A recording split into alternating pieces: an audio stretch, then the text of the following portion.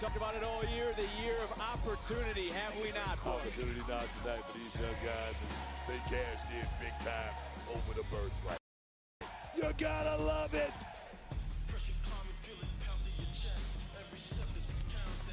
Let's go back to some of the match. And this Look at this. I mean, I'm Oh my absolutely God. speechless Wow. with EK Prosper, what he did. Just like last year, Hank and Tank taking over, and then what a big victory on the biggest stage we have for one of the fastest rising stars on this brand. It's Shiloh Hill. Well, the NXT universe is fired up. It's quite the way to start our night here on Countdown to Stand and Deliver.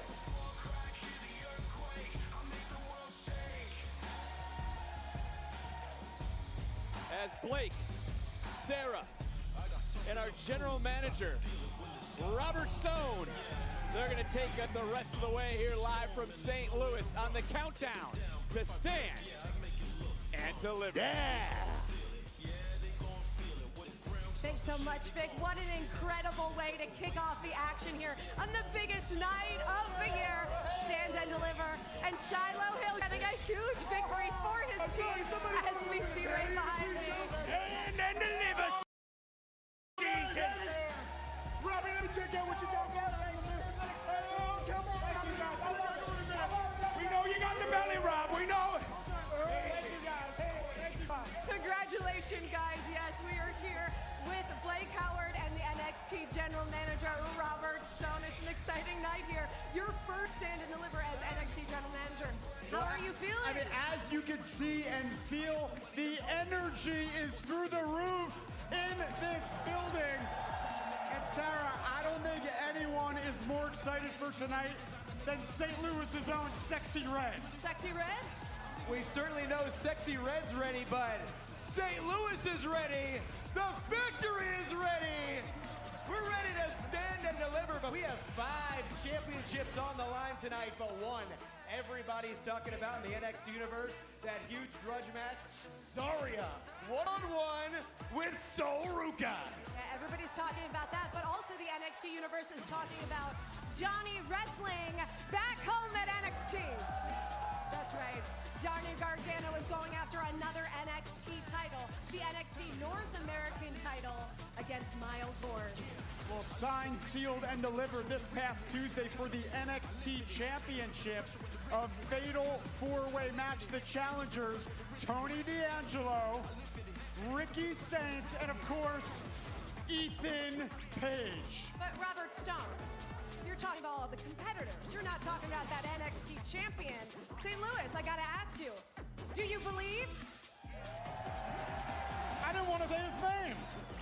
Sarah, I thought you were going to say his name. You better be careful right there, but we also have a huge tag team title match tonight. Robert Stone, you put together a huge tournament to find out the #1 contenders. Los Americanos emerged from that tournament, and tonight they will be taking on Vanity Project. And we're talking about Vanity also. We have to talk about the glamour. She has stolen, some may say, the NXT Women's North American title from Tatum Paxley. But they will go head-to-head tonight in a match to see who walks out as the NXT Women's North American champion. Well, Blake, better beware because everyone gets what they deserve, and she may have something evil coming to her. We'll see what happens there. We're talking about the women's division. How about the triple threat match for the NXT Women's Championship?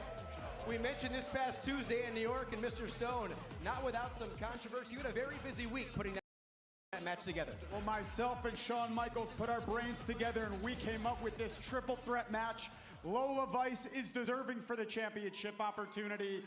Former Evolve Women's Champion Kendal is deserving of the opportunity. And tonight, we got a triple threat match on our hands. Yes, we do, but you're talking about the competitors. You're once again not talking about the NXT Women's Champion from Fatal Influence, Jacy, Jayne, they have to face. Very intimidating to both of those competitors. I sat down with both Kendal and Lola Vice. It could be the first time either of them walk out with NXT Gold over their shoulder. It's certainly going to be very difficult to find out who emerges tonight, but before we go, Sarah, I'm going to put you on the spot. What match are you looking forward to the most? Oh, I love all the women's matches, but I'm going for that triple threat match. I want to see who's going to be the NXT Women's Champion. Well, this is the biggest PLE of the year. I'm looking forward to every match, especially the interaction with Shawn Michaels and Sexy Red. Well, we are seconds away. You guys ready? It's time to stand and deliver. Do it. I want to break some big news. NXT will be bringing one of its biggest PLEs to one of the greatest wrestling cities in all the world. Tonight, Get ready for a fight. NXT stands up in St. Louis. The stakes are high. The world is watching. And only the best stand and deliver. That's a lot of three-pointed stars. You're looking at the new 2027 Mercedes-Benz GLE. This is the model right in that sweet spot in the middle of the Benz lineup between the more affordable GLC and the flagship GLS. And it's an important one for the brand. This is their best seller in the United States. For 2027, we have some pretty big changes, from new styling to updated interior tech and new powertrains. But I'm curious, have these changes really enhanced the GLE, or are they mostly gimmicks? Let's find out. We're Edmunds. We test hundreds of cars each year on the road and at our private track, so you get the most trusted reviews.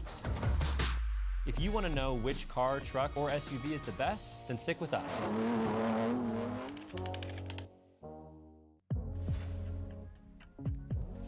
Overall, the GLE's shape is pretty much the same. This is just a mid-cycle facelift, but there are some big detail changes. And the first thing you're gonna notice here is the amount of three-pointed stars on this front end. They're filling the grille, they're filling the headlights. Even this little trim piece on the side here is filled with three-pointed stars. Now, is that kind of a lot?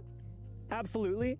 But if your goal is to really broadcast to the world that you're driving a Mercedes-Benz, well, this accomplishes that through and through. One thing I really don't like about this front end, though, is the black plastic surround on the grille. Mercedes is incorporating this into pretty much every new product it's launching, and the point of it is to connect the headlights to the grille itself and make it seem like more one flowing, seamless unit. But in reality, it doesn't really have that effect. It just looks a bit disjointed, and it really breaks up nice paint colors like this light blue. Now, along the side, not much has changed, and that's okay. There are a couple new wheel designs to choose from. And then around the back, we see some bigger styling changes. Again, three-pointed stars in the lights on either side. And the big thing here,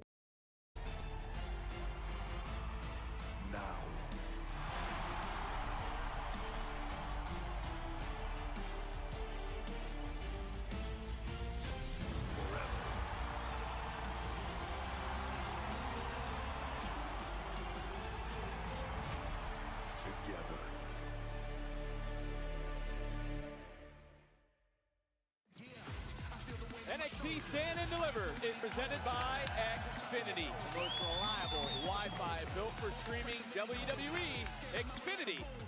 Imagine that. The gateway to the West will be the gateway for our NXT superstars to begin to cement their legacy.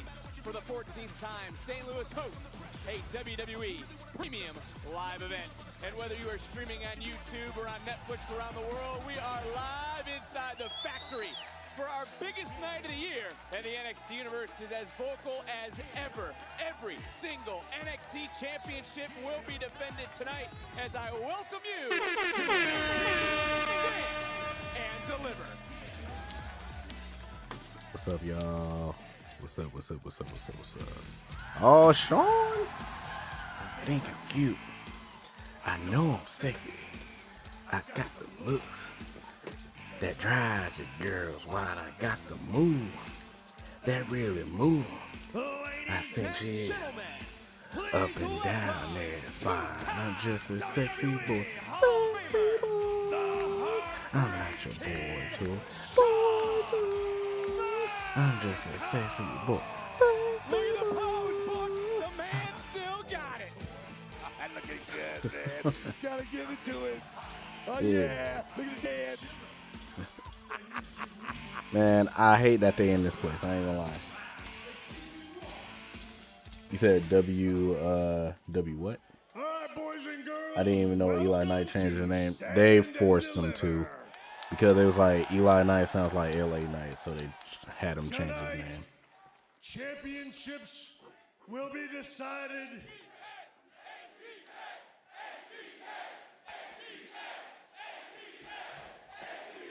Oh my goodness, I can listen to that all night. Oh, YouTube. YouTube for the stream. Will also be Are decided. y'all ready for Sexy Red? No. NXT tonight is going to take this place to a whole new level. Yeah, I don't like that they're in this arena. They should have just been in like a regular stadium. I'm pretty sure they could have sold it out. Oh man. International Here we go. hip-hop recording artist. Here we go. And St. Louis's own Sexy Red. Yep. All right, there goes Sean dancing. The host has arrived. The hostess with the most ass. Saw her last night on SmackDown, but she is here tonight at Stand and Deliver. I'm just, he said big sexy. I'm just waiting for Sean to hit it. April 15th and hang with a bad well, it's available now. He's like, I like the chain. Yeah, the chain look fine. Welcome to Stand and Deliver. I'm ready to see some action with HBK and hang with it. Yes, sexy boy. And between Sexy Red and myself, She iced out, bro. if you ain't down with Stand and Deliver, we got two words for ya. Yeah. What a way to kick Oh, off God. the biggest night of the year. Stand and Deliver. St. Louis, Missouri. The Gateway City. She messed up on her line too. She wanted to say something else. Really dancing with Sean. She wanted to say something else, but she messed up. Own path towards destiny. Sound familiar? Tonight, for the superstars of NXT, St. Louis serves as a gateway. But where every road leads to something bigger, the fight What the heck, gang? is always better. Big city dreams on the line. 4 of NXT's biggest superstars in a fatal 4-way match for the NXT Who y'all got tonight? Championship. I got my boy Tony tonight, but I wouldn't be mad if Joe wins. Yeah, I got Tony D'Angelo. Tony D'Angelo been saying for a minute, hey man, I'm going after the NXT Championship. Tempers flaring, egos battered.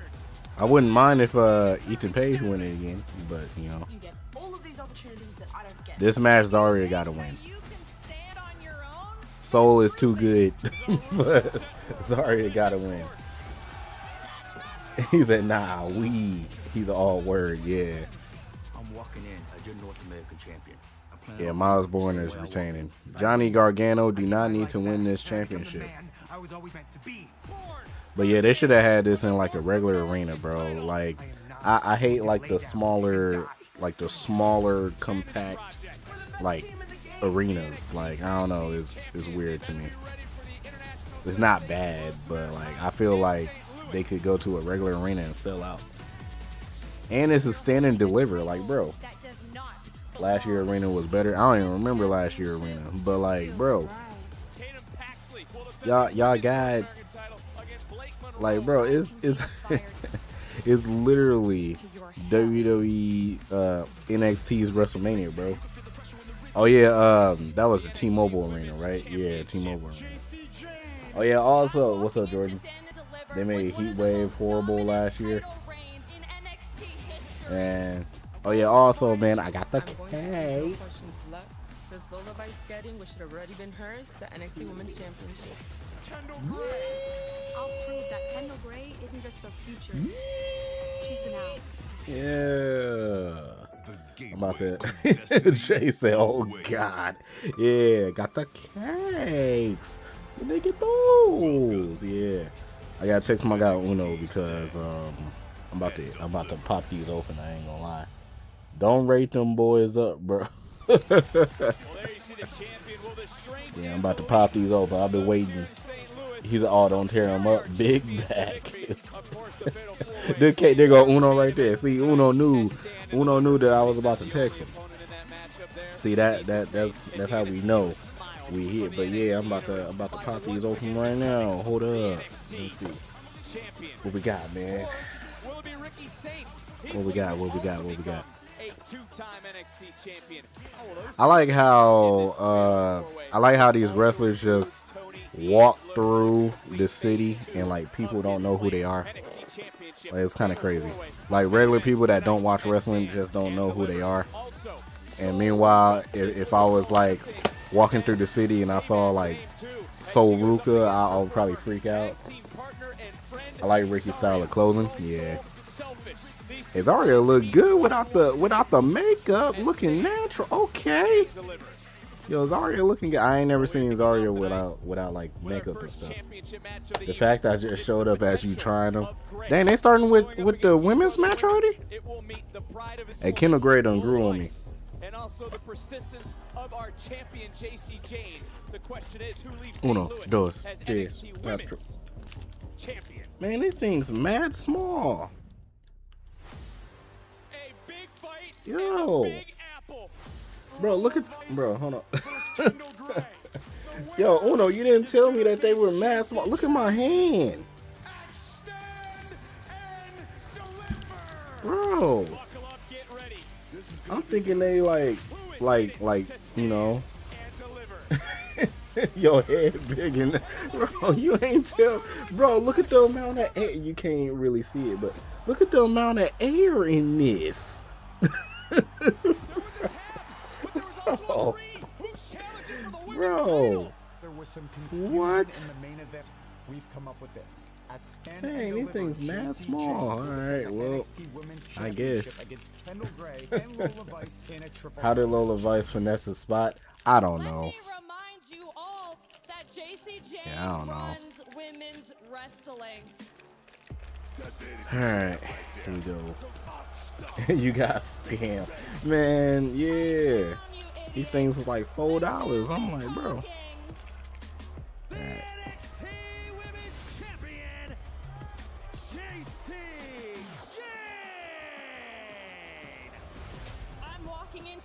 Deliver with one of the most dominant title reigns in NXT I ain't gonna lie. history. They fired him.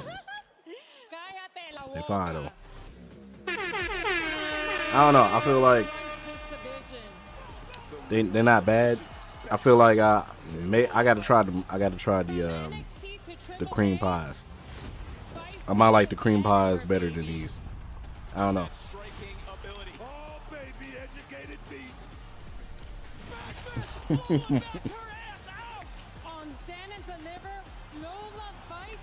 Oh yeah, these fire though.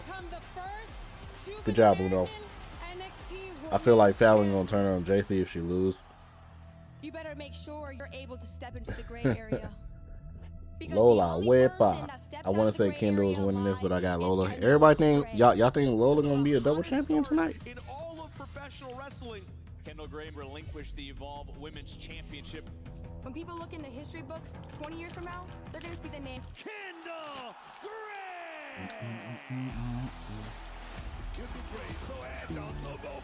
Oh, don't mind me. Don't mind me.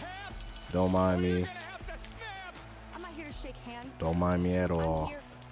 Like I said, I was waiting all day for these, bro. You said cosmic brownies. Cosmic brownies is not S tier. I'm sorry. Oatmeal cream pies. Now we talking. Cosmic brownies is crazy. Around the corner, and against all odds, I will be walking in as your NXT Women's Champion. He said, yes, those are good. Cosmic brownies, man. Nah. It's gonna be Kendal Gray, and it's gonna be Lola Vice. Cosmic brownies are okay, but like, nah, they not S tier. I wouldn't put those in S tier.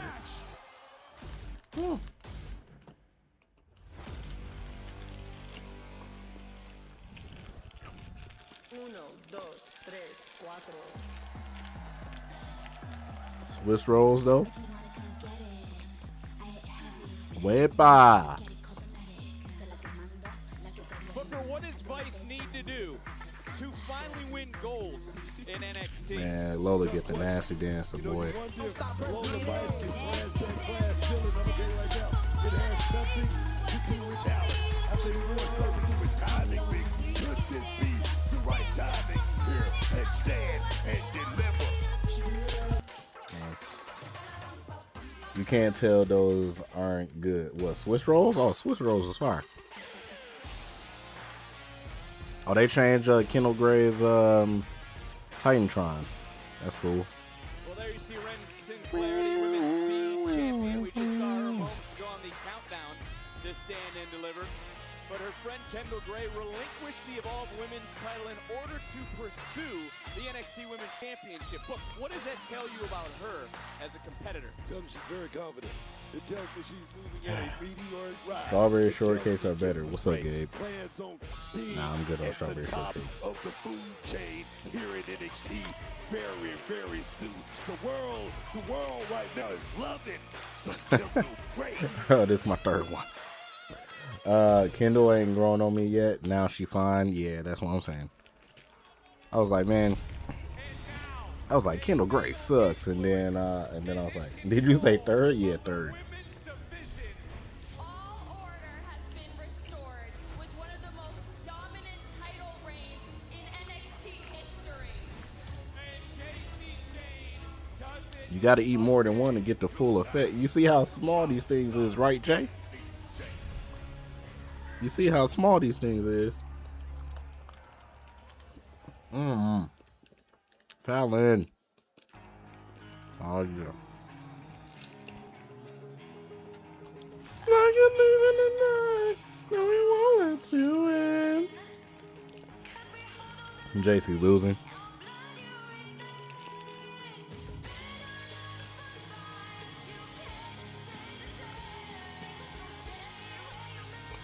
Jacy is another person that's grown on me now.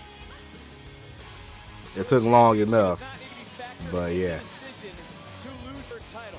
How much preparation goes into this sort of stipulation, Booker, when you're the champion? It's not right. It's not. No, it's not right. But if anybody can handle this situation, it's gonna be Jacy Jayne, the one who had. I'm talking about. Shut up all the naysayers, all the doubters. Oh yeah. Everybody who said she couldn't do it. Jacy Jayne proved them all yes, man. wrong, Victor. Even you, Jacy been champ for 137 days. Even you, man. This her second reign, so she been champ longer than that, right?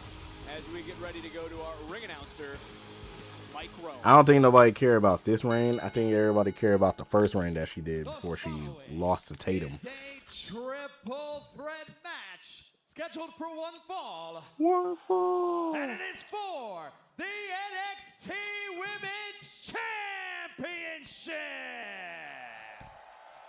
Introducing the champion. Yeah, yo, the Lakers is done. From Miami, Florida. She is one half The Lakers is done. First Luka, now Austin Reeves is out for the rest of the season. Oh, it's a regular season. Okay, I was about to say, dang, Lakers is done. From Las Vegas, Nevada, Kendal Gray. Her first reign was 151 days. Fatal influence. She is the NXT Women's Champion, Jacy Jayne. I still feel like this match should have definitely been in a bigger arena, but you know that's just me. From the NXT universe in St. Louis. It feels weird watching them deliver on YouTube. Yeah, it is. But you know, free 99. Can't complain. Has beaten both of these women at some point in her career, so I'll go back and one would have to assume that gives her a little bit of a mental edge. Of course it does. I mean, we was looking at that little stat there just a second ago, 137 days. Now, if they could put WrestleMania on YouTube, like Vengeance Day was the last pay-per-view on Peacock. Yeah. It has to be skyrocketing. Double champ. And she did that. I mean, seamlessly. And tonight, can she hold on to the title? That's the question. That is going to be the question because you're going to already see the triple threat rules coming into play. And a triple threat certainly does set the tone for tonight. Of course, this was the championship that was in the main event of our very first Stand and Deliver. And how far the women's division has come since reverse. Go behind, great shoulders down, and a kick out. I'll tell you right now. Hey, any of y'all do the WWE 2K stuff where y'all get the 20 tiers for free? I did after last night's stream, and I got the Kurt Angle, I got like some other characters up in there, and then I did the match today with Kurt Angle. So hopefully they're not lying where they say that they give you the 20 tiers for next season or whatever. Might be only you. Haven't bought the game yet. Gino been grinding MLB The Show. Yeah, I've been trying to catch up, Gino. I ain't gonna lie. I finished the Threads program. I finished some other. Oh, Gino, I pulled Ketel Marte. I pulled Ketel Marte. He's in my lineup now. I was shocked. I'm like, oh. Gino said W, yeah. I was shocked. I'm like, Oh, nice. Oh, weave. Swoop. Okay, Kendal. It showed the camera. It showed. So who do you right think? Now into the cover. Derek Sanders in great position and quickly Gray going to a front face lock to try to control the body of Lola Vice. Look at that right there. Kendal Gray got such great balance. The only thing I wanted to unlock was the AAA Mega title and Van Kingo. That's for the premium pass. Yeah, that's for the premium pass. If you got like the basic pass, like how I do, it don't come with it. It only come with the premium pass.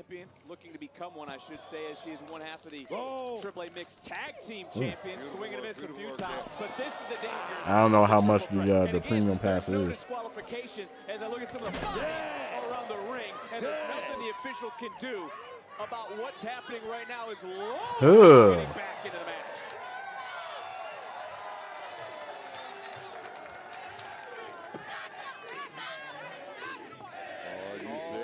You see that? What's that? He's getting Lola Vice behind that championship. I mean, right now, who's got I have the premium. I completed it all. Oh, okay. Well, the most to lose, obviously, the champion. She doesn't even be factored in the decision to lose that title. You think it's Lola Vice has the most to lose? Lola Vice, I mean, because the confidence Lola Vice has right now going into this match. Like I said, after a match last week, and right now, whoa, wait a minute. Spine into the cover to win the title and a near fall. Like I said, the world right now is watching Lola Vice. I mean, her back is against the wall in a matchup like this, Vic. She has to win this match. She has to crash that glass ceiling. Talk about the world watching. Yes, as I just mentioned, half of the current AAA Mixed Tag Team Champions. The other half is Mr. Iguana, who certainly is locked in right now on Netflix right now. I just need one back fist, Lola. That's all I need. Welcome in to Stand and Deliver. What a body shot from Lola Vice. And what is... Fallon and Lenny better watch themselves, but again, there's no disqualification. What a backstabber from the champion. No disqualification? Oh, yeah, it's a triple threat. And Jacy Jayne's been in this position before. She's not going for the cover. She's continuing to apply the pressure. And if you notice, Fatal Influence out here hovering right over Kendal Gray. They're letting Jacy Jayne know exactly where the bodies are at. Hitting the senton, into the cover, and a near fall. Jacy Jayne right there doing a great job just leaning on the body. She knows she was going to kick out right there, but that's stuff that you got to do in matches to wear your opponent down, and right here, that rear naked right there. Excuse me. Go ahead. Certainly for Jacy Jayne, as I wanted to get into this, because I want to give her flowers, as you always say that I do not. She should be in the conversation. I was trying to look for the for the NCAA game. Is that a question? No, hey, Friday is on? Yeah, I was trying to look for the college basketball game. I mean, is that a question? first to hold the TNA and WWE women's title at the same time. Is that something that we need to debate? 1 of 4 women to hold this title twice. No, I'm finally is that a question? giving the flowers you have been telling me to give her for some time. You know what? JD on TBS? She's like I say, she's been Is it here on for True TV? quite some time in NXT. Might be on True TV. Credit that she deserves. Oh, it's on TBS. That's why. She's like, Right from the top. wait a minute. Jacy in the cover. I thought it was on CBS. It was on TBS. She's guiding Fallon Henry TNT Sports. to become great in this business, just like her one day. Well, look, since sit down style for Lola and a kick out, you know, you got to credit too. I'll give it a point again. Fallon Henry's won a championship in Fatal Influence. She's had gold around her waist. Is that because of Jacy Jayne? Some would say it's because of Fallon Henley, but it's hard to argue your point, Book. And also, this is Jacy Jayne, who recently surpassed Bayley earlier this year in total days as champion. One thing you do, like Jacy Jayne, you can call in a few favors. That's one thing you can do. Like I said, when you walk in the room, oh yes, you got that championship. Oh yes, you top notch. You go to the front of the line. That's Jacy Jayne, man. And how wise is this of Jayne to get Lola out of the ring? To One thing I will say about Stand and Deliver is mad packed up in there. On the far side. I still say that they should have had a bigger arena, but you saw Mercedes vacated her last title. I did not see that. Here in the modern era of professional wrestling, it's really, really hard to do. Like I say, 250 days combined reign. That right there is extraordinary in itself, Vic. Well, no one is more amazing at turning love into hatred than someone like Jacy Jayne. One thing I know is that Cody might be fired after WrestleMania. Yep, Cody might be fired after WrestleMania. That's all I know. The jump and mean clothesline. Near fall, and Jayne now maybe a little bit of frustration starting to set in. Like I say, you're not a champion until you defend that championship. How many times have Jacy Jayne gone out in the middle of that damn ring and defended that championship, Vic? She's recently done it in triple threat matches, but Ref! Oh yeah, he can't do nothing. This triple threat match. Her nose where it doesn't belong, but it opens the door for Jacy. Why, for the Vince comment? Nah, nah, because he was talking about that promo that he did where he was like, "What they gonna do? Fire me?" It happened before. He was talking to like the CEO of TKO and stuff like that. And it said that not only him is like frustrated with like creative from TKO. They say everybody else is like frustrated with like TKO like trying to do stuff like at the last minute. It was such a quick video. Pat tweet. You say you saw Pat tweet this morning. You talking about where he said if Randy doesn't win, then he's never gonna be seen. You talking about that one, or did he drop another one? Nobody likes you, Vic. Nobody. What are you trying to say? You just heard what Fallon Henry said. I didn't hear because I'm doing my job. I'm not worried about everyone else around me. As both these women fighting to the top. Precarious position. And it's a I don't know if that was an angle slam from the top or not, but it opens the door for Lola. Cover count and a kick out. Lola quickly though, so wisely, crawling right over to Jacy Jayne, covering the champ, and she kicks out at 2. That might have been Lola's best opportunity to win. I'll tell you right now, Vic, this thing is just getting started, man. We're not even halfway done right here. It's going to take a whole lot more to keep these ladies' shoulders down to the mat in this match. Yes! NXT Universe showing their love for everyone in this match. Known for the sudden impact, that knockout ability for Myles. Turning right back around now on Jacy Jayne. Lightning Jayne. Look at those kicks of fury. Oh yeah. Y'all know what time it is. It's time for Booker to go crazy. Here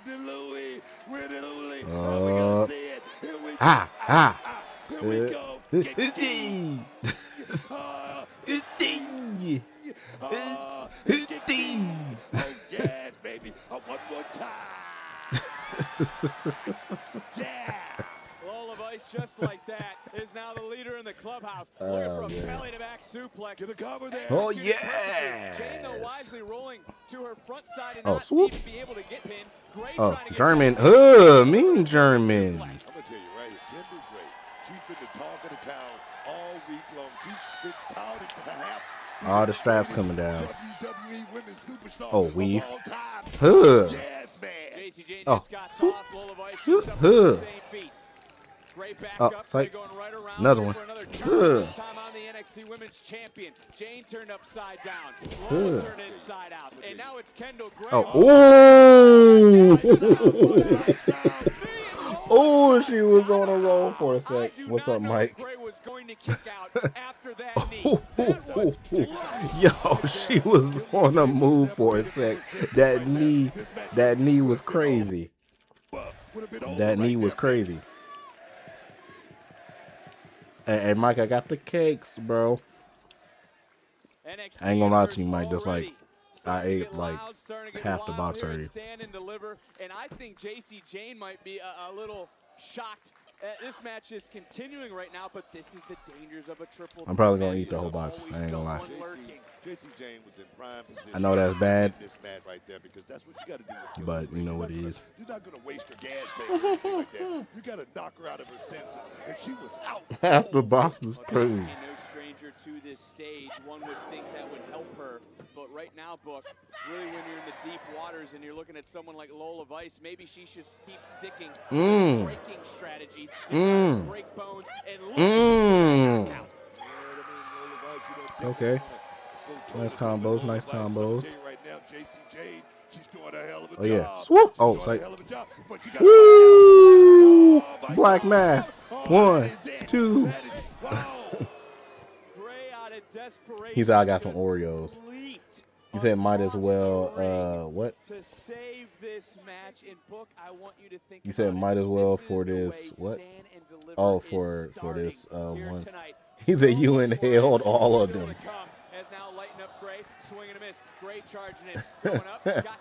Just share some with us, and then, man, y'all better go to Meyer or wherever y'all can to get them. I literally told Uno I had to drive all the way to the other side of town just to get these. That was the only store that they had to get. Ooh. Off that kick, immediately Jacy grabbed the ankle, grabbed her foot. Yep, this is where she messes up. Yep. I knew it. Gray looking for the tap. Gray looking for the submission. I knew it. Become the women's champion. Right now, Jacy Jayne is in What the? straight. Why you keep going black? She's gonna have to move quick. Trying to get to that bottom rope. She had it for a moment. It must be a wardrobe malfunction or something. Stop going black. Oh, I see why. I saw why. Yeah, I saw why. There's nowhere for Jacy Jayne to go. Jacy's in trouble. And there comes Lola. Lola looking for a submission. Oh, taking out Kendal. double submission. Kendal's let go of the ankle lock. We got a double submission. He said it did it to me too. All right, bro, where you from? I am from Milwaukee, Wisconsin. Trying to maybe lock in a dragon sleeper for a moment. Miss knee right back in. Oh, nice takedown. 1, 2. Oh yeah. Oh, okay. Submission. Lola got it locked in. It's gonna be that moment. And this goes back to Tuesday. Oh, nice. We've seen this before. Ooh. Okay. Hey, Jacy going crazy. Hold up. Jericho returned to AEW. We talked about this, Cody. We talked about this yesterday. Ooh. He just hit a Judas effect. Oh. Oh, arm bar. She wants to make Lola Vice tap on the biggest stage we have for the women's title. Shifting weight again, another near fall, having relinquished the hold. Oh yeah. Super kick. Oh, oh, she fell out. It certainly did. Lola's down. Oh, Jacy just turned. Jacy just turned. Jacy just turned. Jacy's gonna steal the damn match. Wait a minute. Lola. Oh. This arena is bothering me. Yeah, that's what I'm saying. I thought it's no DQ. Hey, it's a whole bunch of wardrobe malfunctions, man. For this match. Man, get some better gear. My God. You think Jelly Roll will help Cody? I don't know. That Cody match lost all his aura yesterday because of Pat McAfee. What is going on, man? Oh, watch out, fans. Oh, swoop. Oh.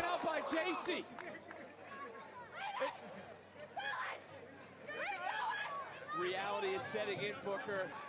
Jacy Jayne is all alone. Come on, man. Come on, Fatal Vic. influence is gone. Stay focused, JC. She's gonna Stay have to focused. do it herself. Hey, man. Hey, Jay. Did you just hear the cameraman talking to Sean backstage? He was like, yeah, I'm watching her. He said, oh yeah, she's up. Like, bro, shut up, cameraman. Oh, is it over? Oh, nope. Oh. Oh. Oh, psych. Another counter. All these women know each other so well. They're all fighting for one thing, that women's title. Great back to her feet. Trying to break the hold. Ooh, okay. That's one way to do it. Ooh. Going. Back fist. Count it, ref.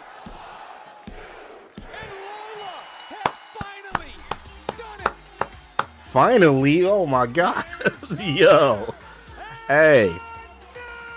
Yeah. Let's go. Let's go. Yeah. Double champ. Finally. Man. Yeah.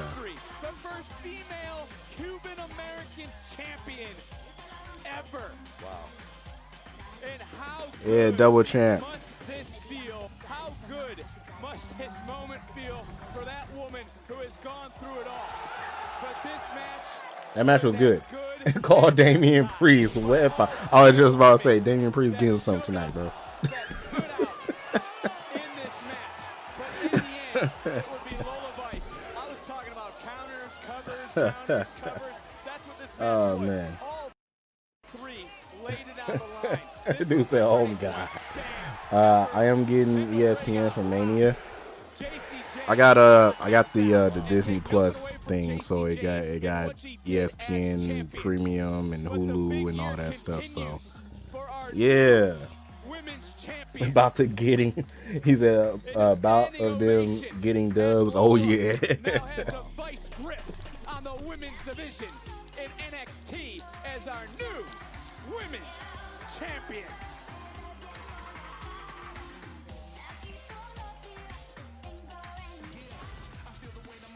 Well, that is one championship match down as they're the tag team champions. Vanity Project. Their gold as Vanity Project here tonight takes on Bravo. Rio. They look to take the title. Whole box gone. It's our NXT tag team championship. Nah, I still got some more. I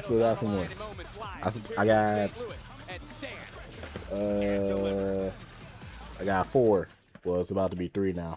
I'm not here from WrestleMania, to be honest. Yeah, me neither. Like I said, a whole bunch of stuff just messed up WrestleMania for me, and they tried to fix it with a few of these matches, and it's like, no.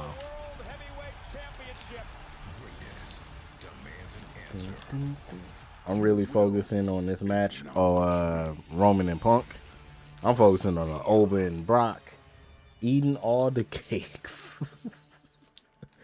Oba, Trick, and Javon is cool with us though, yeah. But nah, I just care about Oba and Brock, to be honest. I'm cool with Trick just because I want to see Trick's entrance. But like, they took it away from Melo, and that made me more mad than anything else. Cause Sammy didn't need to be champion. But they were like, you know what? And now that I know that all 3 black men ain't winning, unfortunately, and I was gonna say that, Uno, because I was gonna say WWE don't treat their black wrestlers the best at all. The only black wrestler that they treat the best is Bianca Belair, but Bianca Belair is hurt. So who else do you have? I mean, you put the championship on Jade. Cool, but Jade is about to lose at Mania. You just took the championship away from Melo. Trick is a hit, but I feel like they're gonna eventually mess up Trick. Oba is a hit, but they eventually they're gonna mess up Oba, and I'm scared for that because Oba is like the super mega star, 6'6", 310 pounds. Like, bro. The only match I'm really not interested in is Seth versus Gunther. Powerhouse Hobbs getting disrespect. Yeah, like, it's crazy.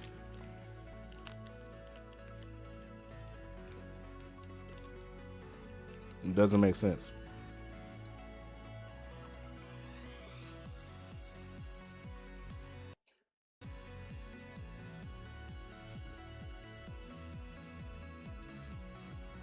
What I want to see is Oba beat Rock and Randy beat Cody.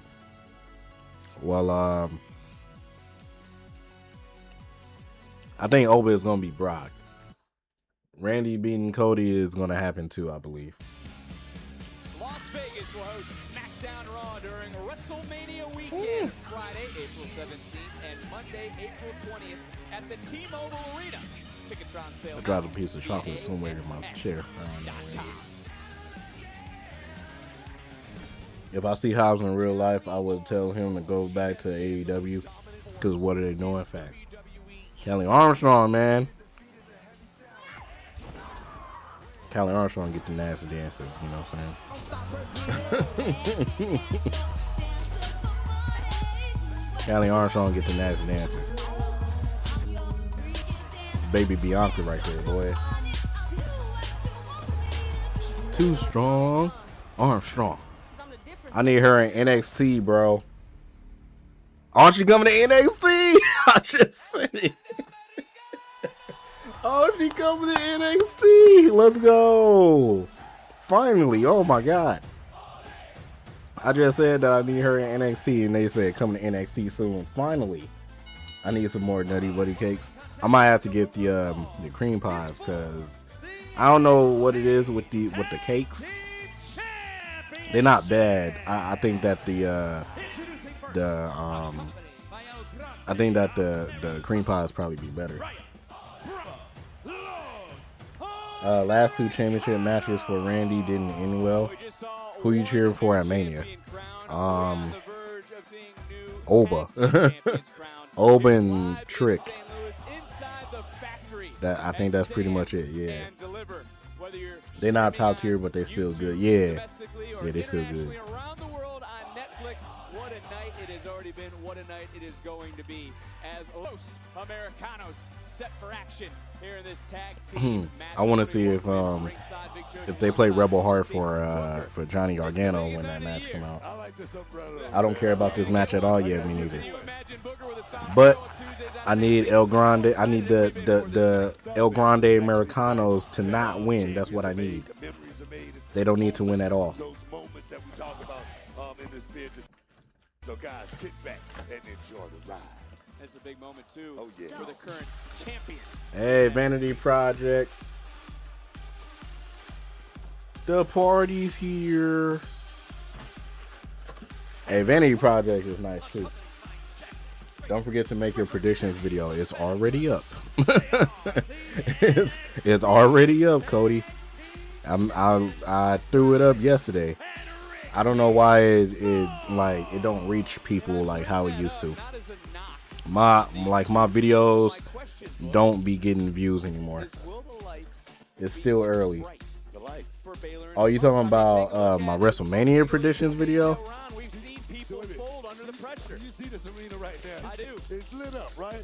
Yeah, I got to do my WrestleMania predictions video, but like, you know.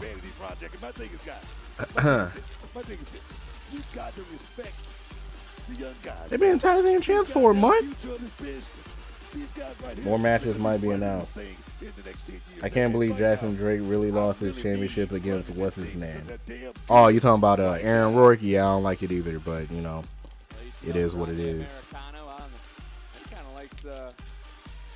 I don't like that he lost his championship for that either. But Bust a couple of moves, so to speak. He's having a good time. It's a party out here right now. Can't trust the snake, right? Well, you told me that before. That's right. That's right. Because he will bite you. He will bite you. That's Americano. Talk about the party all night. We're ready for business, though. Is how great would it be? 52 to 42. Legends. Rayo, Bravo would be Let's go, Vanity Project. Pack him up. As our tag team champions. 100%. I mean, the Luchas are very. Pack him up. Winning the NXT championship would be numero uno for this team. And I'm gonna tell you right now, man, in Mexico, it'll be a parade like we've never seen before. Oh, look at this. Beautiful. Bravo. Right back up. Look, Rayo, Bravo have competed all around the world.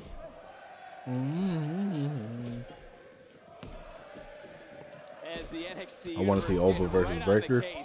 Vanity Project has never left North America to compete. So Well, what made me more mad, Cody? I wouldn't have cared about Gunther being at WrestleMania, to be honest. I know a lot of people would have cared because they're like, "Oh, it's Gunther. He's been on a retirement tour and you know all of that stuff." I don't care. I want to see matches that actually matter. Braun Breaker got cleared to wrestle. Seth Rollins got cleared to wrestle. I'm like, oh, they finna do Braun versus Seth like how they were supposed to do. I'm like, they about to do Braun versus Seth like how they were supposed to do. Cool. Nope. They were like, you know what? Throw Gunther to Seth. Why?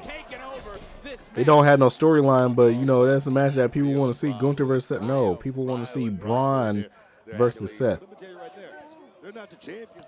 And both of them got cleared. So what's the okay? I was mad about that too. Yeah. Stupid. Am I correct on that, Vic? You are correct, and I'll throw this to How do you think they got their championship? Who do you think they beat? They literally fell into it. Who do you think they beat? They beat the champions. Exactly. Who was the champions? At the time, exactly. Dark State. Exactly. Nobody can beat the Dark State. Nobody. So give these guys credit. Give the young guys credit. You know, and the thing is, I'm not being biased. I'm not playing favorites or anything like that. I'm just giving these young guys credit. Give them credit, Vic. So what is it you say about winning titles? Oh yeah, Vanity Project. So this is the first time they're defending it on PLE, so they're not really the champions. I do give them credit. You're the one who doubted them. I feel for Pete Dunne. What kind of statement is that? You think Cena will show up in suit or regular gear? It doesn't matter because Cena not wrestling, so yeah, it don't matter. Your job is to call the action. Call the action. Have you ever thought about running? Yeah, it do not matter. Cody, we talked about this too. They only brought back Cena to try and boost WrestleMania. It's not working. That's what you need to be doing. You would have made a great mayor. And up and down. And it is sad because TKO is I said Aaron Rourke. I said Aaron Rourke. But it's sad because TKO is running WWE. TKO's run like they call all the shots. It's not even Triple H calling all the shots anymore. Triple H is just there just to get money. He don't care about the product anymore. TKO is calling all the shots. We saw that. We definitely saw that yesterday with them saying, oh, Pat McAfee is the one that called Randy. Pat McAfee? What does Pat McAfee have to do with this? Oh, well, TKO was the one that wanted Pat McAfee instead of anybody else. Okay. And Americanos burning at both ends. Down in AAA, Monday Night Raw, NXT. How can anyone keep up that pace? I'm not going to make any excuses for Ryan Bravo. Time off. Keep the oil burning hot. And that's what this team is doing right now. You see the capacity crowd here inside the factory. Trying to rally Rayo and Bravo as we see a little joint manipulation from the tippy top. Randy been on SmackDown for a long time. Yeah. Ooh, nice power bomb. Quickly crawling in the cover. Do we have our second new champion of the night? Oh. Another near fall. Take another look. Feel the impact of Ricky Smokes. Hard cover too right there.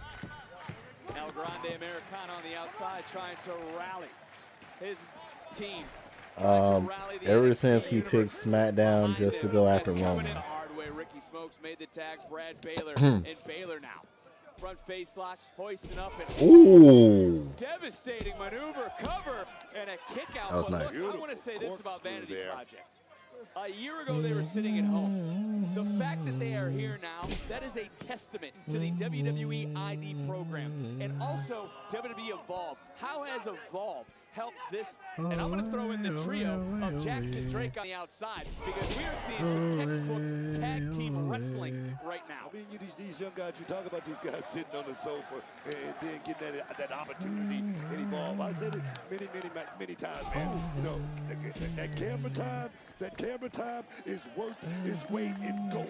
And these guys have gone out there and cashed in on that camera time, Of y'all. course, Evolve every Wednesday night on Tubi. Tag was made in Wise of Brad Baylor. Oh, yes. That's the smokes. That's the smokes right there, baby. Grabbing at the ankle to hold back Rayo. Rayo a long way away from Bravo. And Vanity Project here, Booker, has cut this nice ring double teams. in half. Textbook right Cover there. to retain. Textbook tag team work right there by Smokes and Baylor. I love these guys, man. You have been a big fan. Oh, yeah, it's I've bad. been impressed. What has stood out most? And I will throw Jackson Drake in on this. What has impressed you the most about Vanity Project? Oh, I mean, willing to step up in here. I'm happy they giving young wrestlers some spotlight. You're talking about like Javon and Trick and Oba and them. Yeah, it's cool. It should have been one more added to the list, but they're like, nope. And these guys right here, between the three of them, they don't even have 60 years, man. Come on. They certainly do, and a big high cross body from Bravo. Oh, swoop hood. Sending it again, and Bravo's been waiting patiently there Oh, on the swoop. outside to get back Counter. into this matchup. Whoa! Hood. A little extra on that last kick. Oh yeah, swoop. Bravo. Ooh. Vanity Project. And that's That was crazy. I ain't never seen a move like that. He did a back body drop into a kick. Uh-oh. Oh, able to counter for a second. Maybe it was the Ooh. size advantage. Yeah, took out the hammy. Brad Baylor that paid off because he was about to go for a ride. And for Vanity Project, this is their first premium live event. It just happens to be stand Oh. and deliver. What the heck? Wizard Cheese. Just tossed. Thank you for the follow. What a name. That's Bravo, right? That's Bravo. That is Bravo. Wizard Cheese. Oh, what kind of move is this? Round and round with that neck breaker they went. Tag And with who me. are these guys, man? Huh. Somebody need to take these masks off. I want to know who these guys are. It's Ryo and Bravo. It's Huh. offense. Michinoku driver off the drop kick into the cover. Oh, Brad Baylor just saved things for his squad at the last possible second. And now Ryo wiping out Baylor. Baylor all the way to the outside. The two legal men are in the ring. And No, come here. Smokes. Huh. Oh. Ooh. Nice move. Championship was in jeopardy for a second there. And right now, for a few moments, it Let me seems put these Vanity away Project before is I actually being eat able the to whole box. out-craft I got like 3 left. the Americanos. Yeah. 2 for 1. We got Back to the that's in-ring it. action. That is Cover. it. Whoa. And I got to say, Vanity Project, this last sequence before the tag into the turnbuckle and then that 2 for 1. No shenanigans or anything like That's that. fair. No outside affairs. You got to give this young team a lot of credit right now, Vic. Please do that. Oh, wait, come on. And how disrespectful trying to undo the mask of Ryo. He's trying to check the mask, Vic. He's checking it. Check the mask. Oh! Well, someone's going to need to check on Ryo. Just got caught, knee under the jaw. Hoisted up, got caught. X-Plex, sit-down style, into the cover. And I don't know if Ryo was looking for that X-Plex into a submission. You saw him reach back out, but Baylor may have just been You might as well eat the whole box, gang. Nah, I might still do it, but I'm slowing down right now. I'm slowing down. You know what I'm saying? Slowing down. El Grande able to pass over for what we've seen in the past AAA. Oh yeah, swoop. Huh. Misfire. Huh. Oh. We got it on the Swoop. rebound. Here we go. Huh. Kind of rough. Is this high impact offense going to pay off? Ooh. Ryo Nice drop coming kick. in. Woo. Chip Danny putting in the work as the official. First was that knee to the cheekbone, followed up by this match is actually pretty good. pulling out some new I like plays it. here because this is the stage Both of the opening matches been pretty good. This indeed is this our second. Hey, Smokes just ripped that out of Bravo's mask as the referee's trying to take care of Ryan. And Smokes just hid what he took. He took the metal plate. Huh, nice power bomb. First on the steel. What are you talking about? Ooh. It's a big knee, and Ryan might have just been wiped out of this match for a moment. He's trying to walk things off. Ricky Smokes. Oh yeah. Before the show is over, the boss will be gone. I'm calling it now. Oh yeah. Did y'all see that video of like the NXT wrestlers trying like California Reapers and stuff like that, like ghost peppers? And I think Jacy ate like half of one, and Sol Ruka had like a full cup, and she just like downed it like it was nothing. I'm like, what the heck? I'm like, so built different. Woo! You said nah? I think it's on it's either on Instagram or something. But bro, that was crazy. I think it's on TikTok too.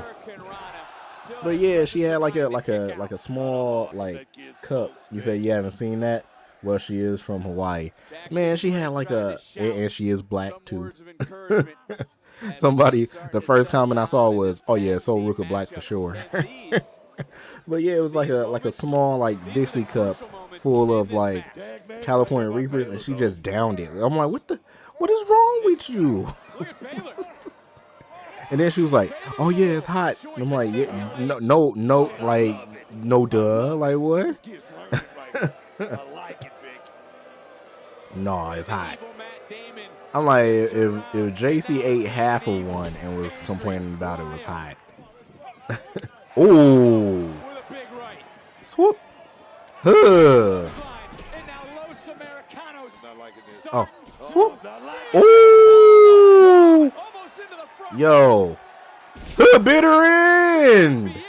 This could be that moment. No. Whoa. You gotta be kidding me. Unbelievable. Dang, I haven't seen the bitter end in a minute. Man, that bitter end sound like it looked like somebody's move. I can't put my finger on it right now. Jackson Drake.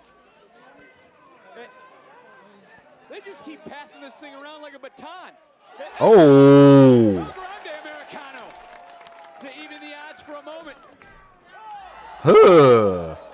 That was wise as Smokes. Smokes realized, or excuse me, Baylor on the outside realizing what's going on. Ooh, so many good kick. Bodies in this matchup. So huh. You gotta throw caution to the wind, and Baylor did that, man. You gotta oh nope, sacrifice. Get out of here. Oh my God, yo, his head hit the That time by Bravo, and the referee doing his best to try to. Oh yeah, it's over. It's over. Yup. Hit him with the move. Huh, count it, ref. It's over. Into the cover. And Vanity Project retains. Come on. Yeah. The boys retain. Right call. Yeah. Vanity Project, baby. Happy Easter Eve, indeed. But to beat a team like Los Americanos on this stage, the biggest one we Throw the V's up, boys. Yeah. To date. And this is what I want to talk about. This was just getting passed around from Los Americanos to Vanity Project. We thought everything was even out in this moment. But it was heads up by Broad Baylor, who saw what was going on to wipe out the opposition. But right there, a right hand from Jackson Drake. I really like this group. I ain't gonna lie. I didn't like them when they first was a group in Evolve. But yeah, like over time I was like, they actually pretty good. I'm like, all of them is good. All I can say is congratulations. congratulations. Jackson Drake was fire too. I didn't like Jackson Drake as champ. I thought that he should have like lost to Keanu Carver. But you know, I didn't know them before they came to WWE. I didn't know them either. So you know, this was something that was just, it was hot from the start, as you would say, some Cholula green. Hotter than the Cholula green, man. Cholula green. Oh yeah. Birthright, they were in control. It was EK who got caught there by Connors. But would you think this matchup would be done? Not quite. Hank and Tank would keep things going for their team, and this was a mixed tag team match. Men fought the men, women fought the women. I knew that Jackson and Javon were close friends. Really? I didn't know that. A highlight reel and a star to watch here in NXT. Know that. But just like last year, freaking Hank and Tank, man. Hank and Tank, they're on the winning end. As Shiloh Hill, coming from LFG to stand and deliver, picked up the victory for his team. And what a moment it was for those 5 superstars to celebrate here in St. Louis. I love St. Louis. Tatum. Getting a win on my first ever stand and deliver. I cannot wait to tell my friends in the woods about this. I feel so happy right now. That's so great. And Shiloh, this is just the beginning. I was in the same position as you. Last year, I won my Master Countdown yo, this show, streamer said that everything he that wants has to happened stream with to me you since live then. on a The treadmill. NXT Women's Championship, the North American Championship. Yeah. What brand could you see Hank and Tank on? Raw with Alpha Academy. She's not ready for you to just go demon mode on her. You're leaving St. Louis with that title. Yes. But with the way that the tag teams are, oh god, Sexy Red again. After y'all win tonight, we outside. I'm throwing the after party. Period. Oh my we outside. God. What? You need to be for real. You don't want to hang out with these little weirdos. What's wrong with weirdos? Look. After tonight, when I become a 2-time champion, you can hang with me, a real VIP winner. Okay. You know what I'm saying? Deuces. NXT is a shambles. Oh yeah, Soul Rukins Aria, baby. He said same, the after party. Oh man. Hey man, Illinois is down by 6. They was down by like 12. Now they down by 6. They coming back. Ricky Saints is horrible. You said Ricky Saints is horrible?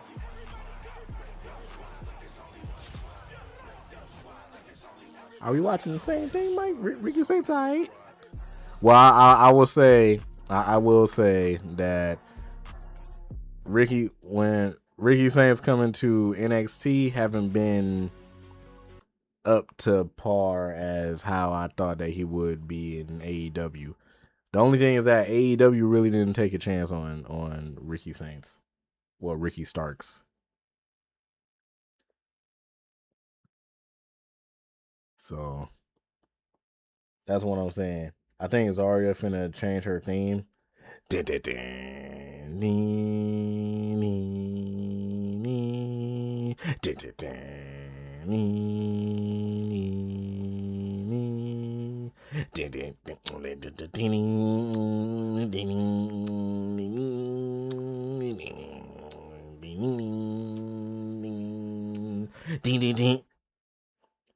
He hasn't shown any improvement since coming from AEW. Yeah, and it's crazy because AEW didn't give him no opportunities. AEW saw Ricky Starks and how good he was, and they was like, you know what? Let's team him with Powerhouse Hobbs, have Powerhouse Hobbs as his backup, and then let's throw the FTW championship on him. Okay. And then after that, he lost the FTW championship, and then he was getting freaking punked by Edge, and then they didn't show him on TV at all, and then he left. It's crazy he won the tag team titles with Big Bill, yeah. Or Big Cass. William Morrissey, W. Morrissey, or whatever his name. So, yeah. It's crazy. As a matter of fact, look this up. Ricky, oops. Nah, let me go to cage match. Wow. Ricky Starks It's gonna pop up as Ricky Saints, but oh no, it popped up as Ricky Starks. Oh yeah, it did pop up as Ricky Saints. Also I saw that last night episode of SmackDown was rated the 3rd worst wrestling show on Cage Match. At least that's what I saw. Where was that at?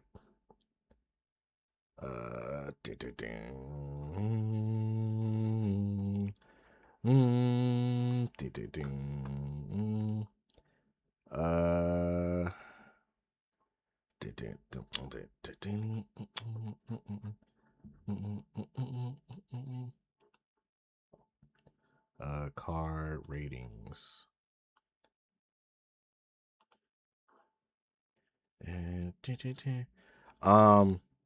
Yeah, here it is.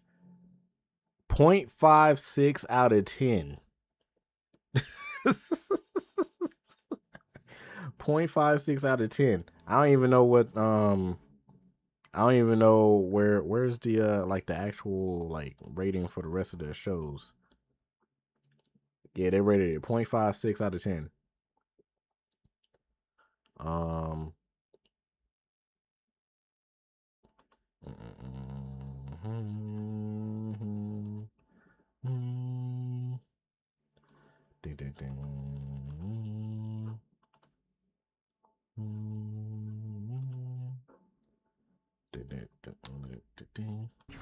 Zaria, you will never get what you want as long as Soul keeps using you. Excuse me? Or Zaria, your best friend's a double champion. You don't have Yeah. a thing. I'm a Let's lucky see. girl, Sarah, and I'm lucky for best friend. I'm sorry. I fought so I forgot one of his nicknames was that. that I trust more than you, Zaria. His nicknames in the ring is Absolute and Stroke Daddy. I forgot that's his nickname. I forgot that Ricky Stark's nickname was Stroke Daddy. That's crazy.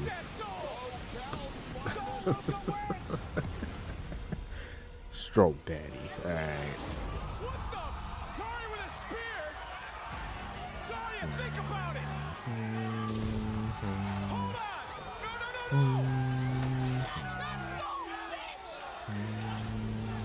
To stand beside the person that has everything that you want, and they think that they're giving you something just by letting you be close to it.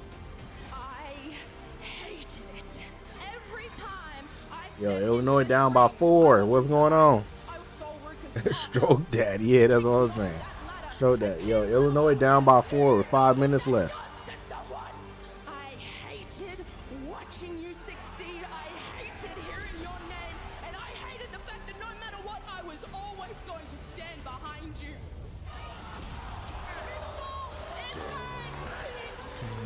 You think I'm the villain in your story, is that right? All I wanted was to pull you forward. I gave you my spot at the Battle Royal. I vouched for you for the TNA Knockouts Championship. I even let you defend and lose my North American Championship. Every time anyone said Soul Ruka, I made sure that they said Zaria too because we were a team. So if you think that you can stand on your own, then prove it at Stand and Deliver. Soul has to be caught up after this match. That where it all started is where it's gonna end. I can see it. As I can see long it. as you are Put it on SmackDown. Immediately. Put it on Smack. No, well, it. I don't know. Nah. I say put her on put her on Raw because it seemed like all the female like tag teams is on SmackDown. So yeah, put her on Raw. Ding ding. Ding ding ding. Da, da, da, The following contest is scheduled for one more. Introducing first from Adelaide South Australia, Zarya. Booker, I'm just going to throw this out right now. Is Zarya right? Has Soul been selfish? I wouldn't call it selfish, Vic. I call it Hey, driven. she's sticking out that tongue, bro. You got one shot. Oh, I might have to play the nasty dancer. I think that's what Soul Luke is thinking about. That's what every one of the superstars did. Look at this. Ain't wasting no time. Not even allowing Zarya Swoop. to have that moment right there. She's taking it. Huh. Her former partner, her former friend, and Jared Nice Hardy gear, trying to separate Soul. the two to ring the bell. There it is. Huh. This is underway. Huh. And you can understand why Soul Huh. is very angry. Not a single Swoop. part of you feels bad for Oh, Soul. oh. Luka had her titles taken to an injury. One was lost by Zarya. Everything Huh. Zarya has said, everything that Zarya has He done said, "Do to it. this She woman, deserves it." all she did was Oh, try to got make sure caught. everyone said Soul's name. They said Zarya's. Come on, I'm not going to Swoop. feel sorry for Soul Ruka. Huh. I'm going to say it. She made Huh. Yo, Soul's going crazy right now. That Soul Ruka got, she got it by her own will. Swoop. Oh, because she's psych. talented, man. I give her that. I'm not going to take that away from her. I know we saw a Ooh, brand new close NXT on. Women's Champion is Kinda tomorrow rough. night is off that lariat instead Huh. of going for a Huh. cover. We just Huh. see Zarya ripping away at the body of Soul. And Swoop. also look at Zarya. Dang. You can see that right shoulder is heavily taped. Wonder if that'll have anything to do with the power game later on in the matchup. But we saw that new women's champion. Oh, it's like, Congratulations to oh. Lola Vice. But do both these women need to move Weave. past their Huh. issues with one another? Do they need to put that in the rearview mirror just to move on? Woo. But this right here, this is it right Huh. here. This is that big payback for Zarya. Zarya's the one who's been sitting in the shadows, waiting for that opportunity. That we've been talking about since the beginning of the year. This is it. This is stand to deliver, man. And again, these women who know each other so very well. You saw Zarya get out of Soul the way Black Side moments coming out ago. for real. Huh. Just dropped Soul face first over the steel. The official is counting these two. He is at 6. We do not want to see this end in a double count out, and Zarya certainly wants to beat Soul Ruka in the center of the ring here tonight. You just heard Zarya scream and charge right in on Soul. Another vicious clothesline. Oh. And, I'll ask this too. Oh, Did psych. Soul need Zarya? Because I don't think a lot of people think that's Back the body case. drop. I feel a lot of people think that Soul had a great friend that Zarya wanted to also give her the spotlight. Do you really think Soul Ruka would have gotten through all of those matches, all those major matches without Zarya at her side? There's no way. There's no way. Of course she needed Zarya. I'm not saying that's a bad thing because I would have used her too, Vic. I would have used her too, just like Soul Ruka did. What you talk about all these things. Did you hear that? Used. I wonder what match is next. Has Soul not worked hard? I didn't know she was black until I seen the Stephanie podcast. Bro, we talked about this a while ago. like a couple years ago.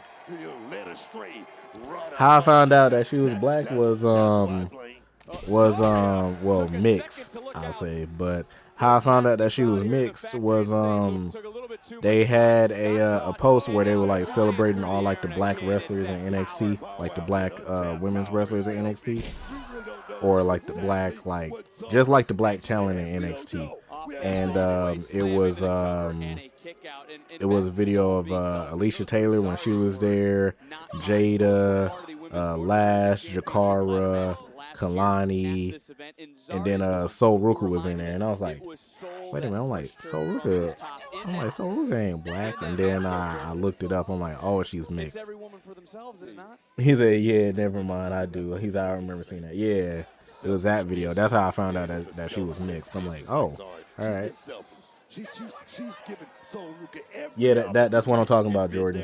That black NXT Black History Month post. That's what I'm talking about. Let's be honest. Let's just be honest for a moment. Would you be a little bit That's what I'm talking about. If I had the opportunities and I He said I didn't know that. Yeah. That was the video where I found out about it. Who knocked her off? Her best friend. Soul knocked her off. But again, Booker, what a friend, every woman for themselves. What a friends for, Vic? What a friends You for? tell me there are no friends in this business. It's into the cover, hook of the leg, and an I didn't say it. Soul Ruka said it. Sorry, they were buddies. They were friends here. I'm talking about blood to the bone. What happened to all that, Vic? Well, Zarya's the one who threw it out the window. She got angry that she didn't receive a phone call to be in the Royal Rumble. It was Sol Ruca who got a call, not Zarya. At one point again, Sol Ruca was double champion. Zarya lost one of those titles. Back body drop. She may have Ooh, lost landed. on purpose. As Sol lands on her feet, charges back in, trying to roll right through, and double stomps. Right there, that was a big shot. I mean, all you're talking right now, you're saying a whole lot, but the OJs, they wrote a song. Oh, spear? Payback. It's the big payback for Zarya here tonight. Just to one up Sol Ruca. That's all it takes. Do you think a victory for Zarya here tonight will wipe away all those championship matches she didn't have if she's able to put that feather in her cap? I think she will be able to put Sol Ruca behind, man, like you just said in a minute ago. Oh, what a knee. And that was a huge knee right there by Zarya. Has a lot of talent. She came here to NXT highly touted, man. She did. Like I say, she just haven't gotten the same opportunities as, look here, like I said, I'm a promoter. I know how it is. Zarya better win. If she loses, you might as well just release her. Nah, I wouldn't say that. It's just that off rip, Zarya haven't had any chances because her and the Soul been, you know, in the tag team, or like she's been Soul bodyguard. And apparently, from what I heard, because I never seen Zarya in like Japan, and I think that's where she came from.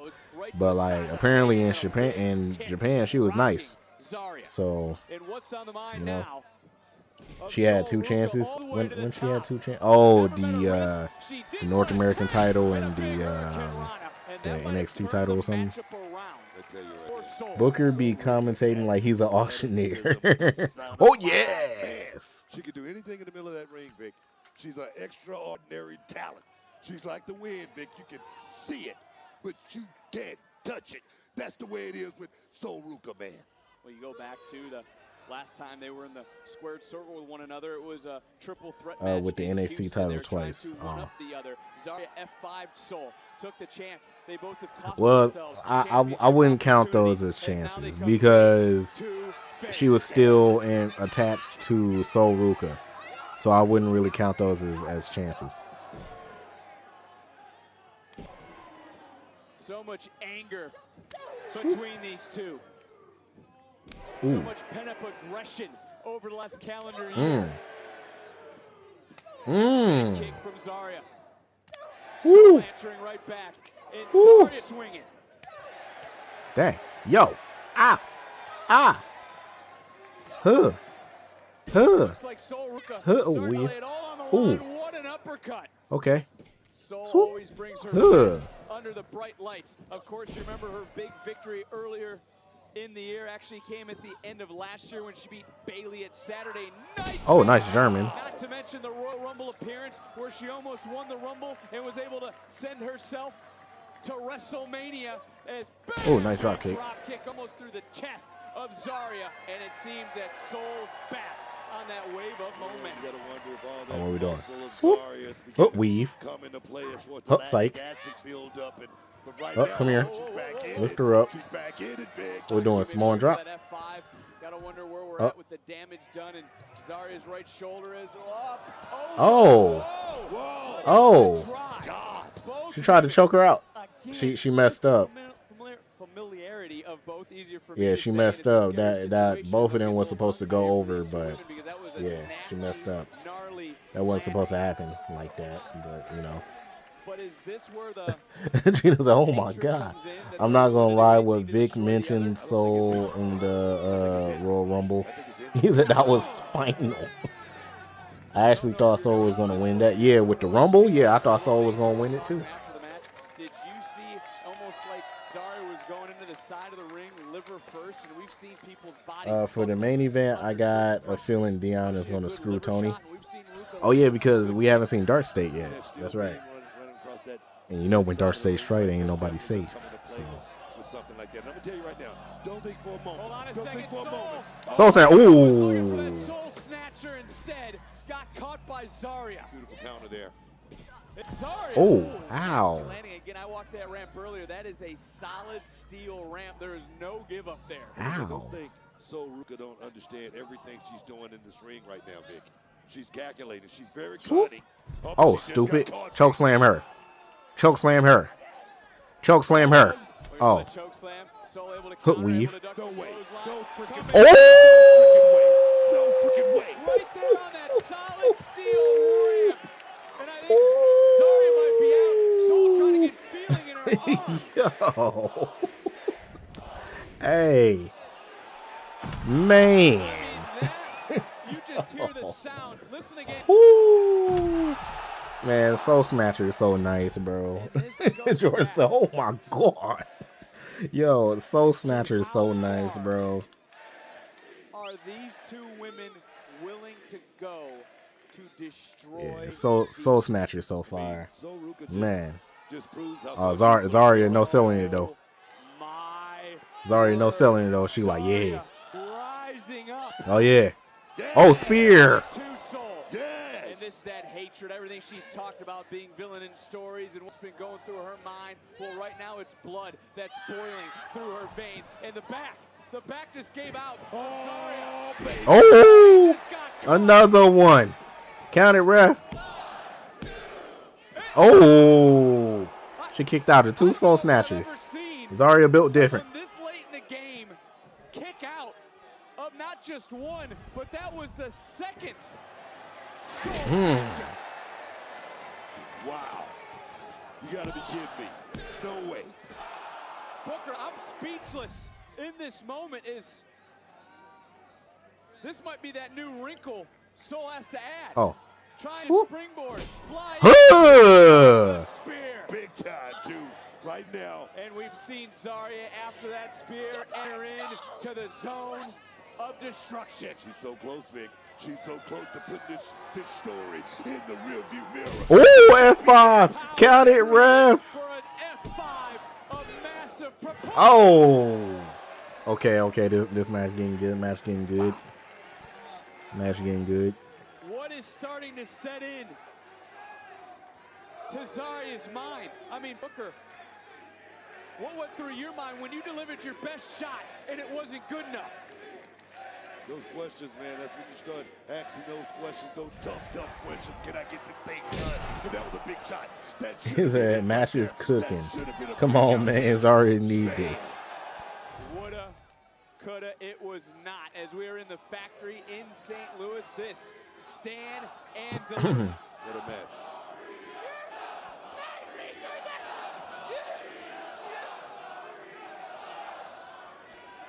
Hey, man, don't be doing this, man. Get this sentimental stuff out of here, man. Yeah, Zarya, yeah. Yeah, hit her with another one. Oh, she about to kill her. she about to kill her. Trying her best, trying to fight her way free. A couple of elbows right there to the jaw of Zarya. Now focusing on that shoulder that's heavily bandaged. And now what we doing? What's on Ruka's mind? Zarya starting to fight back. Precarious position for both hands. Headbutt.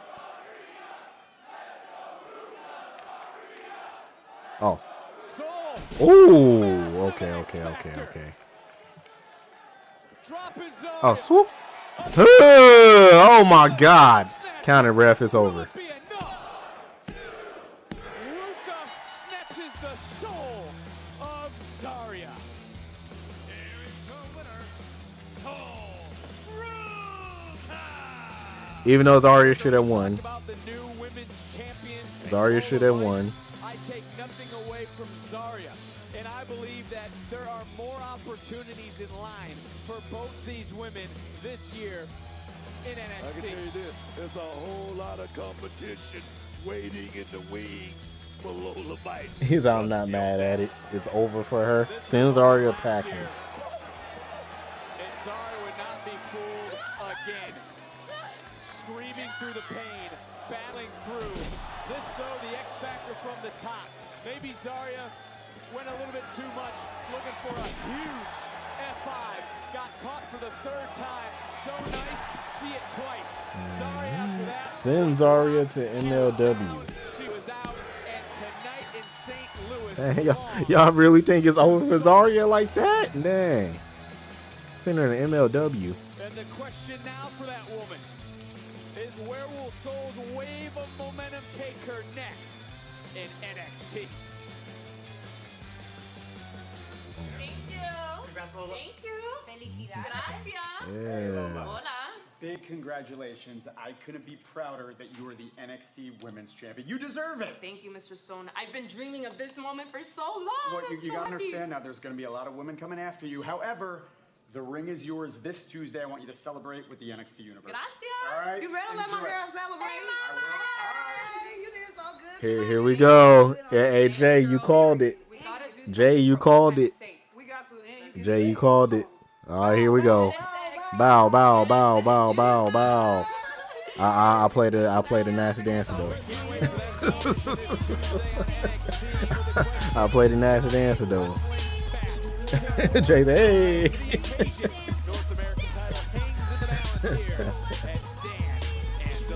Yeah, I played the nasty dancer though. I did admire what I was seeing. You know what I'm saying? So, but yeah, I knew it was coming. I knew it was coming.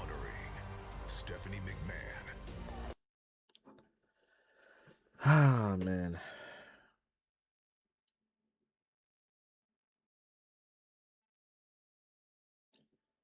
Is that Charlie Villanueva? Oh, yeah, he used to. Dang, Rip Hamilton? I forgot Charlie V did play for UConn. And then I forgot that Rip Hamilton did play for UConn, too. I wish I was Priest, man. And UConn barely holding on, bro. Shoot it.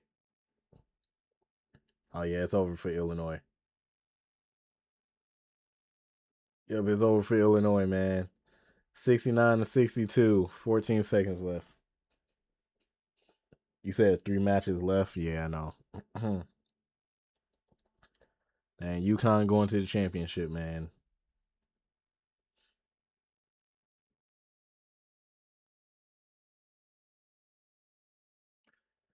Wow.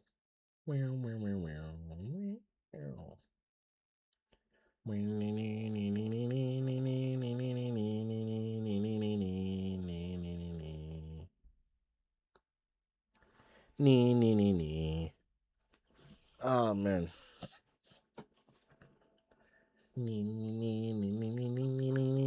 Now I got freaking Zoruka song stuck in my head. What's has Arya won any championships before she came to WWE? Let me see. Cage match. I keep leaving cage match and going right back. Zarya.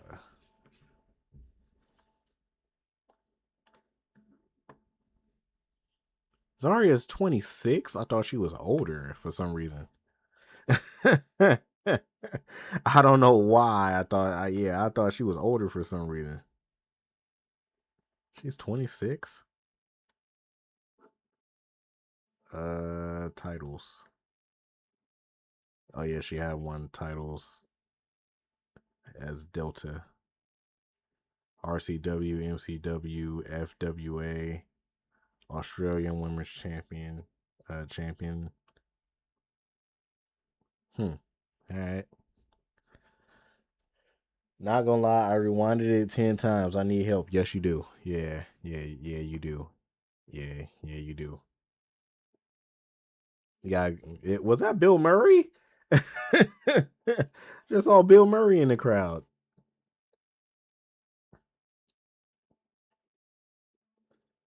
Yeah, you need to go take a lap, Jordan. She won any awards? She won Rookie of the Year in 2025. Oh no, she was number 4 in Rookie of the Year for 2025.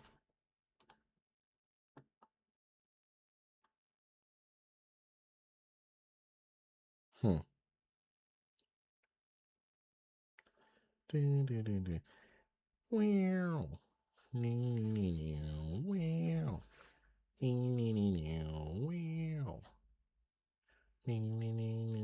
The fact that hold on. So I'm looking at this, bro. Let me show y'all what I'm looking at. Look at this. So this is from Wrestling Observer newsletter, Rookie of the Year. You scroll down a little bit. Last year they had Jada Parker number 2, Javon number 1. If we know anything about Jada Parker, She hadn't been wrestling too good, so I don't know why they put her at number 2. We scroll down a little bit more. They got Kalani Jordan at number 5. They tweaking. We scroll down a little bit more. Braun Breaker, Hook, Logan Paul, Solo Sikoa. That's a nice, nice. Jay Cargill number 1. Jack Cartwheel number 2. Nick Wayne number 4. And then you scroll down to 2020. Why is Pat McAfee number 1? Why is Pat McAfee number 1? Pat McAfee was number 1 in 2020 for Rookie of the Year.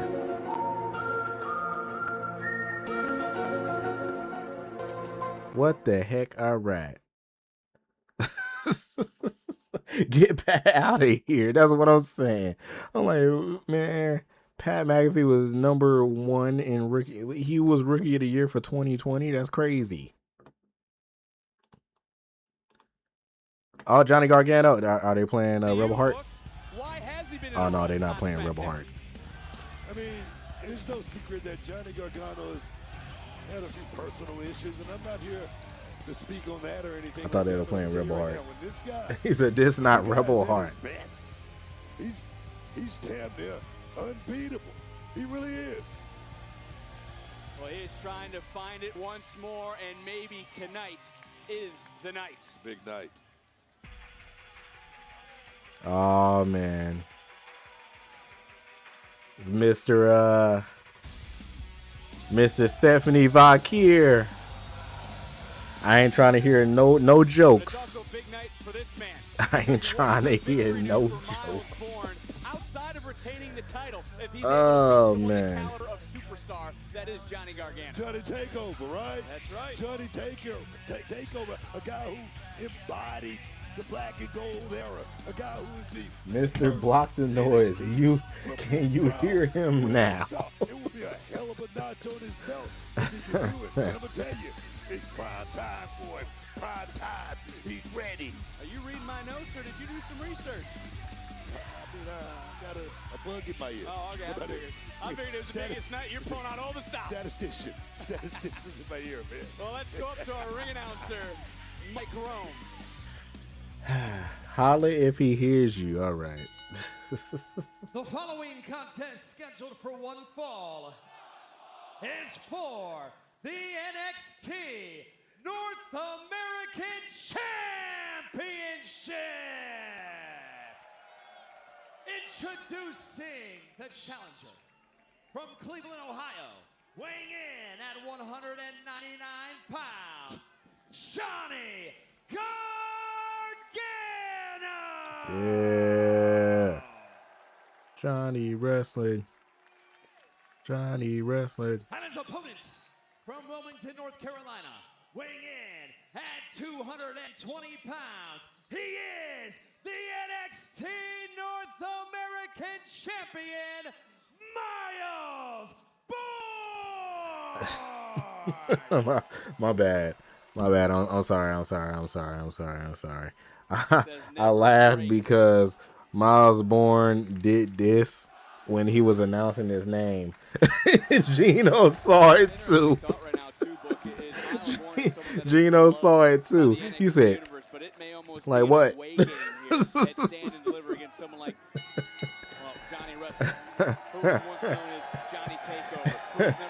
I didn't want to say nothing. Bro, I saw that and I was like, all right, bro. 39 days of change. Oh, man. And the rain could come to an Yeah, I saw that. I'm like, I'm sure this kid doesn't want that to happen, so he's going to fight to the end. I can see that in him. You know, I had an opportunity to talk to Myles Borne in New York City, and he said he wanted. dang, is this Euphoria? The best of Johnny Gargano. Johnny, of course. Oh, yeah, that's Euphoria. I just saw Sydney Sweeney. I need this moment. I need this match. And right now it's Myles Borne controlling a little bit. Is there a bit of Myles Borne that's even a bit nervous in this match? I'm going to tell you right there, you're not nervous going into I haven't seen all the episodes of Euphoria. I need to like watch it. I've seen like some of the episodes of Euphoria. It's just like random stuff. The championship reign is all over. Trust me. Myles been through so much in his life. To be honest, there's no better swoop. education like adversity, and he's had plenty of Psych. it. Not Dummy. only in life, but also in his Oh, yeah. professional life, leading the NQCC Championship disappointments. But right now, Myles has been able to out-wrestle Johnny Wrestling. I don't know if he's one step ahead of Johnny Wrestling or is Johnny Wrestling trying to lure this young man into a trap. That might be more the situation right there, Vic. Candice LeRae on the outside as Johnny creates some separation right back down to the mat. Myles Borne has the obvious size advantage in this championship matchup. And well, this is what we've seen. Look at Candice screaming no. He says Zendaya, yeah. Like he just gives up. And he's back to that position. Did Johnny? What happened to Johnny? Oh, swoop. Oh, you faked him out. Oh, swoop. Huh. Yeet. Huh, okay. Swoop. Huh. Hey, man, I feel like if there was ever an NXT Hall of Fame, Johnny Gargano should be at least top 3.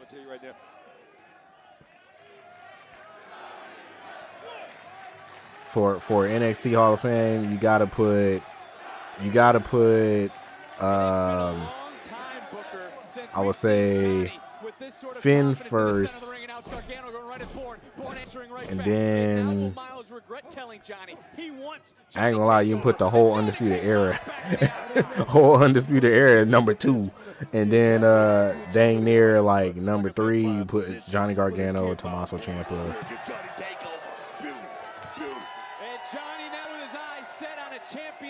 Yeah. I said Ciampa. I wonder if Myles go into a match with meta contacts on so he can have subtitles. You think that's what it is, Vic? Could just be. You think that's what it is? We have not seen the look in this man's eyes like that. His hands on that championship gold around his waist. First of all, Meta's contacts is crazy. That's crazy. Whether it's one time or 10 times, it changes a man and right into the back. But Gargano now. Oh! It was as if Myles had Johnny up in an angle slam. And He said that was cold. What about Indian Candice? What about Indian Candice? NXT Hall of Fame, and you want to put Indy, Hartwell, and Candice in there? No. No. Right here tonight, man, taking advantage of the outside right there. That right there, that's what's going to take this guy all the way to the next level. No playing, no jiving. Just can you react to something? No. No, sir.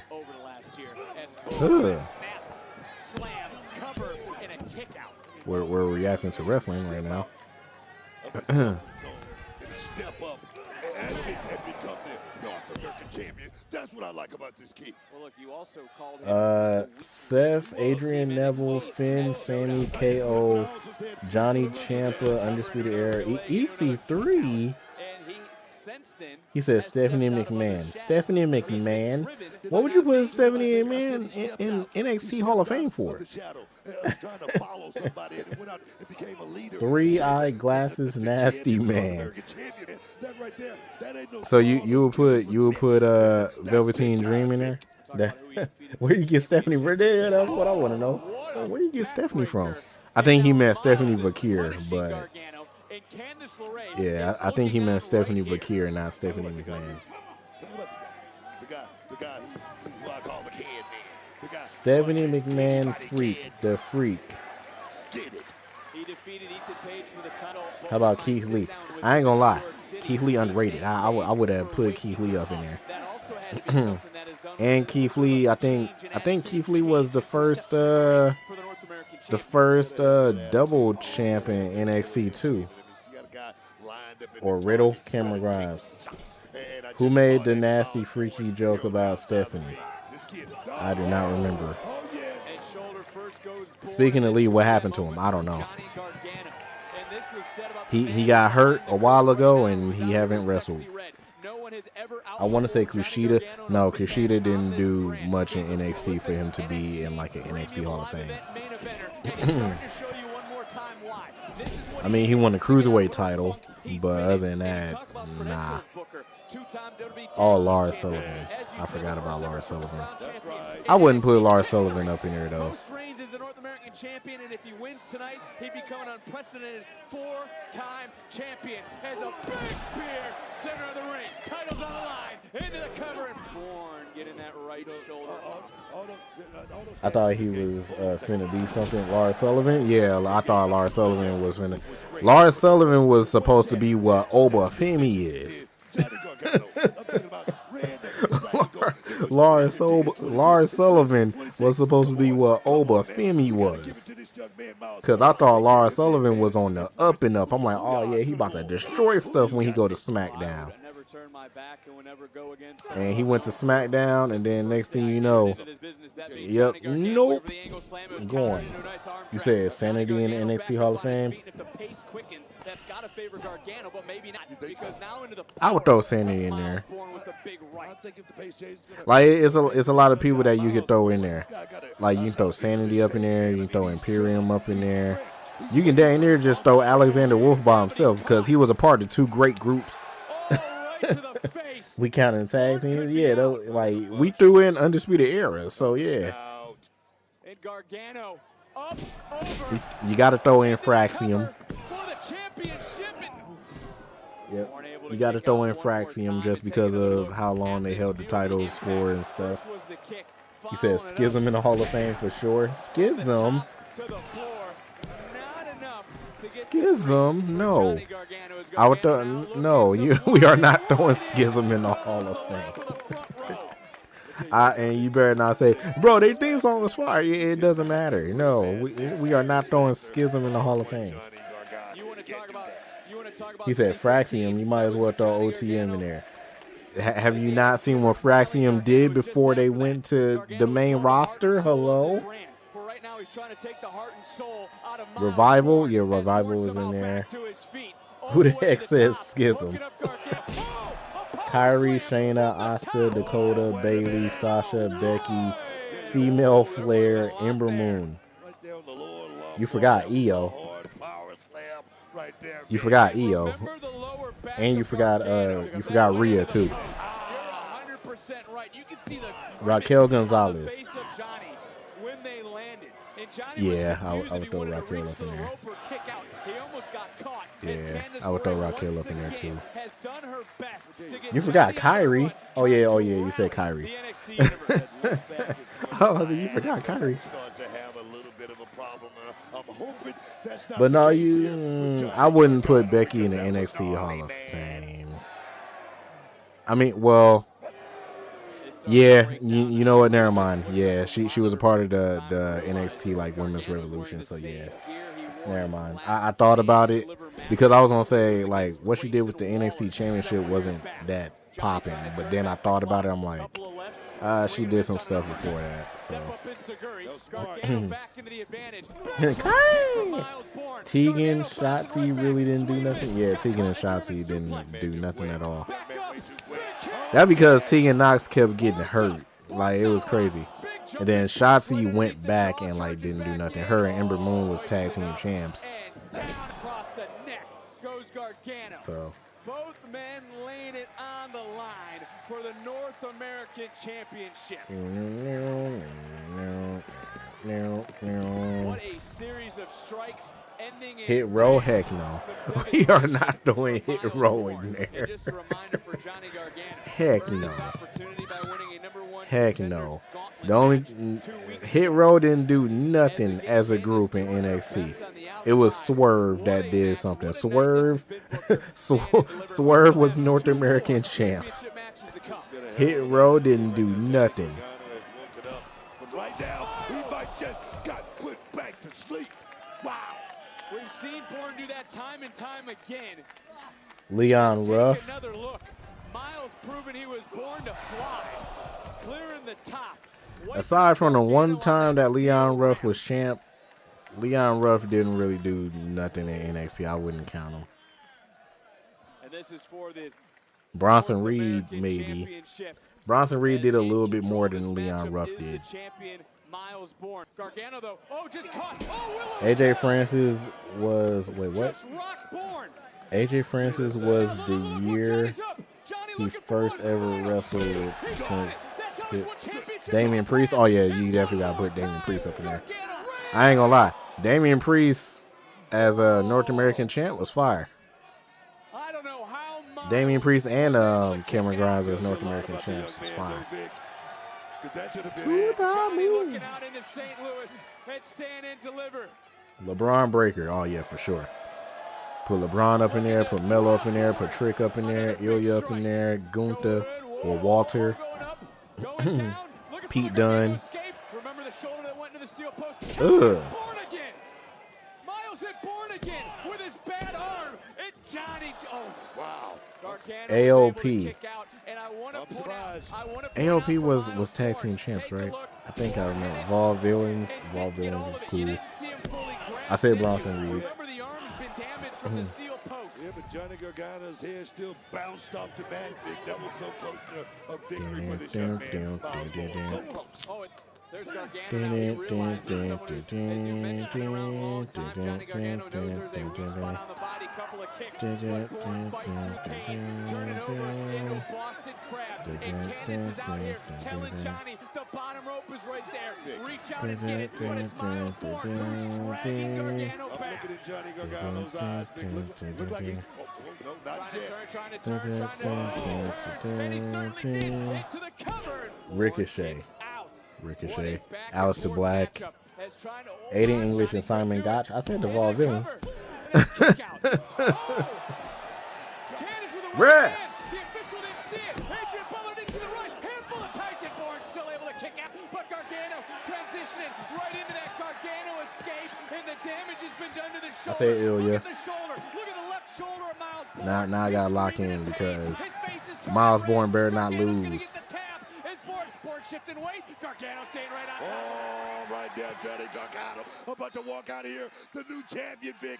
He's so close. Long way away from that bottom rope. Myles trying to get back to his knees. Trying to create a little bit of separation. He better not. Julia. So close. Desperation. Is he going to tap? I guess you got to put Julia up in there since she was champ. Blake and Murphy. I forgot about Blake and Murphy. I forgot about Blake and Murphy. I ain't gonna lie. Buddy Murphy held that title down on 205 Live. That dude, Buddy Murphy, was like the best cruiserweight champion on 205 Live. Yeah, he held it down. Him and who was the other dude? I can't remember who was the other dude. I think it was what was my guy's name? It was like Tony something. Super kick for a moment. Gargano looking around, looking for maybe one final beat. Carmella, Big Cass. I mean, you can put Enzo and Cass up in there, but like, no, I wouldn't put them in the Hall of Fame because they didn't win no championships. Tony Nese, thank you. Yeah, Tony Nese. Him and Tony Nese held down the championship. They got Magic Johnson on the TV.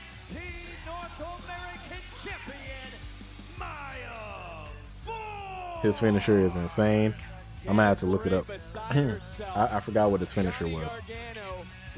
He said Murphy's Law went crazy. He found everything he was looking for in this match. Candice LeRae official didn't see it. Right here, even with a handful of tights, Myles would not be denied throughout this matchup. Banged up shoulder. Gargano escape was locked in Booker for quite some time. Myles, though, was able to persevere and find Good job, Myles. as this matchup would continue. Good job, Myles. For again onto the steel, it'd be Myles who would come up and over, get a little bit, and then for He runs with his knees and connect on his opponent's face. to solidify himself. I gotta look this up. Champion. Looking up, and you know there's a respect factor. Well, so next week Johnny Gargano finna be laying flat on his face again. Oh, who that? Oh, Dion Lennox. All we up next. All we up next. Dark State, baby.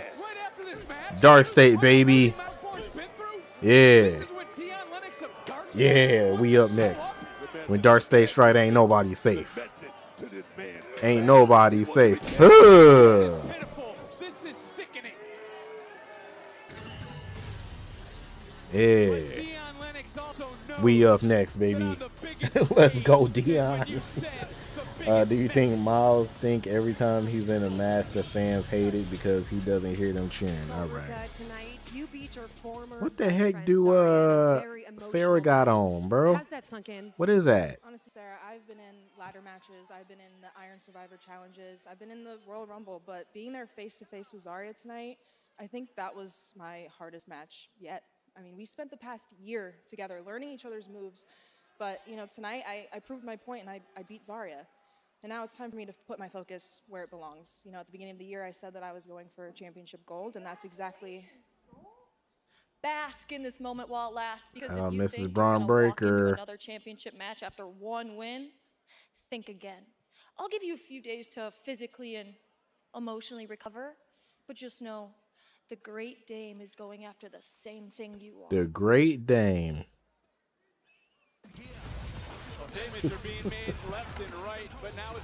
Oh man, it's Blake Monroe time, y'all.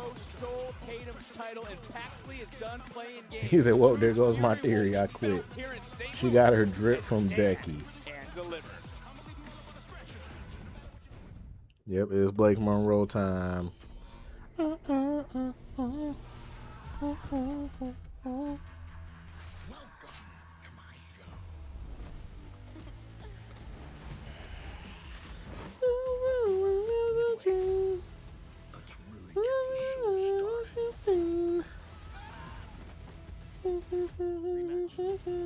And my mom is calling me.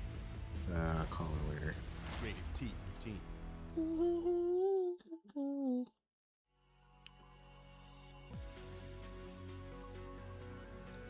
Dang, it just took me back. Oh my God. I'm scrolling on TikTok and I see someone with a Video Now color, bro. Y'all remember the Video Now? It was like a DVD player, but it wasn't a DVD player, bro. That just took me back, bro. Oh my God. I used to have the SpongeBob one, and then I used to have the regular one when they had the regular one too. The Video Now used to be fire. So, man, I used to have so many Video Now DVDs, bro. It was crazy. I had Fairly Odd Parents. I had SpongeBob. I think I had Rocket Power on there too. Bro, Video Now was ahead of its time. Do they still sell these? I kind of want one. Hold on, let me look this up. I ain't gonna lie, I kind of want one.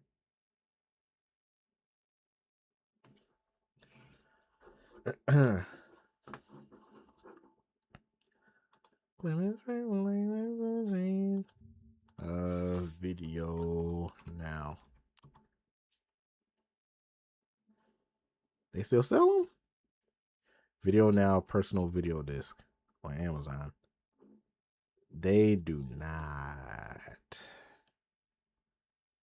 Dang, they don't sell them anymore. Well, they still sell the disc and stuff on Amazon, but they don't sell like the players. Oh, they sell them on eBay. So you get the Video Now player on eBay, and then you can get the disc on Amazon, but they only got certain discs on Amazon though.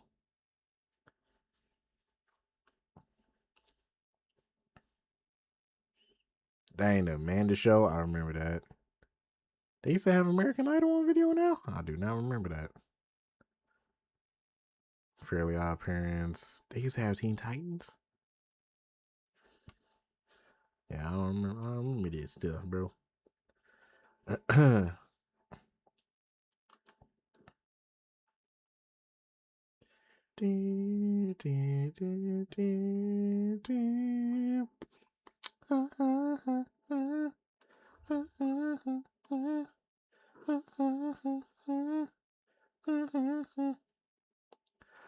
I ain't gonna lie. I want to do a watch along to this Shawn Michaels documentary. The only thing is that I probably won't be able to show the screen. This generation of young talent. So many of them will say, "Who's your biggest influence?" Shawn Michaels. April 13th. When is that? Next week? Alright, it's 2 weeks from now. I know I'm sexy. I got the looks that drive you, girl. Running NXT, and it premieres Monday, April 13th, only on Peacock. Yeah.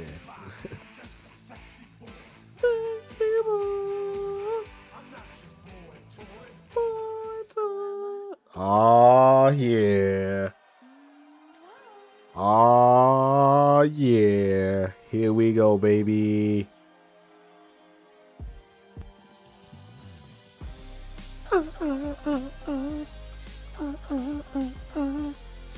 She may be carrying the Women's North American Championship, but she is not the champion. And I still don't understand why she stole the title from Tatum. What did she steal that title from? What city were we in? What do you mean? We're in Houston. You know, Houston possession is I'm not listening to that. 9/10 of the law. So, in my book, she's the champion, Vic. Blake Monroe. Yeah. Jay said that's a woman right there. Yeah, nasty dancer.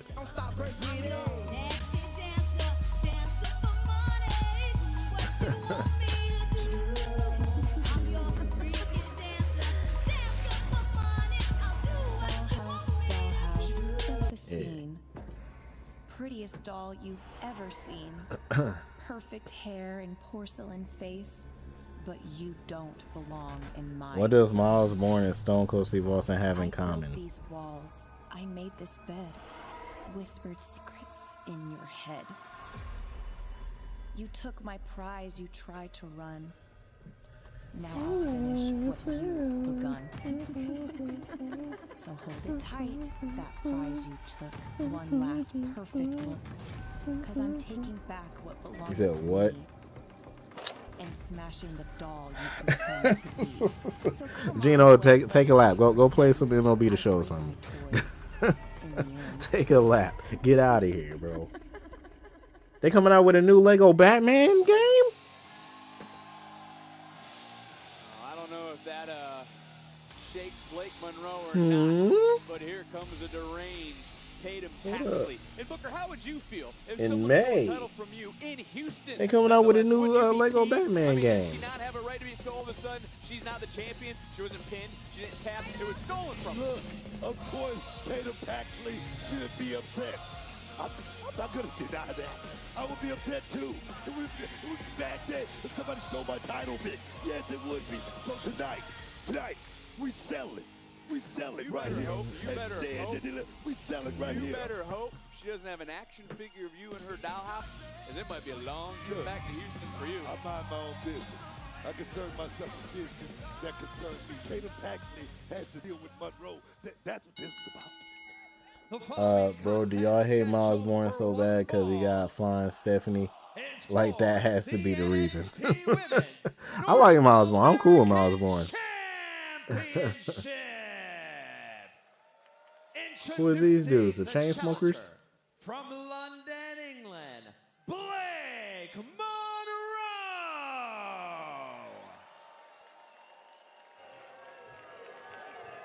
And her opponents from Dallas, Oh, this dude is a Texas. DJ. Who is this? She is the NXT Women's North What he American playing? Champion, Tatum Paxley. All these two DJs. I don't know what they playing, but they getting the crowd hype. Come on, ladies. Wait for the bell. Wait for the bell, ladies. Come on, give me the championship. Let's go. Come on, Well, Tatum just wants Oh. possession, the championship, and she's ready to bring the fight to Blake Monroe. And look, she was celebrating a steel cage victory in Houston. Yes, we hate him because he got a Latina. Just kidding. I don't hate Myles Borne. Obviously where we're scratch. This is so weird announcing both of them and Blake has the title. She has followed her wherever she's been, and she thought she did the right thing, the mature thing, the adult thing, and gave her an opportunity for this match on this stage in New York, but Blake Monroe was not having it. And now Blake Monroe is going to pay the price. Oh. What a pinning predicament. And ooh.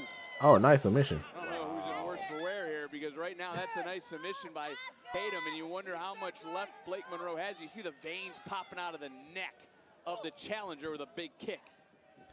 So when we think about both these women, because, well, obviously we've talked about this, whose scorn would you be more afraid of as Blake Monroe into the cover and a kick out, the hellacious Blake Monroe or the tortured mind of Tatum? Pick your poison. Pick your poison. Pick.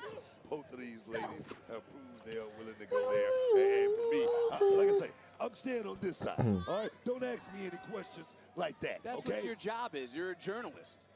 I'm supposed to pick your brain about things that are going on in the ring. As right now we see a little back and forth, but it's Tatum Paxley who's overpowering Blake Monroe, and there might be a little extra oomph for Tatum Paxley here tonight in this match.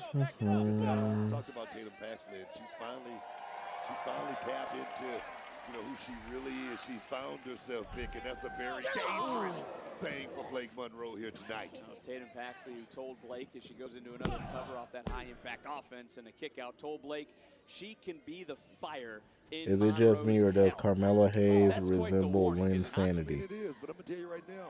Who the heck is Lynn Sanity? I know you're not talking about the only Lynn Sanity I know is Jeremy Lin, and he do not he do not resemble Jeremy Lin.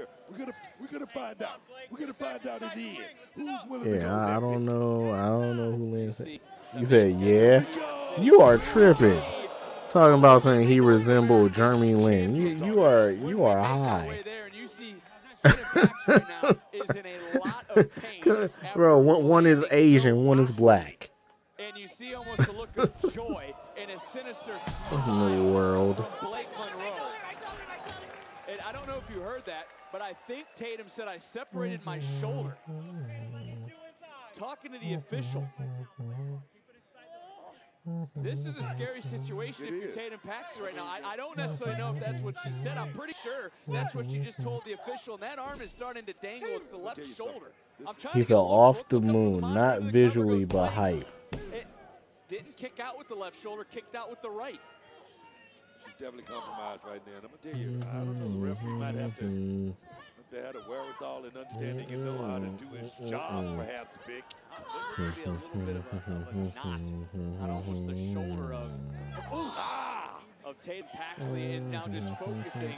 And Blake Monroe, you said it earlier, has that dark side.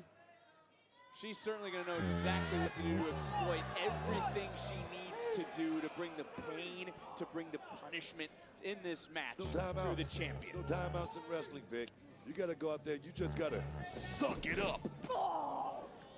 And I got to ask you about a shoulder injury. I know we're just going back and forth on this, but a shoulder injury, anytime you hit the ropes, anytime you hit a turnbuckle, I mean, you have to feel that throughout your body, especially if this is a separated shoulder for Tatum Paxley. Not only that, if it's separated. Drop kick. Oh, wait a minute, wait. Oh, whoa. I'm going to tell you, if it's separated, she might have to try to pop it back in herself, Vic, if she want to try to continue in this matchup. Joey Gonzalez, the official, has asked her 2 or 3 times. I've taken a look over to my left. Everything is continuing in this match. Tatum Paxley is going to try to power through.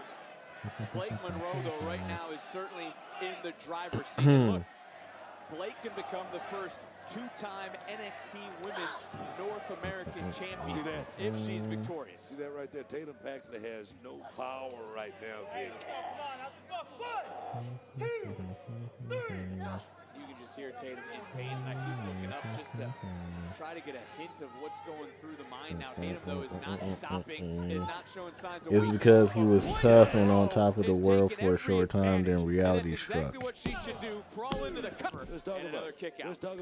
But it's not Melo's fault. That's the thing. It was Jeremy Lin's fault, but it's not Melo's fault.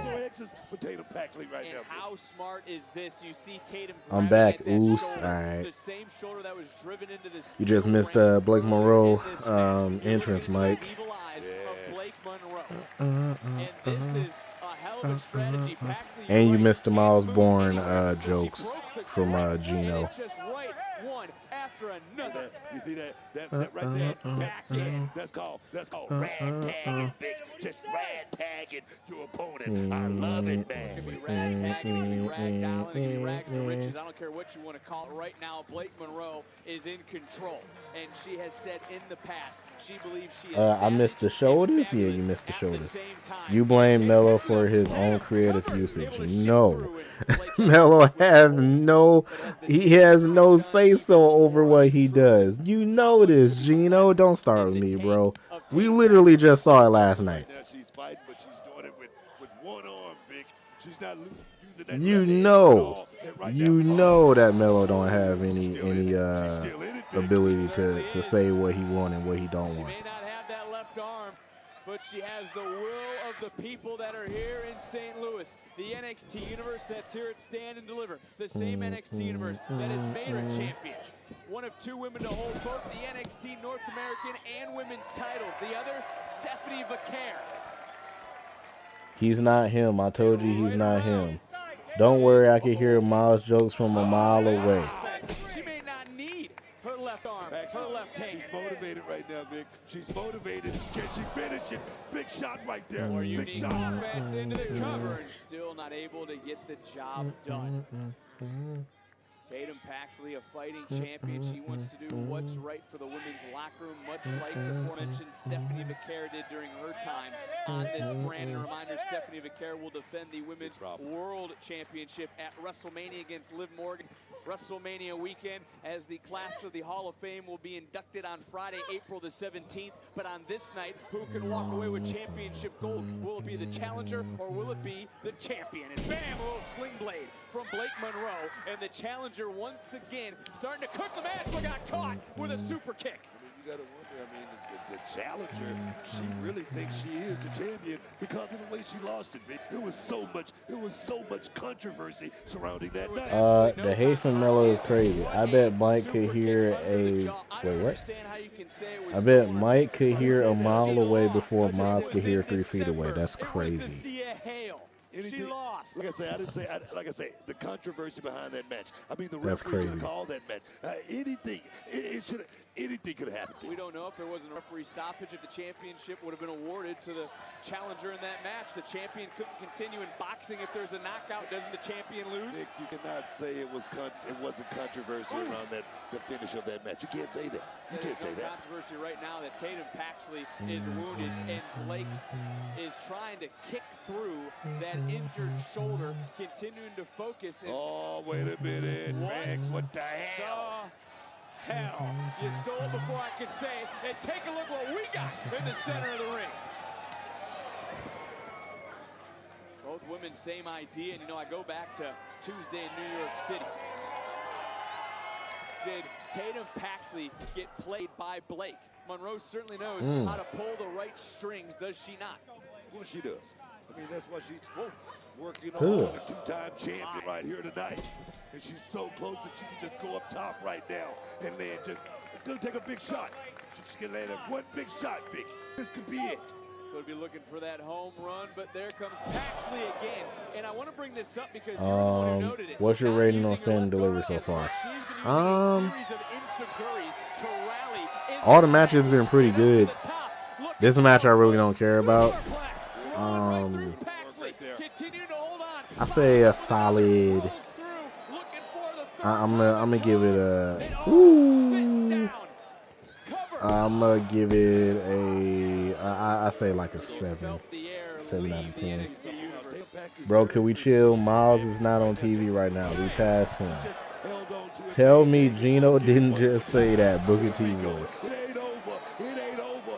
More for you. And the thing is, Paxley just using what she has in the toolbox. And that right there is something that you learned from the beginning, Vic. Beautiful, beautiful. Looking for a cemetery drive. One step ahead was Blake Monroe now with a series of headbutts. And if Tatum Paxley wasn't being held, she would be out. If that wrist wasn't being held by the challenger, there's no way Paxley would have been able to get back to her feet. And now you just hear the scream from Blake Monroe. Scream.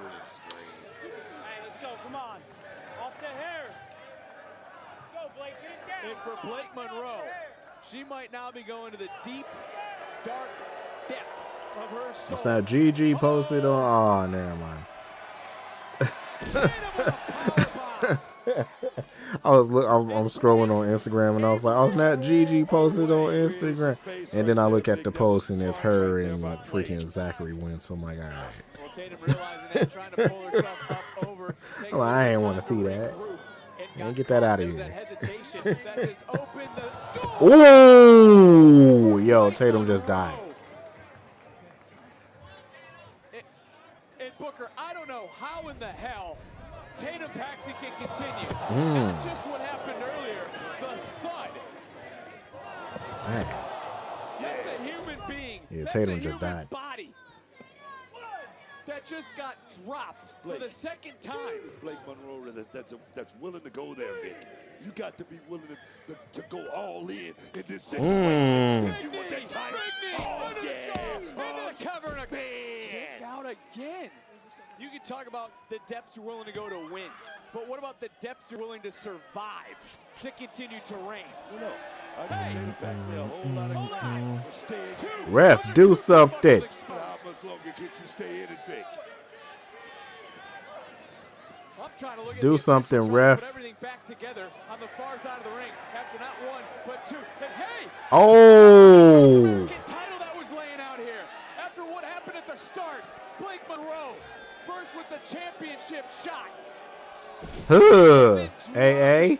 Driving Tatum. We still got some fight in the champion and despair setting in. Blake Monroe, I don't know what she's thinking at this juncture. Just finished the job. Right now, Tatum Paxley has to be seeing stars, Vic. I mean, I can't disagree with you. After everything she's been through, all the high-impact offense from the challenger in this matchup, the champion somehow is it's only 8 o'clock, bro. I don't know why I feel like it's later. Much is left in the tank? You gotta wonder after get smashed upside the dome. Ain't this the co-main event now that I'm thinking about it? I feel like we got like two more. We had the Jacy match. We had the tag team match. We had the Gargano match. Zarya. Oh yeah, this is the co-main event. Yeah, the next match is the men's NXT championship match. Dang. I'm like, wait a minute. I can't believe that. Going for a second. Glamour shot DDT. Swoop. Oh, psych. Oh. Counted, ref. It's over. 1, 2, 3. This show went by fast. That's what I'm saying.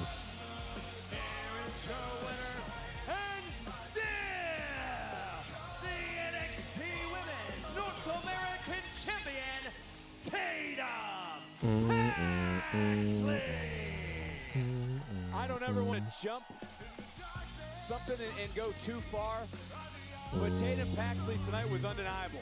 She was not going to lose. She was not going to falter.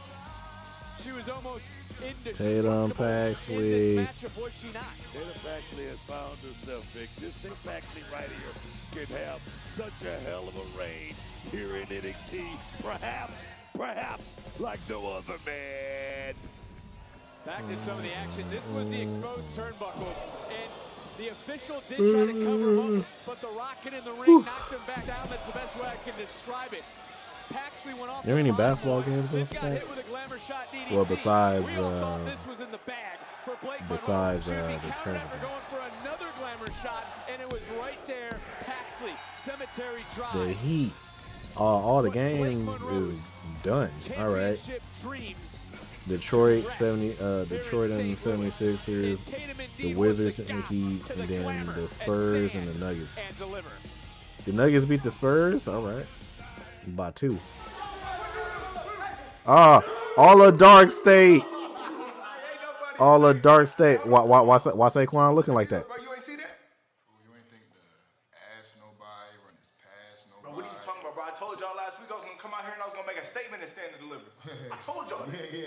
You did that. You made a statement, bro, not us. Bro, what are you talking about, bro? There is no me without us. You look just fine out there a minute ago without us, bruh. We ain't fly all the way out here to watch you on the show, bruh. Come on, man. Look, I ain't wanna, I do not wanna say this to you, bruh, but you starting to feel like you all for self. Bruh. All for self? Whoa. It's not like that at all. It's not like that at all. Bruh, chance after chance after chance, like you the leader or something, bro. We not your lackeys, fool. We starving. We're starving right now, bro. Yeah. Let them know. I don't mean no harm. Let them know, Lucky. This, bro. I'm just saying.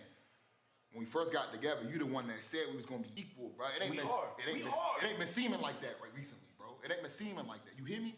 I hear you. I hear you. Look, you're right. I should have told y'all. I should have told all of y'all. So you know what? I got a plan. I got a plan for all of us to eat, bro. Just trust me. Trust me, I got a plan for all of us to eat, bro. This Tuesday, we go back to our roots and we show this whole damn world, bro. And when Dark stays straight. Ain't nobody say. You feel me, dog? You feel me? Yeah. Bro, come on, let's do this. Yeah. Oh, it's now Jasper. Y'all are dangerously close to destruction. Keanu thinks the disrespect game is the way to go. And Briggs loves leaning on the bully card. All right, bet. This Tuesday when you both stand in front of me. Triple threat match? Destruction is the only result. What have I been telling you? I'm the best big man. Hey, Mike, there go your boy, Josh Briggs. It ain't Keanu. The battle of the big men, and look who was left standing.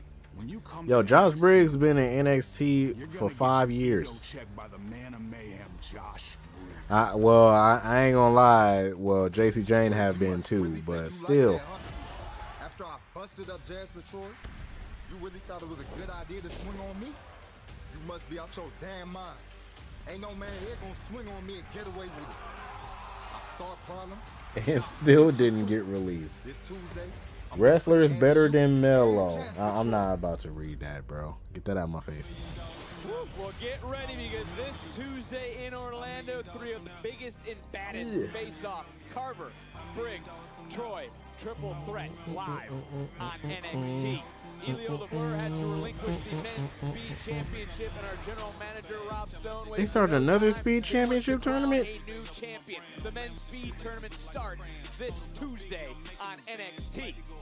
And here at Stand and Deliver, there's been a lot of individuals trying to make an impact. And after what transpired earlier, Izzy Dame will look to stop Soul's momentum and build her own. These two women go one-on-one live this Tuesday on NXT. But on the topic of Stand and Deliver, it's time for our main event. 4 superstars that want one thing, to be the best. Will the landscape of NXT be changing? Who walks out as NXT champion? Who will stand and deliver?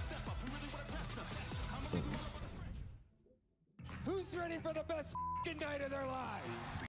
The undisputed #1 live podcast in the world is coming to WrestleMania. Tony, Triple H, have you seen these auditions? Hey, Tony! Last year, I became the most must-hear roaster of all time.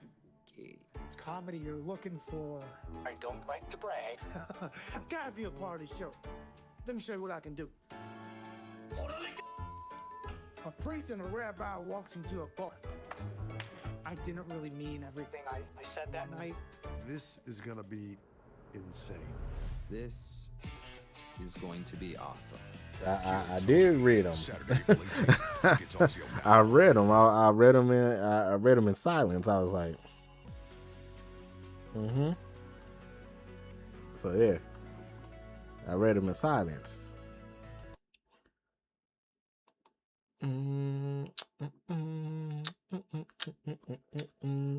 You said thoughts? No.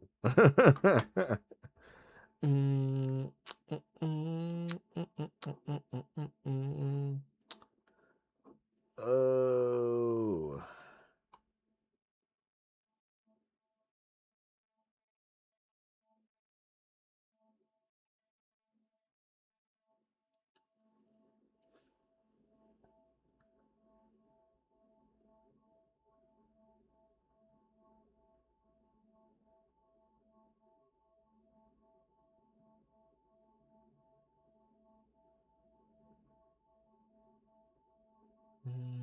Yeah.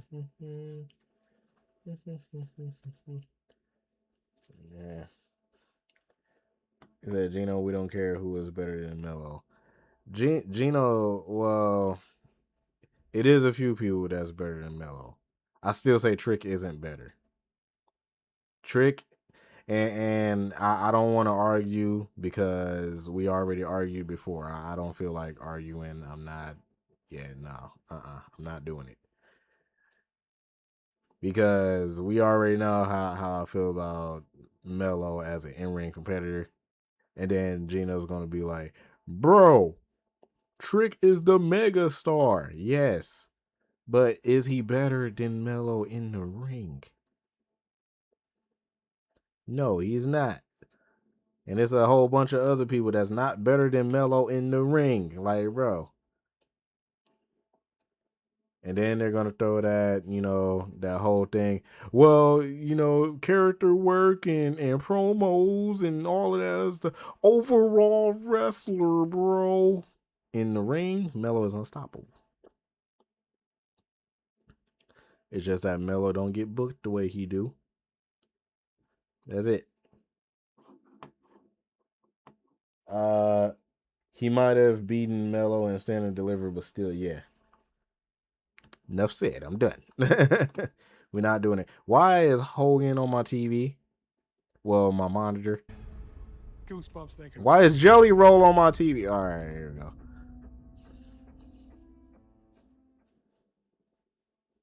Say what you want. Bring in the heat. Bring in the energy. You talk about bringing in the energy.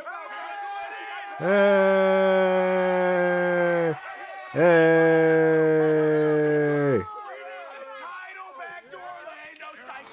Hey! Hey! Yeah! Their celebration is gonna be nothing compared to ours, all right? Check out this crime outfit. Oh, does she have a sister? What about hot friends? Hot friends, maybe? Hot friends? Blake! Blake, listen, I'm so sorry for what just happened to you. Are you okay? Is there anything we can do for you? You know what? There is something you can do for me. Come on, and give me a hairbrush. Hairbrush? I got it. Let's go. I would be the same way. I'll be like, here, what you need?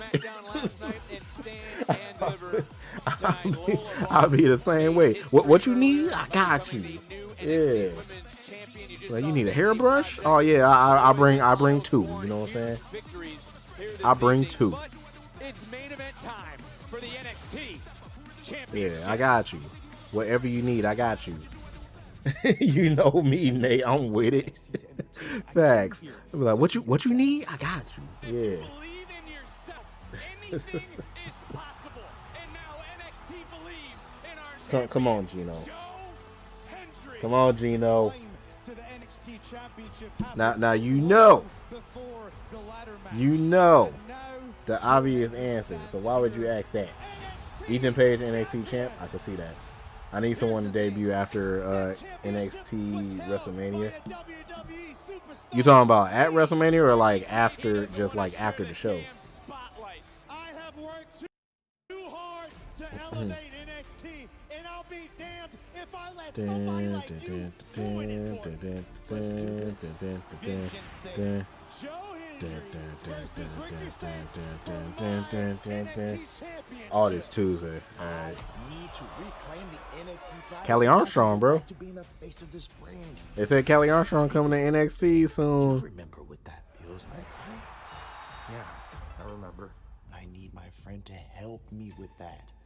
You need my help? I'll be there for Too strong. Armstrong. Too strong. Armstrong. Too strong. Armstrong. Too strong. Armstrong. Too strong. Armstrong. And just what the hell happened? You spin the title too hard. I know. Then just say suck.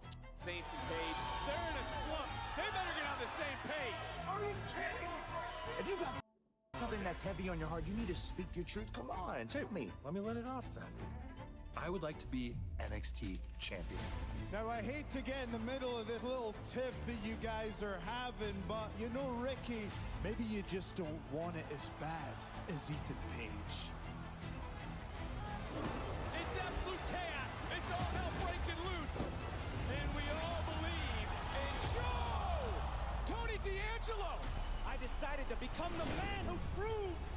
I'm not saying Melo is a terrible wrestler, but the way you speak on his wrestling is something so innovative and something we never seen before.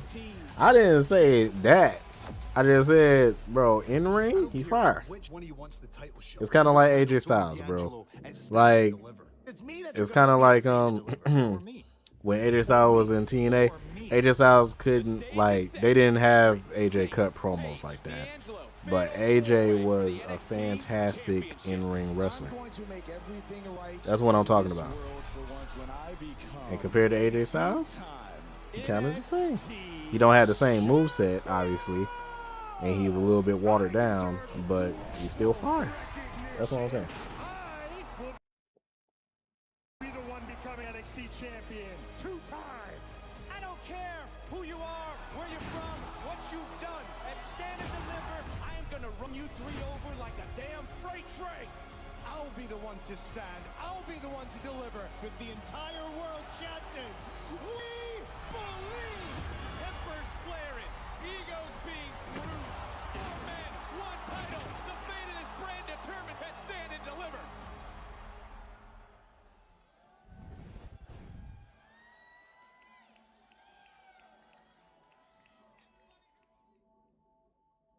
Tony D. I came back to NXT for 2 reasons. Forget about it. And I left Dark State the same way they left me. Forget about it. Empty, searching for answers. So now we get to reason number 2. See, I looked a man in the mirror, and I had to be honest. There was one thing that man couldn't accomplish. There was one thing that man was incapable of achieving. Tonight, at Stand and Deliver, I fulfill the second reason and become NXT champion.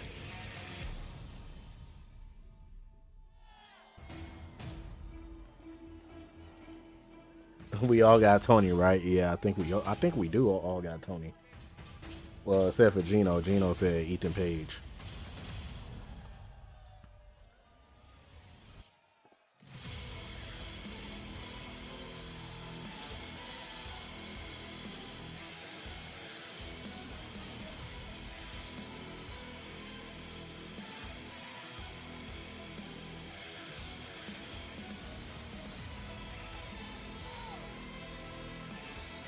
Boo at Gino, not Tony. Dang, Gino just got booed. In this match, and here's why I asked that to you. Because he has won every title but the Pistons claimed the East #1 seed for the first time since 06-07. Hey, Gino, get hype. Gino, get hype. Oh man, get hype. That's the final mission, man. The final countdown. A win, he'd be the only man to hold the NXT North American Tag and Heritage Cup. He said without Cade too. Is Cade coming back, Gino?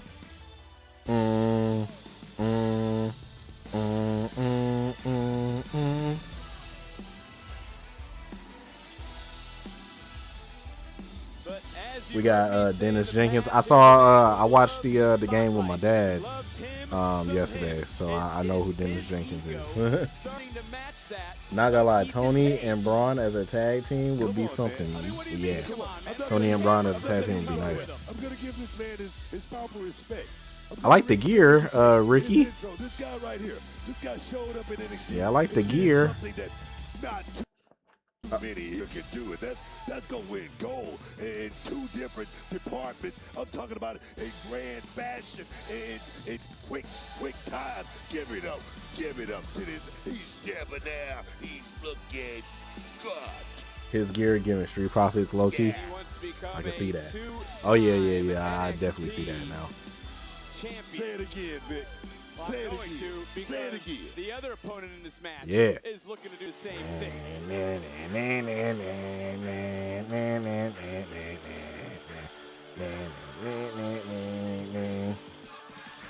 Ego. Yeah. Killer with a smile. Ego. Kill him with a smile. Ego. Kill him with a smile. Ego. Kill him with a smile. Yeah. Yeah. Yo, Michigan is up 10-1.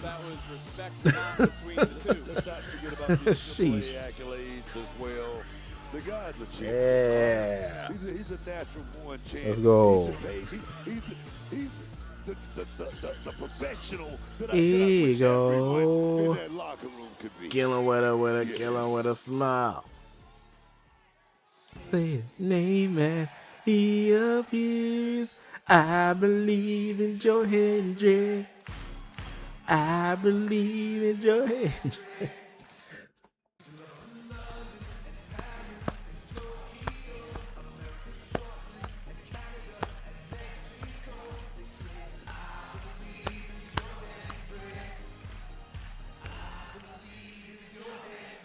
Big. Yes. That is. You got that look in your eye. Sing it, book. I gotta do it, man. Sing it, book. Wave your heads from side to side. Say, yeah. I believe in Joe Hendry. Joe Hendry. Yeah. Yeah. Look at the factory in St. Louis.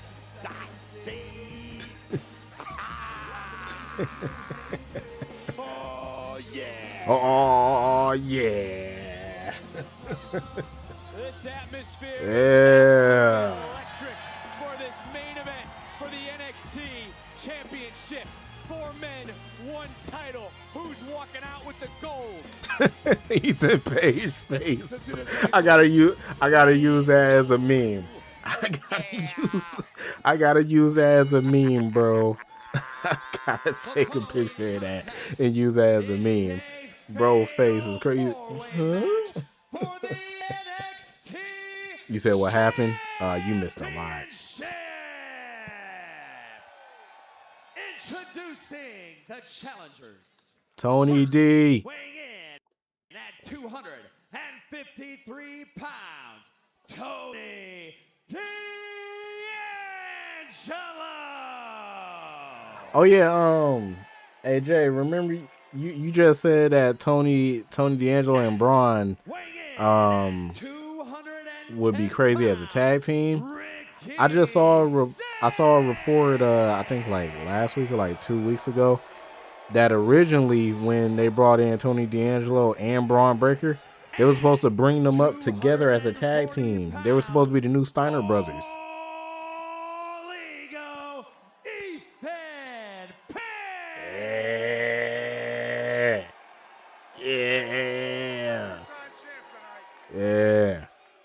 Yeah, they were supposed to be the new Steiner brothers, bro.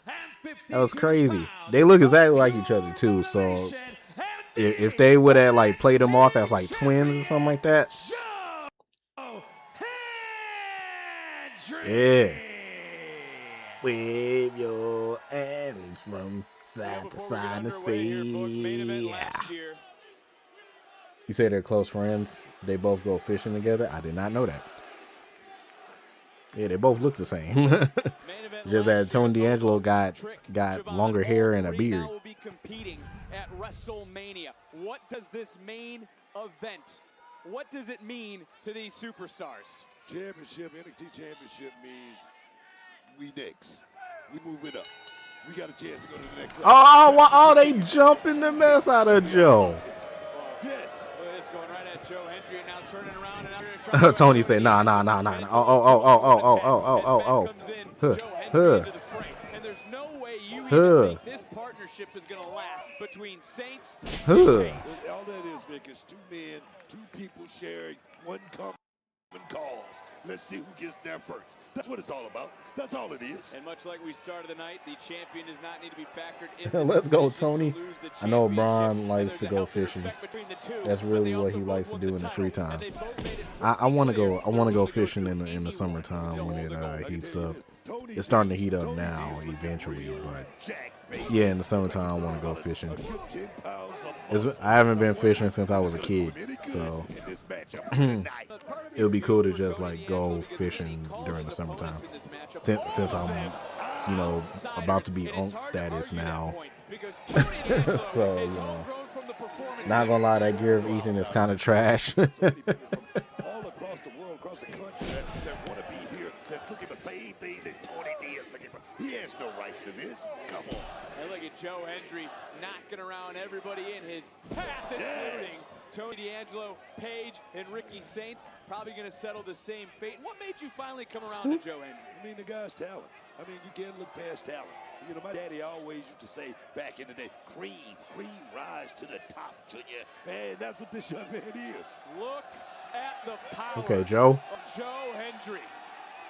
Then all the blood rushed to Saints' head right there. The temple right now has to be about to explode. Quick cover. And again, this is not elimination. For real, Jay, speak the truth.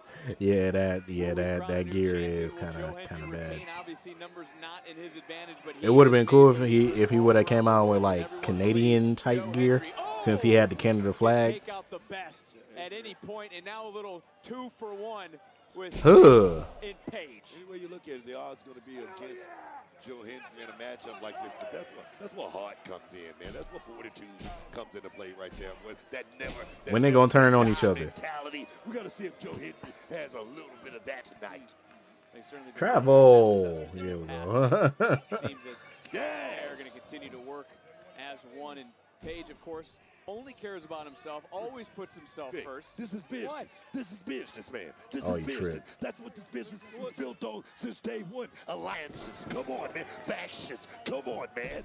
They certainly have one in this matchup, and right back in, and Joe Hendry beaten down, and look. Here you go. AE-Dub. AE-Dub. AE-Dub. AE-Dub. AE-Dub. I think he only wears the Canadian gear when he had that trash belt. Yeah. Of success. It was Ethan who lost Saints mean chop. Deliver in a championship match last year, the opening match, but now they're in the main event. Can I ask you a question? Yep. Why are you talking about old stuff? That's old stuff. You just worked 25 minutes ago. What's happening right now in the middle of this ring? Well, what's Can happening? Joe Hendry go out here and retain his championship against three of the best here in NXT?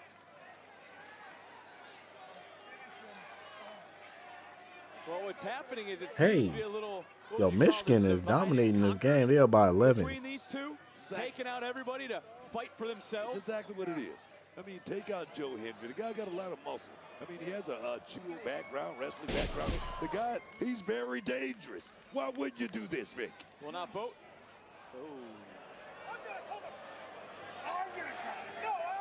All right, here we go. Here we go. I was waiting for it. Both men want to become I got it. NXT champion. And again, Ethan Paige seeing Tony D'Angelo start to rise up. Oh. The Saints trying to come over. Tony D'Angelo starting to fight back in this match. Of course, he's trying to stay the course for Phase 2. Phase 1 was the destruction of Dark State, and we saw them maybe start to unravel earlier tonight as Dion Lennox beat up, A little friction. dropped. Friction there with Dark State, but I'm going to tell you right now, Oh. when Dark State strikes, nobody's safe. We know that. Whoa, talk about no one being safe. Ethan Paige looks to suplex Ricky Saints, but right on top of Hey, that was a nice move, though. Oh, fight back, Joe. Fight back. Ethan Paige says, you can, man. I just saw the super right there. It just took Tony D straight out of the game. It was a Ooh. Saints, hard shot. The confidence breaker right back in. Great teamwork. To Saints. A little bit of a Great stunner. teamwork. Great teamwork. Right there. They cover them together. What if they both win? Like, are they going to share the championship? What?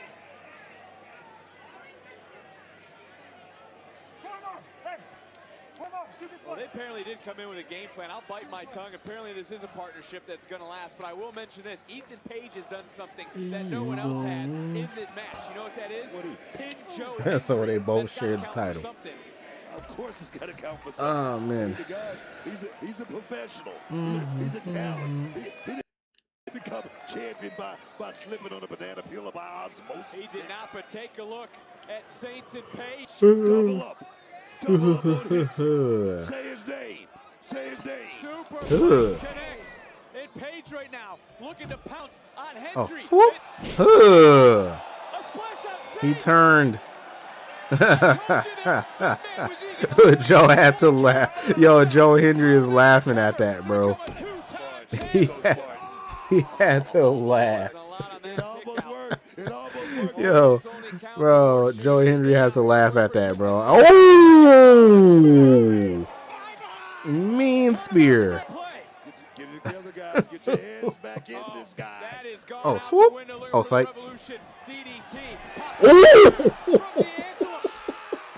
Oh, snap. Yo. Oh, yeah, Tony. Oh, never mind. Got him up. Hey, attitude adjustment. He said they going crazy. Main event of Stand and Deliver. All 4 men down, all 4 men fighting for the NXT title. But look at Joe Hendry. This man has suffered so much in this matchup. Is this the champion fighting with a different demeanor than when he first arrived here from TNA across the line? I think it is, like I say, Tony D coming in, probably the heaviest I've ever seen him, and Joe Hendry just tossed him like it was nothing. Yes, he's fighting right now with purpose. That's Joe Hendry. Well, it seems again, Ethan Page trying to bark orders to Ricky Saints. Ricky might not remember what just happened moments ago, but a double Boston Crab each with a single leg. That's what I said. I mean, get your heads back in the game, guys. Get back on track. From behind, up and over, comes D'Angelo. And did you foresee when Tony came back winning the NXT title? Eat him up, Tony. Oh, yeah. So passionately Swoop. about wanting to Tony D's a leader, man, ever since stupid. Oh, come here. This guy's a leader, man. He truly is. Oh, yeah. Swoop. Oh, yeah. Body drop. People tend to forget, too, Tony, first handful of matches, he was in War Games. He stayed true to this. Some people have overlooked that. That's why he called all 3. I forgot Tony D'Angelo been in NXT for a minute, too. Just got dropped with that spine buster. Ethan Page desperately reaching in. Ricky Saints reaching in as well. Oh. One way to take out anyone in any match. Talking about a dislocated I thought something shoulder, happened to bro. Clavicle. I don't know. I mean, collarbone. A lot just went on right there, Vic. And look, when it comes to getting the job done, Ethan Page knows how to do it. Yeah, because he just said, yeah, the War Games, man. And I thought about it. I'm like, dang. I'm like, that was a while ago. I was like, man, that was like 2022. As now a revolution DDT. Oh. D'Angelo's eyes just rolled into the back of his head. And now Ethan Page. Oh, yeah. Twist of fate. Taking it to Tony D right now, man. Tony's in dire straits. I think Tony's in dire straits, Vic. And this is what these two Oh, what Joe finna do? They wanted to wipe out the competition. Joe Hendry. Yeah. Yeah. Believers. We believe. We believe. We believe. We believe. Hendry trying to get anyone back into the ring to put this one away. Could be looking for a little standing ovation. And from behind, Saints. Saints from behind, chopping down Joe Hendry. And I just walked over from the left side of the table. Tony D'Angelo isn't moving. He said, no, we don't. You don't believe in Joe Hendry? Saints, if they want to dethrone For the longest, we've been believing in Joe they're Hendry. truly working together. That championship is hanging in the balance at this moment, and Joe Hendry is going to need everyone here in St. Louis. Double suplex. That's it right there. My bad, I'm watching this game at the same time. We talked about the strength. Euro. Joe Oh, Hendry has put himself in great physical addition as this matchup back. Ooh, close line. Page running into a clothesline. Hendry right now has gotten his second, maybe third win, maybe even the fourth win in this matchup. Looking to retain the title here at Stand and Deliver. Coming in, ducking the clothesline, coming right back in. Okay, Joe Hendry with a Hurricanrana. Okay. He in the bag. Toss. Kip up. Yeah. Oh, come here. Come here, Ricky. Yeah. You thought. Get tossed. Ugh. To Ethan Page. And there's one man that's standing. I believe in Tony right now. Oh, yeah. Count it, ref. D'Angelo kicking out. D'Angelo just saying not tonight, trying to shake maybe confidence, maybe trying to make himself believe right now. Did Joe Hendry use everything in the tank though, Vic? That's the question. Right now, he looks like he's wondering. Again, this match started with Saints and Page going right after Joe Hendry. Now with Joe Hendry getting right in the face of Tony D'Angelo. D'Angelo, who went into the steps. Tony hulking up. Who suffered that DDT and that Tony hulking up. that twisted grin as well. I mean, he has taken a lot of punishment in this match. Joe Hendry trying to D'Angelo, and D'Angelo starting to fire back. Oh, weave. German. Oh, come here, Ethan. German. Oh, yeah, Ricky, you want some too? Oh, get out of here, Ricky. Get tossed. That was a nice toss. Oh, and then German. Oh.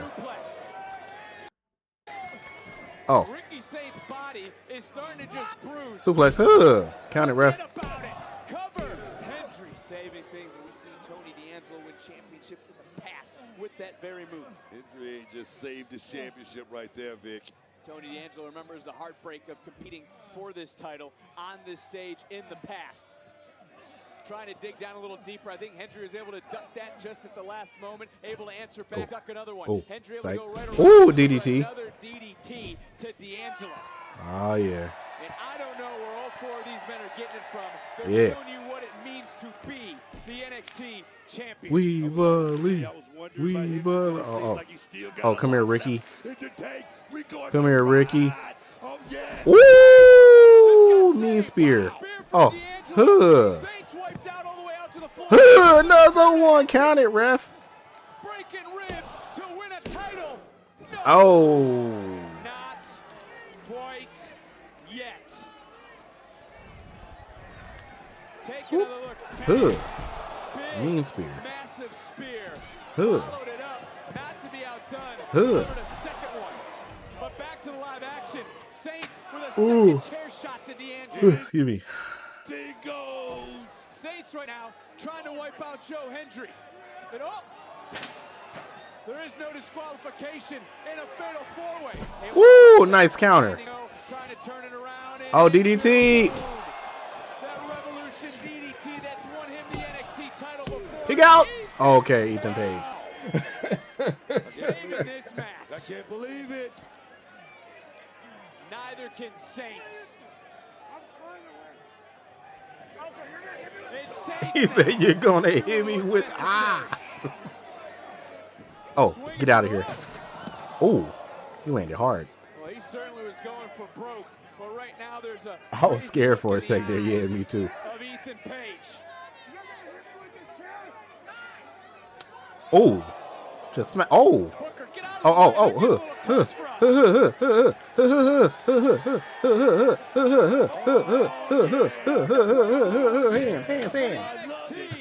Championship. Oh.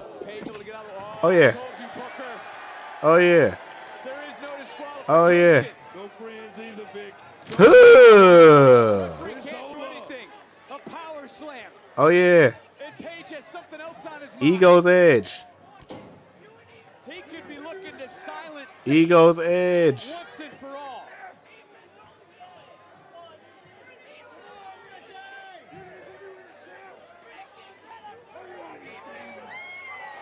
For the NXT.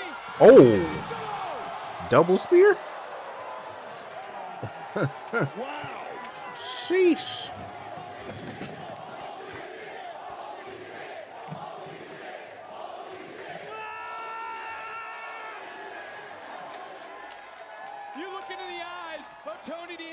Oh yeah, Tony.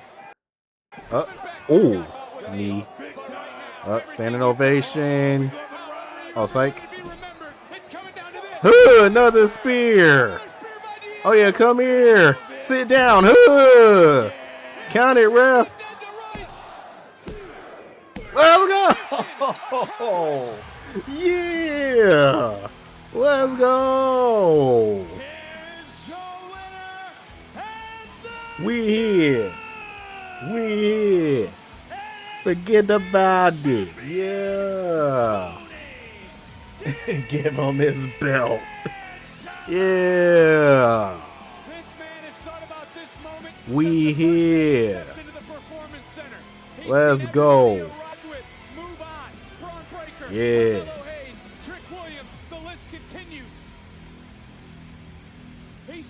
Second mission accomplished, baby. Yeah. Let's go. Who needs the D'Angelo family? Yeah. Yeah.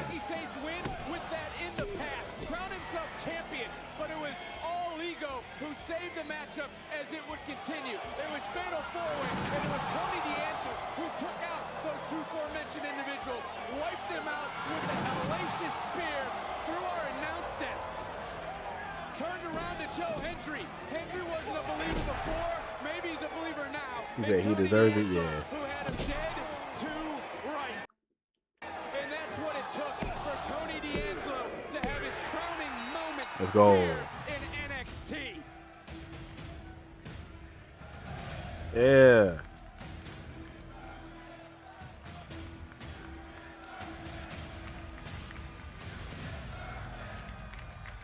You deserve it. Phase 2 is complete. But what could Phase 3 be? What we do know is the answer to the question, who will stand and deliver? That answer, Booker, is that man, our new NXT champion, Tony D'Angelo. Yeah. How you feel? Joe on the main roster now? Joe Hendry on the main roster? I mean, I wouldn't be mad at it. I don't know. He only held the title for 2 months. I feel like Joe Hendry is like more than NXT right now too, though. I don't know. Yeah, I don't know. I was trying to see if Uno was gonna text me about doing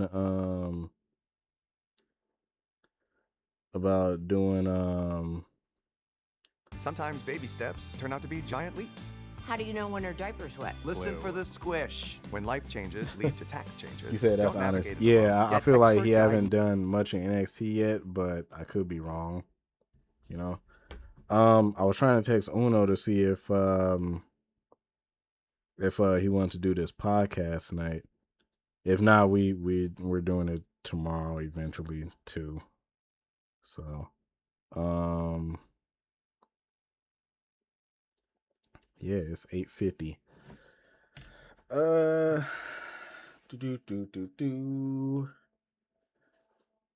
me turn my phone on my ringer on just in case.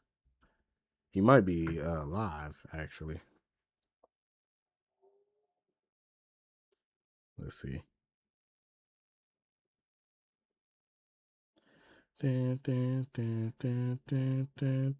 He is not live. Yeah, so he probably asleep or something.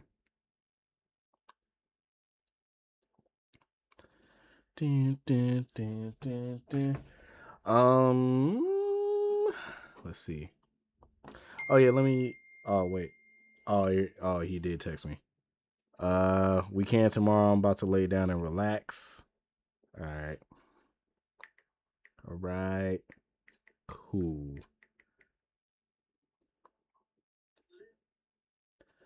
All right. Well, change of plans now. Let's see.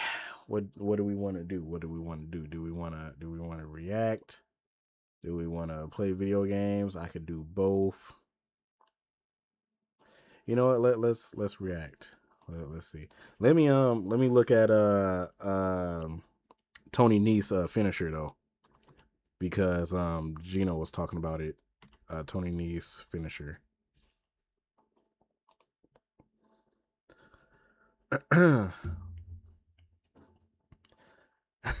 The running niece. All right, that's the name of his move. Jay said react. The running niece. I probably can't show it, but oh, nice 450.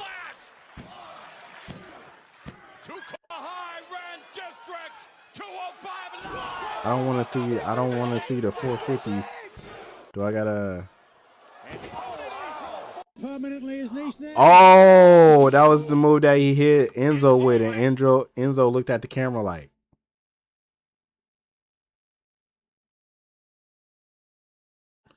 Yeah.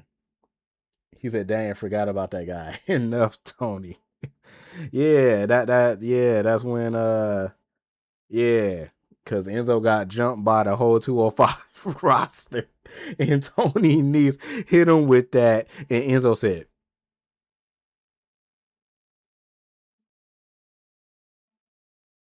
like, bro, it was crazy. He said, I know his jaw hurt from that. That was crazy. They just showed it. I can't show it, but yeah.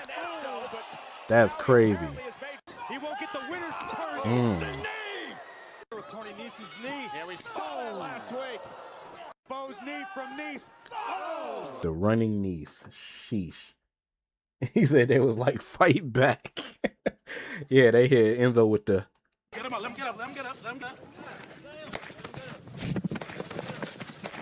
I ain't gonna lie. Fight back, nigga. Fight back, nigga. Fight back. Fight back. I ain't gonna lie. Back then, I hated that version of Enzo. And I was an Enzo fan, but that was also the best version of Enzo. That was the best version of Enzo when he went by himself. As far as like, not as far as wrestling, but as far as his like character work and him talking mad stuff, that was the best version of Enzo. Yep. And then after that, they jumped, bro. That was crazy. Let's see, man. Let's see what we got. Wait.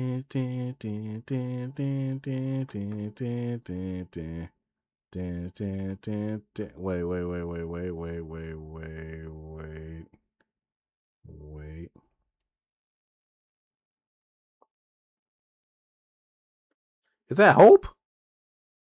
Hey, I'm looking at SGW. Is that Hope? Is Hope back? She got braids? Hold up. I'm looking. Hold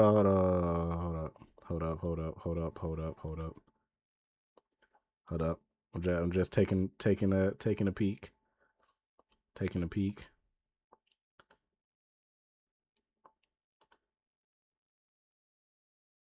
That is Hope. She got braids now. I didn't know.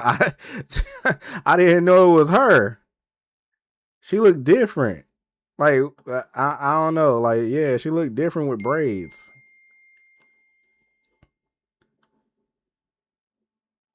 Yeah, I almost didn't notice it was her. I can probably say I was not a fan of Mr. SAWFT Soft.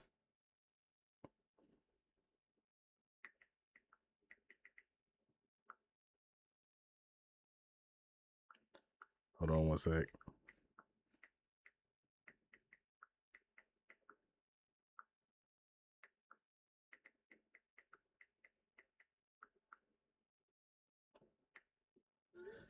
Hey, so I guess we watched this one since Hope is back, and I didn't even know. Let me see what other SGW stuff they got. Slim Pally declares her singleship. All right, so Slim Pally broke up with what was my guy name? I forgot my guy name. Let's see who else we got. Noah, okay. Ray Morgan, okay. All right, cool. All right, let's watch this this Hope one then. It's been a while since we watched SGW anyway, and the only reason why we didn't watch it was because they were doing some crazy stuff. I ain't gonna lie. They was doing some crazy stuff, bro. I ain't gonna lie. So, but yeah. And La Panda is in a relationship now. Let's watch it. All right, man. So chat. We back with another video. We back watching SGW, man. It's been a while. Look, they done upgraded the ring a little bit. La Panda is in a relationship, bro. We've been missing a lot. It's been months since we watched SGW. It's only because SGW been doing some crazy stuff lately. But yeah, Hope is back. So we watching Hope. Let's get into it. Yeah, what the heck is that all over their bodies and stuff? What is that? Is that sand? Is that moss? What is that?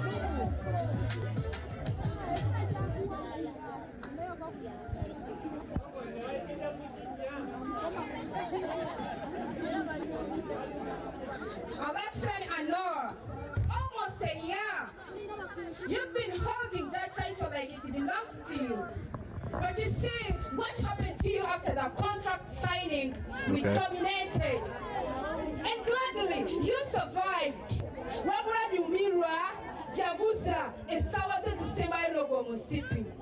Because on Easter Sunday, Nagoti here will be crowned the new SGW Heavyweight Champion. Yeah.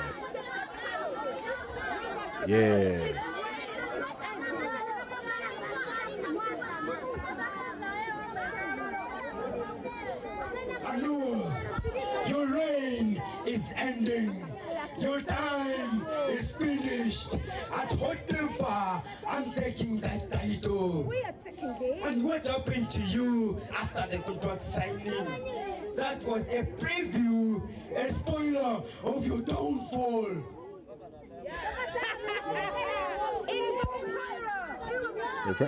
Big boy business. Bro, where my guy Jolly Trophy at, man? I miss my guy Jolly Trophy.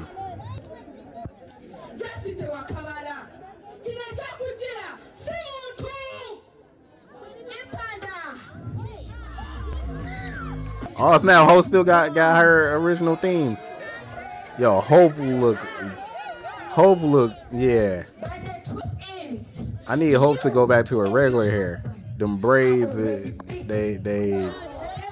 yeah. I wasn't expecting that. Hope still look good. Hope still look good. Into this ring, I prove that you are not strong as you pretend. Hope, watch your mouth.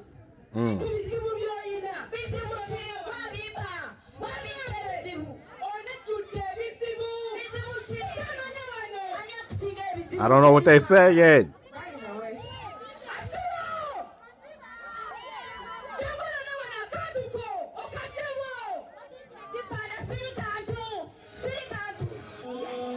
Oh, the swings! The swings! Hope run! Hope run! Get out of Dodge!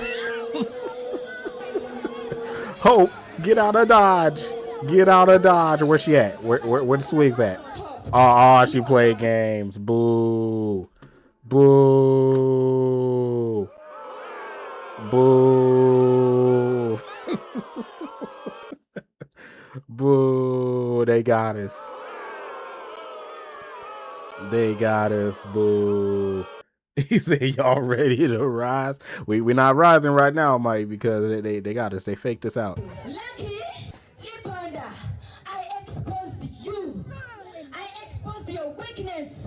I exposed your fear. And deep down, you know it. Naguti. Pasira basajja.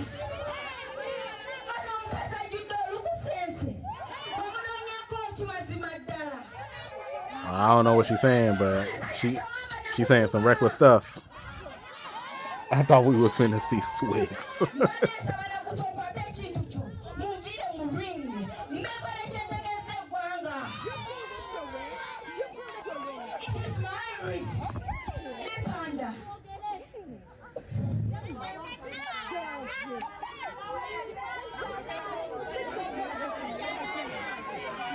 Oh yeah, sit them down, Hope.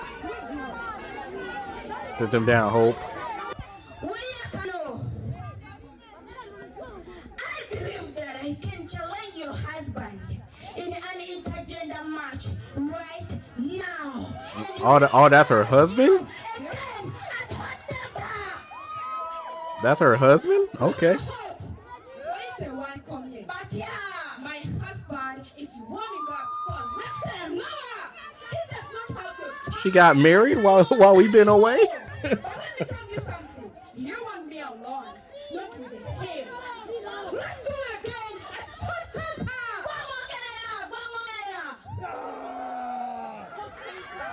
Yeah, did she get married while we was away? Get the ref. Where the ref at? Man, let me give her a pinch of doubt. Without wasting time, it's gonna be me versus you in the mixed match right now. Oh, why he just punch her? Dang. Straight hand on bended knee. That's what I'm saying. Oh yeah, put in the work, Hope. Oh, hands.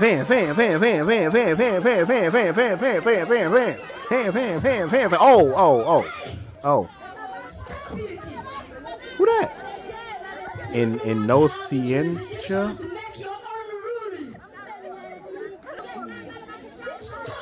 Is she like the general manager?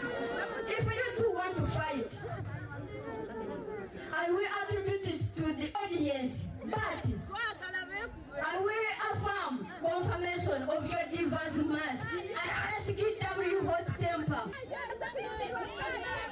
It could be the people's will.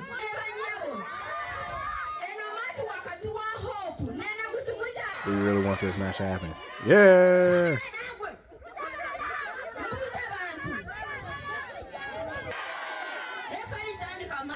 They want the match to happen. Here we go. Ike Turner, chill. He tripping. Oh, man. All right, here we go. Oh. Got the arm. Oh. I wonder what the heck is that on his body and face? Whatever it is ripping like easily. Did they just like get like some hot glue and like put it on his like body and face? I wonder what that is. I'm kind of concerned. Oh, good takedown. Good takedown by Hope. What she got? His arm? Oh, he's trying to go for an armbar. Trying to go for an armbar. Oh no. Oh, he about to break her arm. Hope just tap. Hope, you're nowhere near the ropes. Hope, just tap. Hope, your arm is gone. Oh, she fighting back. Hope.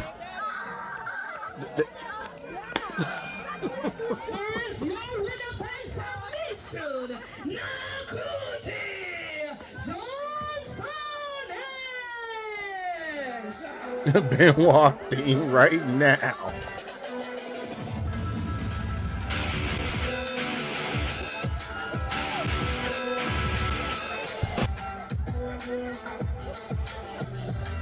It's still half the video. We missing other stuff? What's going on? That was the quickest match ever. something else finna happen because it's only half the video.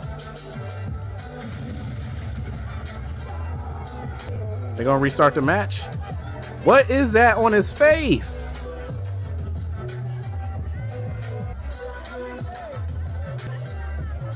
Yo, where the doctor's at? Is somebody go look at Hope, bruh? Oh, is that my guy? Oh, I thought that was a one-man army. Mesh Williams. Is that supposed to be a SGW trick? Who is these two? So we getting a double match and they didn't even tell us? All right. we getting a double match. All right. I don't know who these two jabronis are, but all right, I guess let's learn. It's been a while, y'all. Let's get it popping. Morbius versus Mesh Williams. All right. Okay, nice clean lockup.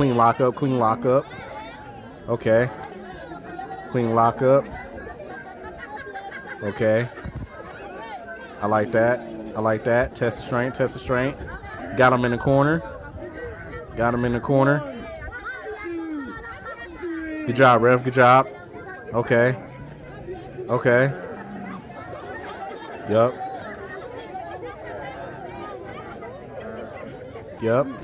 Okay. Nice transition.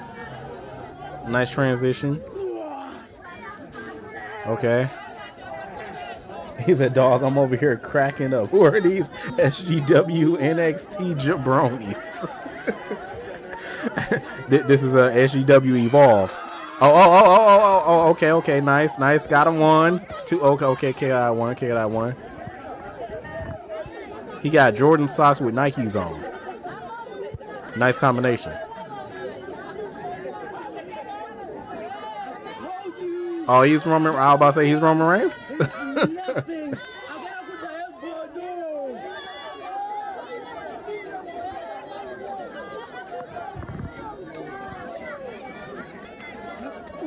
Oh. Oh, nice arm drag. Okay. Oh, another arm drag. Okay. Double arm drags. I like that. Oh, he's taking the tape off the hands. He mean business. He taking the tape off the hands. Oh, off the ropes. Shoulder tackle. Mean shoulder tackle. Yeah. Big stomp.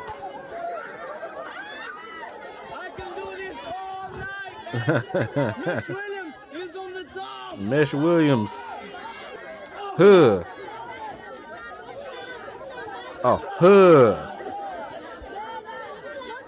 I'm seeing it. Okay. One more time. Oh, suplex. Blue Thunder Bomb. Count it. 1, 2. Okay. SGW Evolve is hilarious. That was a nice Blue Thunder Bomb. Oh.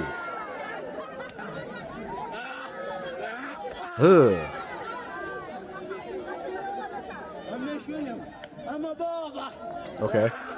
Swoop. Off the ropes. Oh, okay. Kip up. Okay. Morbius not playing. Oh. Ooh, weave. Swoop. Scoop slam. Yeah. Okay. Ooh, elbow drop. Count it, ref. Okay, kick out at 2. Even nasty. Okay.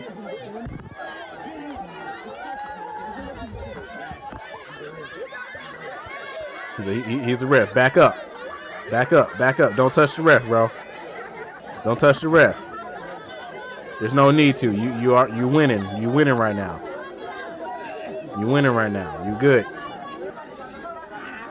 Oh, what you finna do? Oh, for roll up. 1, 2.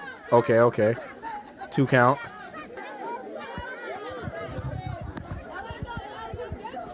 Oh, big boot. Huh. Oh, psych. Huh. Counter. Huh. Oh. Huh. Okay. What we finna do? Oh, psych. Huh. Oh, weave.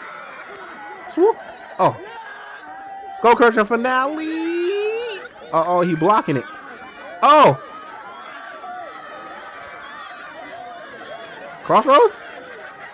Huh. Huh.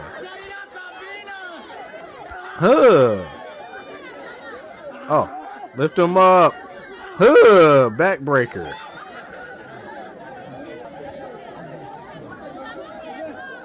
They still got the same announcers and stuff in the back. He's really nothing. He's nothing. Y'all heard him.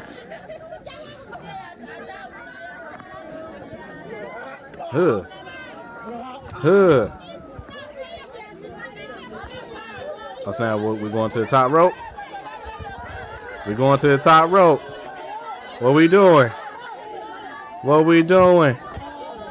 Top rope. Froggy. Oh, he missed. He missed the froggy. Morbius telling them to get up. He telling them to get up. What Morbius finna do? What he finna do? Oh, big boot. Lift him up.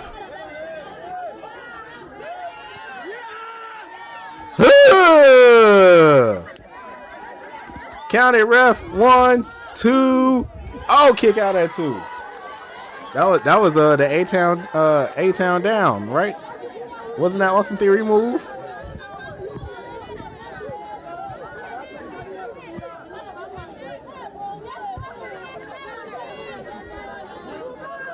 That was nice. Oh yeah, we were moving the rest of the tape. We're moving the rest of the tape off the hands.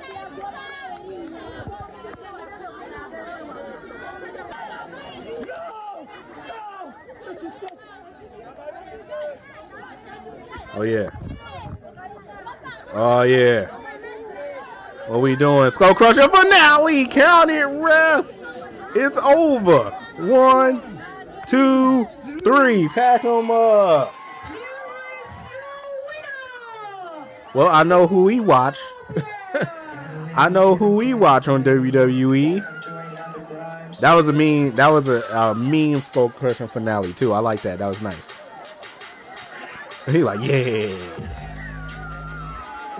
Okay. I like the theme.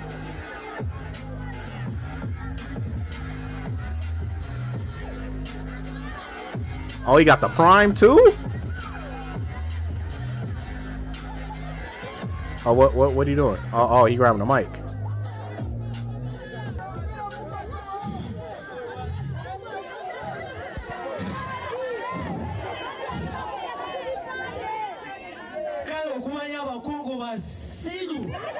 I don't know what he said. Yeah. Yeah, he's stupid. Yeah.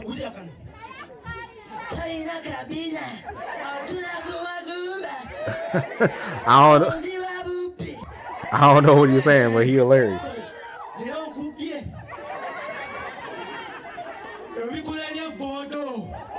Dang. Yeah. Yeah. He done tripped over. Yeah, played it off. He played it off so nice.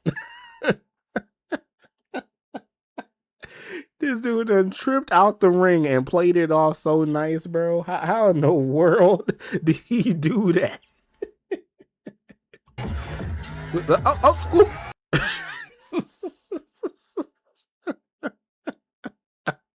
Bro, he done spilled the prime. What in the world, bro? And he just got up. Yeah, I'm good.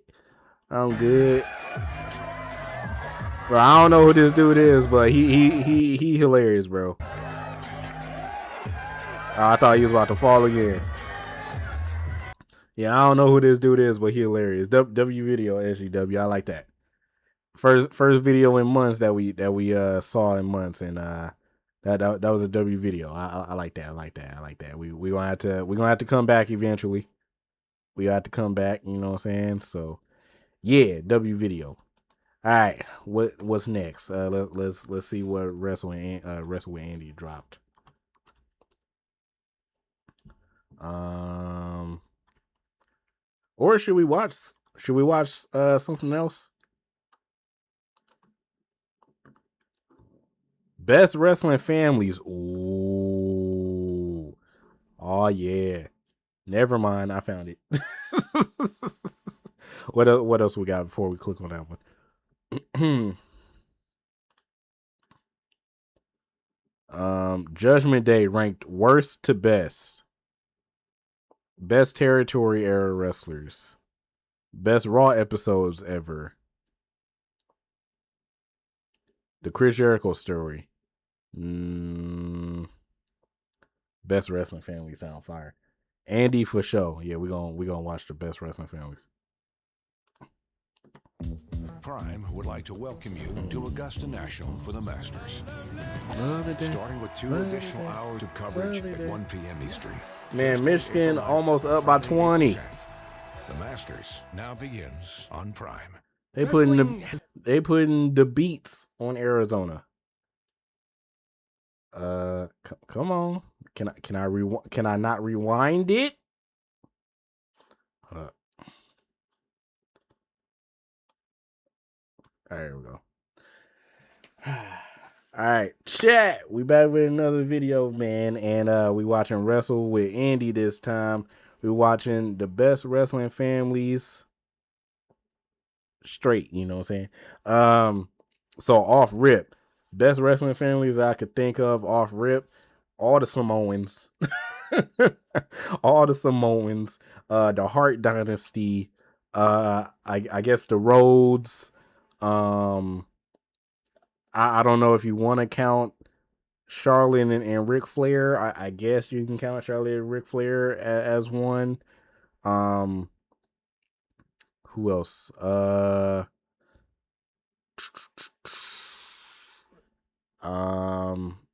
I guess Randy and his dad. I don't know, but that's just something that I could think of off the top of my head like that. So yeah, let's get into it. Wrestling has historically been a family go Randy business, and Bob. with the main reason for this being because The during Von the days Erichs. I when forgot about kayfabe the was Von strictly Erichs. upheld, it was a lot harder to gain I completely entry forgot into about the Von it, and Erichs. so you often had to have a relative who could get your foot in the door. I still As need you to would see that expect movie. then, It's been a while. Like with people such as the Baldwins in Hollywood or the Jacksons in the music industry, there have been Jacksons. a lot of famous Look, bloodlines man, who applied the their craft bloodline. inside of the squared circle. But just who are the greatest wrestling families of all time? Well, that's exactly what we're going to be looking at right now, starting with perhaps the most influential. How could I How could I forget the McMahons? I ain't gonna lie, that kind of made me mad that I forgot about the McMahons. I didn't even think about the McMahons. Bro, Vince, Shane, Stephanie, Linda, Triple H. Crazy wrestling family. And Vince's father. Built WWE, basically built the industry. Like, it's crazy. I completely forgot about them. Of them all, the McMahons. Why are they the most influential of all time? Well, that's mostly due to Vince McMahon, the guy who took the industry national and then international during the 80s. Of course, he wasn't the first member of his family to be involved in wrestling, though. Yep. No, This is before dad. Vince Jr. was around, it was Vince Sr. and his father, Jess McMahon, who were real trailblazers. Yep. Come on now. They were the two who initially founded the Capital Wrestling Corporation in 1953, the company that would later morph into WWE as we know it today. And the reason they felt comfortable doing so was because prior to that, Jess McMahon had been a very successful boxing promoter in New York. Oh. Thankfully, this knack for promoting passed on to his son then, as after the patriarch passed away in 1954, it was Vince Sr. who'd run the ship all the way up until Vince McMahon Jr. bought it in 1982, and from there set about revolutionizing the industry forever. Have there been any other notable McMahons over the years who have come along after? It's that's crazy to think about. That's crazy to think about when you think of it, bro. Imagine being born into money like that, right? And then later on, when you're growing up, you buy your dad's company from him and make it bigger than what it was. That's crazy to think about. Like, what? Bro, you're born into an industry like that. You're making money without making money. And then all of a sudden, you buy your dad's company and makes it bigger than what it was. That's crazy to think about. Vince Jr.? Of course there has. Hell, his son Shane McMahon was a major figure in WWE for many years.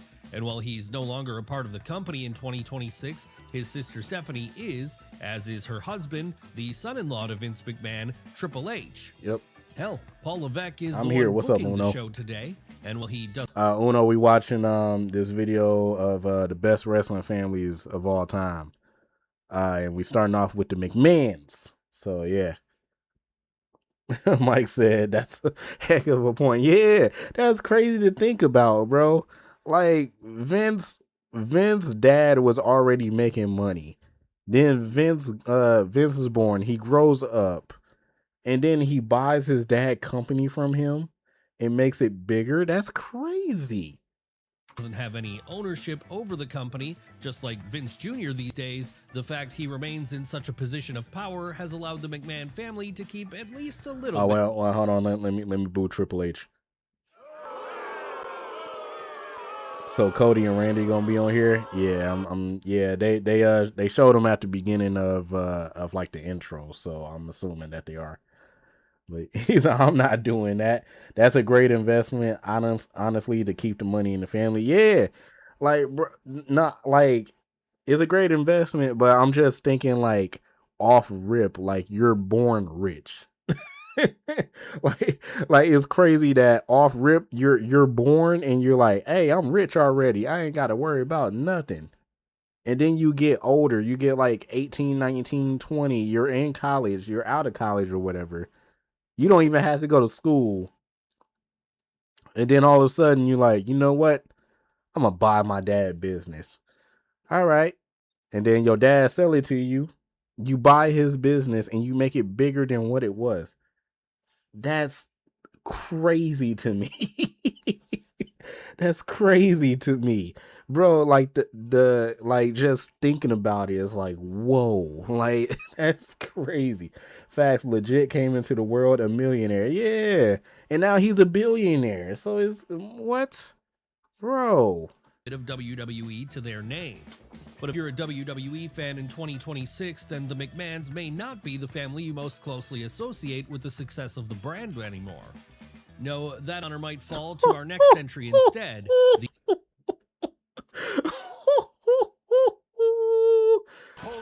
Yo. Hey. Look at this family ooze. You talking about the family ooze. You talking about the family ooze. Where look at the family. No, that honor might look fall at the family to ooze. God, bro. Look at Solo. Bro, look at Jimmy and Jay. Wait, which one is Jay? Yeah, that's definitely Jay. Look at Jimmy right here. And then look at Solo. Apologize right now, Oos. Man, rest in peace to Umaga too. Rikishi. Bro, that's crazy. And Baby Solo had a WWE shirt on. Instead, the Anoa'is. Yes, here's a dynasty if there ever was one, because the Anoa'i family and its legacy stretch all the way back to 1914. That was when the patriarch of that's the Wild Reverend Samoans. Amatuana'i Anoa'i was born. And while he wouldn't be a wrestler himself, he would be the father of numerous future stars, the most notable of whom were probably Appa and Sika, the Wild Samoans. Then, of course, there's also the blood brother Amatuana'i had, High Chief Peter Maivia. High Chief. He'd very much be a performer. And he'd also have descendants who took to the ring in the form of his eventual son-in-law, Soul Man, Rocky Johnson. Obviously, then, this would have been an impressive family lineage if things had ended there. But it was only the start as it happened, because while Afa would later father names such as Samu and Manu, Sika would be responsible for giving the world both Rosie and future WWE champion Roman Reigns. That's crazy. Meanwhile, on the Peter Maivia side of things, crazy. he'd Look, eventually have a grandchild Dwayne. called Dwayne Johnson, a guy who might have gone on to have some success in the entertainment world later on down the line. And none of this is even getting into some of the other notable names in the Anoa'i family. Names like Yokozuna, Rikishi, Umaga, the Tonga Kid, Solo Sikoa, Jacob Fatu. Bro, look at this family. Look at this family, bro. And they still spawning, which is crazy. They still spawning. It's more popping up. It's more popping up. Naomi and Jimmy just had one. It's on the way. Bro, more popping up. Roman got like 5 or 6 of them. Jacob got like 7. Bro, it's more on the way. It's crazy. They didn't even mention Nia Jax. They didn't even mention Tamina. Like, bro, this family is crazy. Basically, what we're saying here is that the Anoa'is have gotten to a point now where they might be the most dominating force in all of wrestling. So they about to buy so much WWE. have they been a key part of the industry in various different places over the years. Hell, the entire Bloodline angle was built around their real-life family tree. And it was that storyline which was largely responsible for WWE undergoing such a huge wave of popularity during the early to mid-2020s, the biggest wave of popularity they'd seen since the Attitude Era. That said, while the Anoa'is might be the biggest wrestling family out there in terms of sheer numbers today, this wasn't always the case. No, there was a time back during the 80s and 90s when that honor could have gone to our next subject instead, the Hearts. Oh, man. Fire families, bro. Pulls up, three-pointer. Bang! Bang! It's good! Wins the game at the buzzer! You said you wonder how they barbecue is? Bro, and then you still got like Tama Tonga in them too. Are you booing Bret Hart? What is wrong with you? You gonna boo Bret Hart like that, man? Jordan, take a lap. What is wrong with you? Yes, the pride of Canada, the Hart family are pretty much royalty if you're a wrestling fan who lives in the Great White North. I Chief Tribal Chief Keith. And there's a I know good why reason for he this. family That in reason one. being they, for a long time, represented the absolute best of the best. How did they get started? Well, the story of the Harts goes back to Stu Hart, the founder of Stampede Wrestling. It was he who, while getting his own promotion off the ground back during the territory days, trained a lot of notable names inside his famous Hart Dungeon, most notably his own children. That's right. That's Smith, how small Bruce, that's how small the Hart Dungeon was? It He's was just trained a lot of notable names inside it was his just a famous Hart basement? I didn't know. I did not know. Dungeon, most notably. I did not know this. I had no idea. Oh no, this was like they basement / garage. Yeah, I did not know that this is how small it was. Hey, kudos to them now that I'm seeing this. Just imagine I'm telling my brother the whole family tree shows up. Nah, forget that. I'm telling my cousin and the whole family tree shows up. His own children. That's right, Smith, Bruce, Keith, Wayne, Dean, and Ross all learned the ropes from their dad, usually while getting stretched down in that dungeon. And they were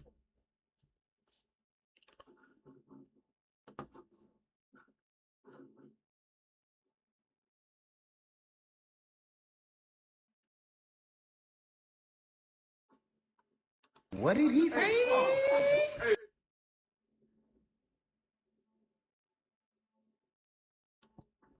Let's keep it going. weren't the only children of Stu who would be introduced to the industry at a young age either. No, Ellie, Georgia, and Allison, while never wrestlers themselves, would work at Stampede regularly as well. And then, of course, there were the two most famous sons of Stu, Hart, Owen and Brett.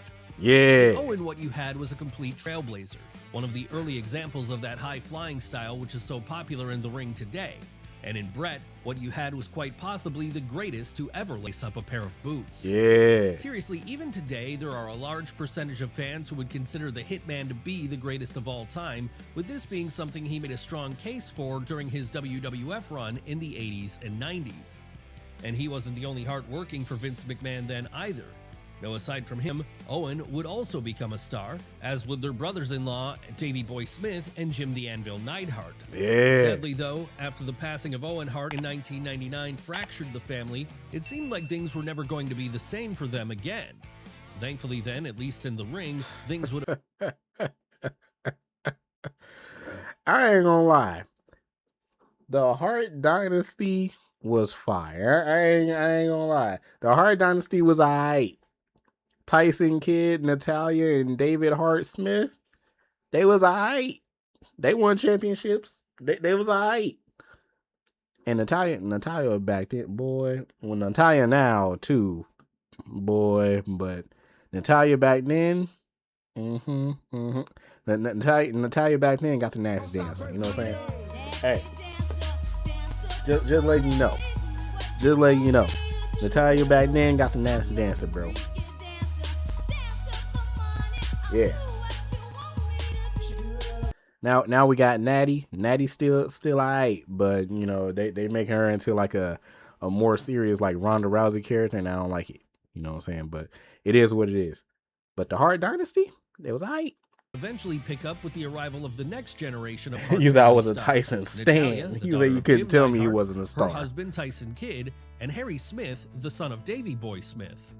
Obviously then, this has meant the legacy of the Harts has continued to remain strong in the 21st century, with that legacy now stretching out across various companies as, while Natty and Tyson Kidd still work for WWE, Harry Smith currently plies his craft in All Japan Pro Wrestling. Oh, snap. And while Teddy Hart can still be seen dotting around the indie circuit, the memory of Owen Hart is being kept alive via his widow Martha's partnership with AEW for the annual Owen Hart Cup. And that's not the only famous wrestling family which currently has a home in AEW, as the same could be said about our next entry, the Von Erichs. Of course, the Von Erichs. The Von Erichs, man. Pulls up three-pointer. Now. Bang! It's good! Wins the game at the buzzer! Now, I will admit to y'all, I don't know anything about the Von Erichs. And I know that's probably bad on me. I don't know anything about the Von Erichs. I want to see the movie. I don't know anything about the Von Erichs. I don't know, like, literally nothing about the Von Erichs. I know that they were a wrestling family.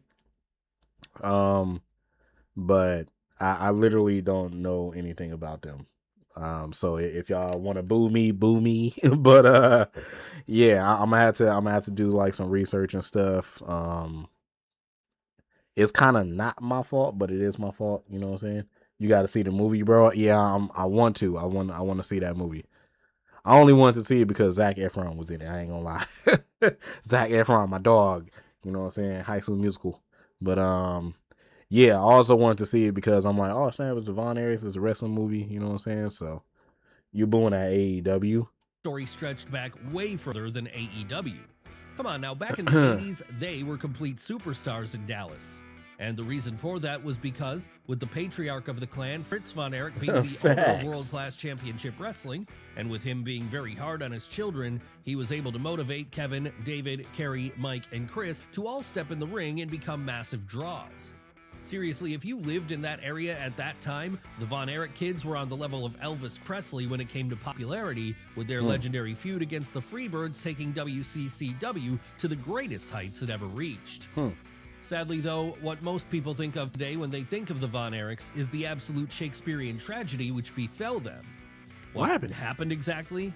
Well, after Fritz's first child, Jack, had passed away during his infancy, the former AWA World Champion would be forced to relive the same pain 4 times, when Kevin ended his life at 33, and David, Mike, and Chris all left this world while they were still in their 20s. Oh, man. Yo, that's crazy. I didn't know that. Well, obviously I didn't, but that's crazy. So one of his sons ended his life, and then the other 3 just passed away. What? That's crazy. You said what are we watching, Jaylen? We watching Wrestling with Andy. Is the best wrestling families of all time. David, Mike, and Chris all left this world while they were still in their 20s. Clearly then, this was the worst kind of catastrophe which could befall a family, and it's one which has since been immortalized in the excellent A24 movie, The Iron Claw. But at least there are some good things which came out of the story of the Von Erichs. And we're not just talking about the fact that before he passed away, Kerry got to win the NWA World's title, in the process becoming the only member of his family to do so. No, there's also the fact that Kevin, the only surviving brother, has been able to live on to this day. And that means he's been around to see the next generation take over from him, with Lacey Von Erich, the daughter of Kerry, spending a period working for TNA, and Ross and Marshall Von Erich, the sons of Kevin himself, currently being employed by AEW and mostly appearing on the Ring of Honor brand as of the time of this video's recording. But let's move away from one famous Texas wrestling family for now and over to another one instead, the one who made their home in Amarillo rather than Dallas. That's right, it's time for us to talk about the legends that are the Funks. The Funks. Now here's a family who deserves to be talked about as being amongst the greats. I know Terry Funk. I don't. Inside the ring were Hall of Famers in their own right. Come on now. In the Patriarch alone, you had a true superstar. Yeah, I know Terry Funk. As he was a man who went by the name of Dory Funk Sr. Dory Funk? And it wasn't just Dory Sr.'s work in the ring which made him a legend. No, even more so than that, it was his work as a promoter. As after buying Western State Sports in 1955 alongside his business partner Don Sarpolis, he was able to turn the Amarillo territory into one which was at points amongst the hottest in all of the United States. Obviously then, when his children, Dory Jr. and Terry, came of age, this gave them a perfect opportunity to get a foot in the door of the industry. And that was something they took full advantage of, with both of them proving to be absolute prodigies in the ring here. So good were they'd each end up winning the NWA World's title over the course of their career, with this making them the first, and to date, only pair of brothers to ever achieve such a goal. And after they took over the Amarillo territory from their father during the 70s, they'd take it up to even greater heights by opening up notable partnerships with places like All Japan Pro Wrestling and their founder, Giant Baba. Of course, while this period probably marked the high watermark of Dory Funk Jr.'s career, it would only be the beginning for Terry Funk in many ways, as from the 80s onward, he'd continue to reinvent himself, to the point that by the time the 90s came around, he'd morphed into a hardcore brawler and the man who helped to legitimize Extreme Championship Wrestling. Yeah. Yes, there's a reason many to this day still consider Terry to be the greatest of all time, and that's because his versatility was second to none. After all, who else can say they started out in the 60s as a technical maestro and eventually made it all the way to the turn of the millennium by transforming into someone even Sabu thought was going too far on occasion. Still though, this doesn't mean weren't plenty of other great second-generation wrestlers out there during the 90s. In fact, one of them, Dustin, would be a member of our next great wrestling family, the Rhodes. Pulls up, three-pointer. Bang! Bang! It's good! Wins the game at the buzzer! Now, what needs to be said, man? what needs to be said? Man, rest in peace to Dusty. Yeah, rest in peace to Dusty, man. Wrestling has more than one royal family. I wish I had the Cody theme, as a matter of fact. We're gonna take a minute to pause this real quick. All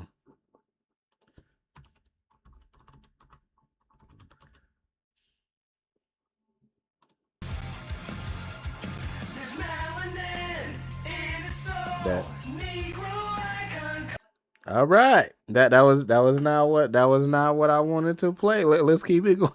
Yeah, the Rhodes. A family who have really cemented themselves as one of wrestling's most important in recent years. That was not what I wanted to play. I just clicked on a random one. This should have always been expected. Come on now, this is a man who pretty much delete served that as the right now. What in the world? The entire industry for a while back in the 70s and early 80s, as his rivalries against the likes of Ric Flair are amongst the best ever seen inside of a ring. And once the American Dream hung up his own boots, he continued to be a key player in the industry. Not what I was planning. First as the booker of Jim Crockett Promotions, and then later as the head trainer down in NXT, the place where he was able to groom a whole new generation of stars who still continue to dominate the entire sport to this day. Even more so than these proteges, however, the real legacy of Dusty Rhodes in 2026 can be found in his children, Cody, and the aforementioned Dustin. In the latter, you have someone who was able to become a huge star during the 90s and 2000s in WWE with his Gold Dust character widely being considered Dustin an early is starting the point for twin the of Attitude Era, Dusty. which was to come. And when it comes to the former, well, he's even more influential, as aside from being the man who helped to form All Elite Wrestling in 2019, he's also currently the top babyface star in all of WWE. Really then, at this point, there's a growing argument to be made here that Cody has actually exceeded what his father did in the industry, and that he's an even bigger star than the son of a plumber. Yep. But what of another family who started out in JCP and eventually found a home in WWE? Don't they deserve to be talked about as a legendary bloodline in wrestling too? Well, yes, they do. I knew. And that's I exactly knew they was why gonna they're talk our about next him. entry, the Flares. I knew they was gonna talk about him. I knew they was gonna talk about him. I'm like, they gotta say Charlotte and Rick, right? I'm only booing Charlotte. I'm not booing Rick. I'm not booing Rick. But yeah, I knew they was gonna talk about him. I'm like, they gotta say Charlotte Now, we and don't need Rick, to right? explain who Ric Flair is. After all, in him, you have another strong contender for He's a greatest booing wrestler of all Rick. time, with the Nature Boy's case here being that he was one of the first people to turn the body of a match into a narrative work of art in itself, rather than just something which was supposed to mimic a fight. And as you would expect, this led to Rick becoming one of the most decorated stars in wrestling's history, as during the era where he was serving as the ace of the National Wrestling Alliance and the man regularly representing them all across the United States and beyond, he was more often than not in possession of the NWA World's title. So dominant would he be in the ring, in fact, by the time all was said and done, Flair would have been world champion 16 times. So unsurprisingly, this left his children with a lot to live up to when they I ain't eventually never seen laced Ric up their Flair boots hair themselves. that short. Yes, like with a Julian Lennon or a Jacob Dylan, David Flair realized he was always Oh, going that's to be his living in the son. shadow of his Okay, more famous father that's when he why I was started like, in WCW I during don't the late remember Ric 90s. Flair And was going hair to be being living that in short. the ring. That's In his fact, son. By the time all was said and done, Flair would have been world champion 16 times. I didn't know his son unsurprisingly, actually wrestled this left his in children with a lot to WCW. live up to when they eventually laced up their boots themselves. Yes, like with a Julian Lennon or a Jacob Dylan, David Flair realized he was always going to be living in the shadow of his more famous father when he started in WCW during the late 90s. And that, combined with the fact that he just didn't have it in anywhere near the same way his dad did, led to him ending up being a bit of a flop. Even if this was the case though, David realized this early enough that he was able to retire and go live a happy life outside of the industry, leaving the job of carrying on his father's legacy to his step-siblings instead. Who were these step-siblings? Well, first there was I was about to say Flair. step siblings, but then I realized it's Ric Flair. I was about to say step siblings, but yeah. So my bad. My bad. Hey, Mike, get a good look. Get a good look. All right. Instead, who were these step-siblings? Well, first there was Reed Flair, someone who had a lot of promise, but who Reed ultimately ended Flair? up passing away at just 25. Oh, that's any of that Charlotte's promise could be brother. realized. Okay. And after him, there was Ashley, the woman who had joined WWE during the 2010s under the name of Charlotte Flair, and who would go on to become a key part of that company's women's revolution. Yes, as things stand today, Charlotte remains one of the top female wrestlers in the world, with it being apparent now that she was the one who inherited all of her dad's talent. And this has led to her winning many world titles in her own right. Feel In fact, the not only is woo. she now catching up to her dad's record, she's already matched the number of top prizes won by a certain Viper, a key member of our next entry, the Ortons. Yeah. Pulls off three-pointer. Yeah. I hear voices in my head, baby. Yes, we all know who Randy Orton is. Yeah. After all, ever since joining the Randall WWE roster during Keith the early 2000s, Orton. he's been a pretty constant presence in the main event scene, to the point that he's actually won a world title 14 separate The times. GOAT. But for as successful as the Viper has been throughout the Yeah. 21st century, he's not the first of his lineage to be a hit inside of the squared circle. Now, if we want to go all the way back to the origin point of the Orton family, we have to go back to the first wrestling boom of the 50s. That was when Bob Orton Sr. first rose to prominence. Oh, Bob Orton What was Sr.? Bob Oh. doing during this period which made him stand out from the pack? well, winning matches in pretty much every territory he visited, whether that be Championship Wrestling from Florida, the American Wrestling Association, Georgia Championship Wrestling, or anywhere else he laid his hat. And seeing how successful their father was then, Orton Sr.'s children would both decide to step into the ring themselves when they came of age, which is what gave us the careers of both Barry Orton and Cowboy Bob Orton Jr. Barry Orton? I didn't know Cowboy Bob had a brother and stuff like that was in wrestling. So this is all new to me. I'm actually learning stuff, so this is cool. Sure, Barry Orton might not have had a Hall of Fame level career inside the squared circle, as he was always more of a journeyman performer, but when it came to his brother, well, Cowboy Bob would reach his apex when he became part of the first ever WrestleMania main event as a cornerman for Rowdy Roddy Piper and Mr. Wonderful Paul Orndorff. All of this is to say then that even if we take Randy and now his out son of the is equation, the greatest. The Orton family have still made their mark on the wrestling industry in a major way.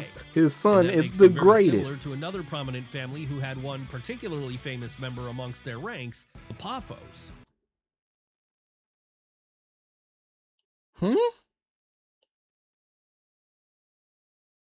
Randy Savage?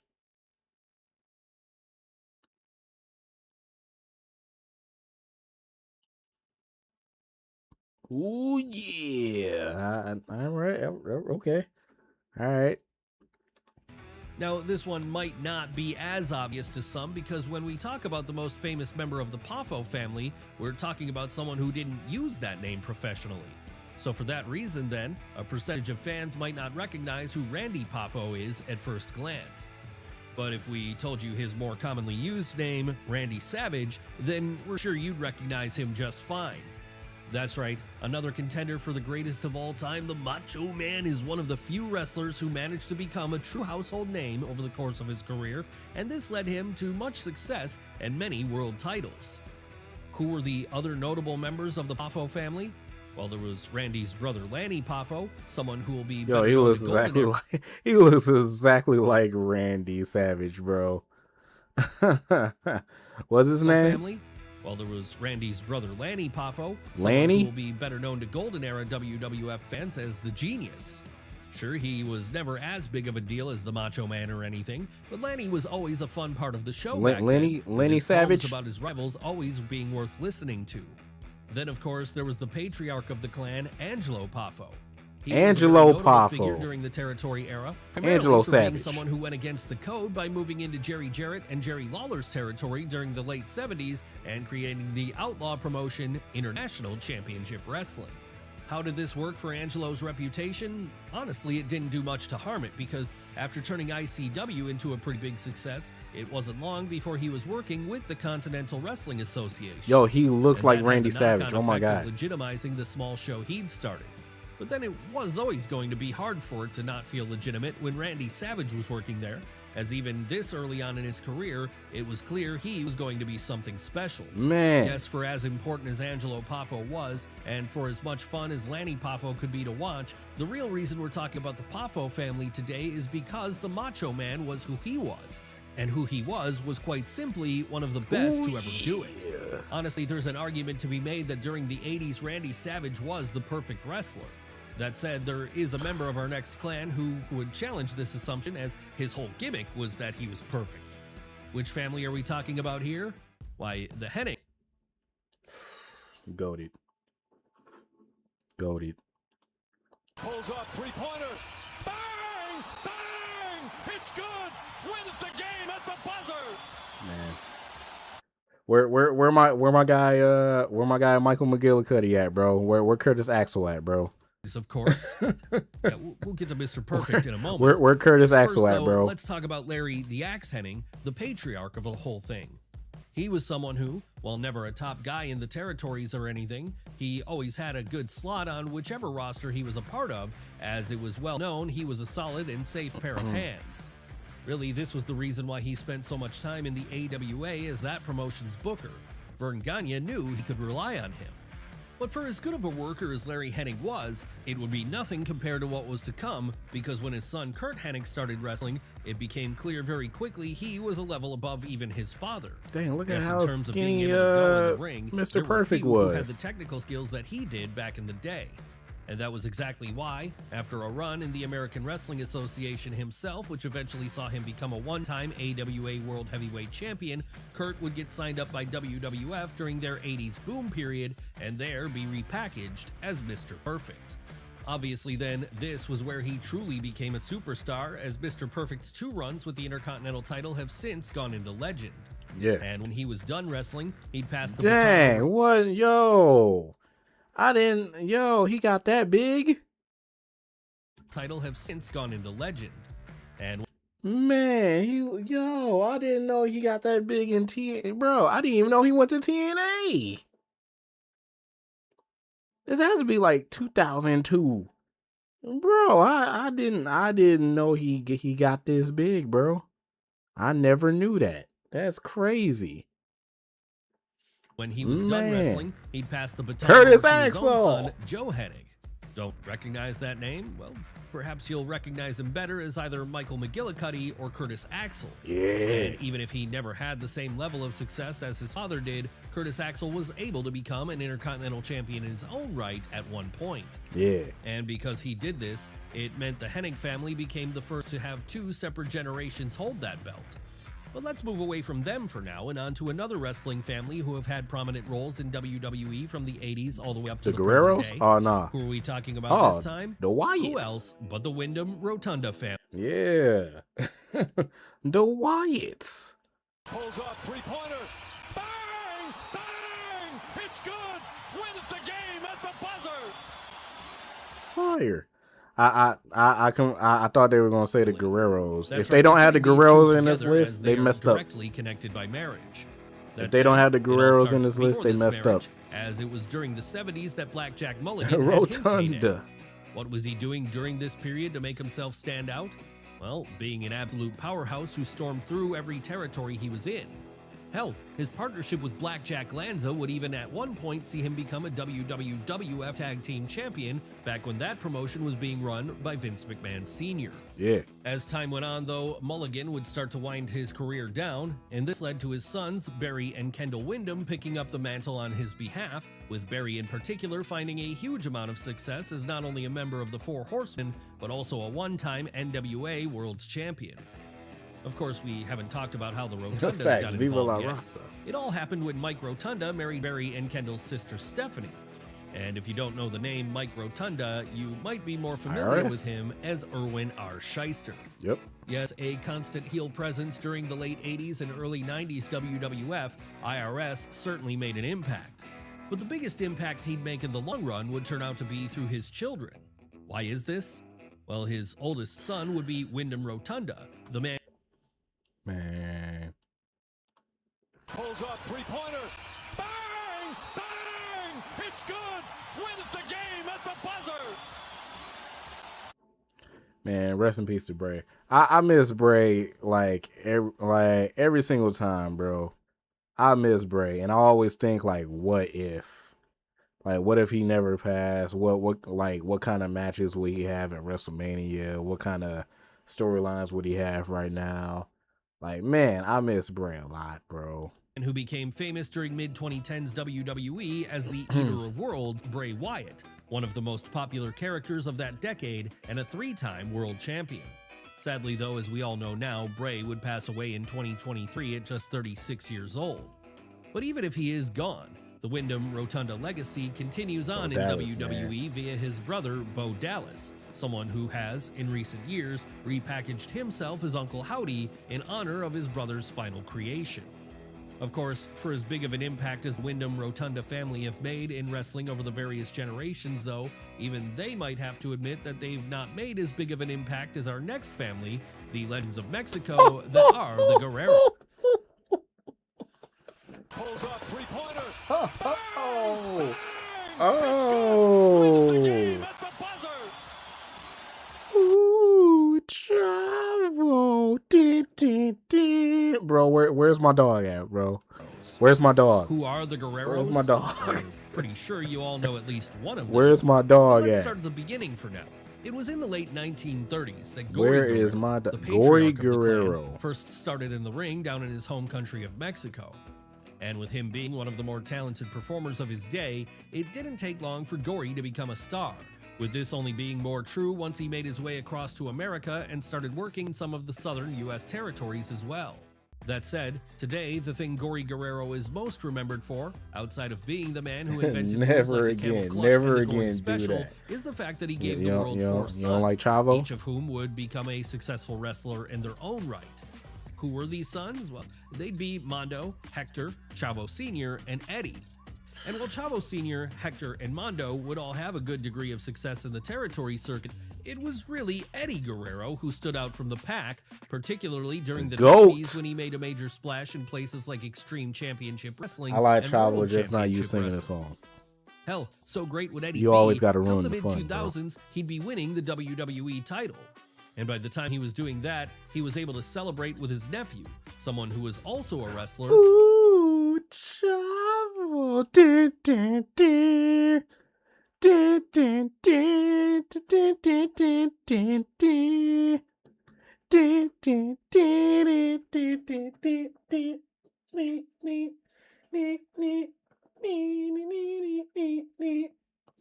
It's my dog, bro. Chavo Guerrero Jr. It's my dog. That's right. As the son of My Chavo dog. Guerrero Sr., Chavo Jr. had been able to represent the third generation of the family well. Yo, into the modern Michigan is day, putting the something he beats on continues to do even Arizona, now bro. Alongside his cousin Shaw, They almost up the by daughter of 30. Eddie, and her husband, Aiden English. Wait, whoa. What was that? Aiden English is married to Eddie's daughter? What? As the son of Chavo Guerrero Sr., Chavo Jr. had been able to represent the third generation of the family well into the modern day, something he continues to do even now alongside his cousin Shaw, the daughter of Eddie, and her husband, Aiden English. I didn't know that. All right. Aiden English, vaudevillain. More so than Chavo Jr., though, more so than even Gory, it's Eddie Guerrero who carries much of the legacy on his family's shoulders in 2026, as despite him passing away over 20 years ago now, you can still regularly hear Eddie chants at wrestling shows whenever someone like a Dominic Mysterio pulls out a frog splash or a Mercedes Moné hits a Three Amigos. Yep.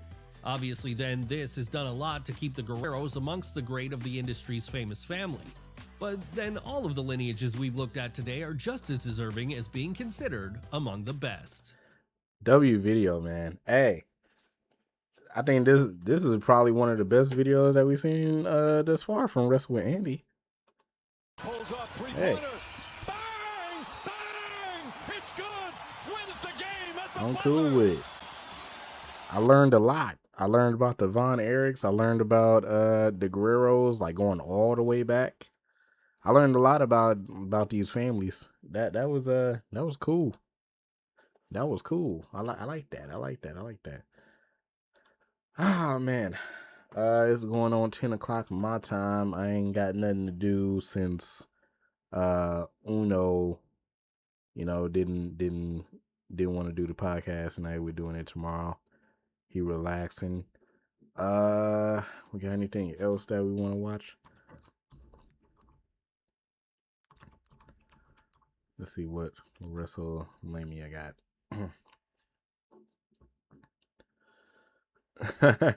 The worst WWE Raw reveal ever.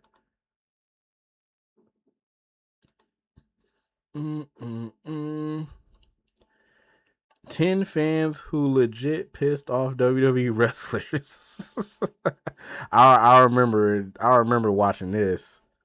I remember watching this live, this episode of NXT.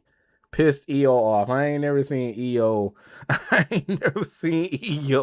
get mad like that, bro. I was like, dang. I said, why EO do that? Bro, I ain't never seen EO get pissed off like that. That was hilarious. Some random dude told EO to go back to China, and she was like, I'm Japanese, witch. I'm like, ooh. And then she proceeded to hit the split. I was like, yeah. I'm like, that's how you do it. Watch the worst finishing moves. Those are a good laugh. The worst finishing moves.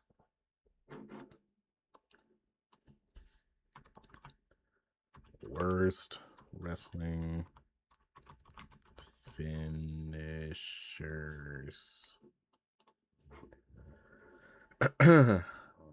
Top 20 WWE finishers of all time. All right, here we go.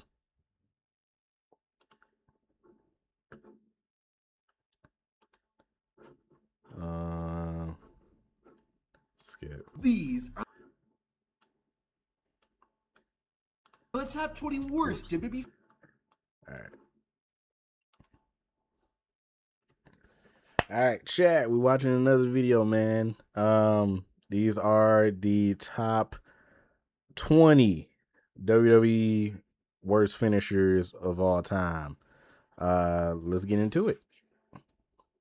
These are the top 20 worst WWE finishers of all time. Starting at number 20, John Morrison, Starship Pain. Starship Pain was good. Starship Pain looks absolutely amazing. The fact that John Morrison's able to do this is awesome, but the impact is where this finisher really lacks. So often, it looked like Jomo just barely hit his opponent. Man, see, if you don't slow it down and you don't pay attention, then it was good. Like the Starship Pain was fire when we was kids. I'm like, he just hit a split-legged moonsault, but like twisted in the air. I'm like, what in the world? Yeah, when we were kids, I'm like, man, this fire, bro. I wish I could do that. They immediately lost cool points. Eat a cake.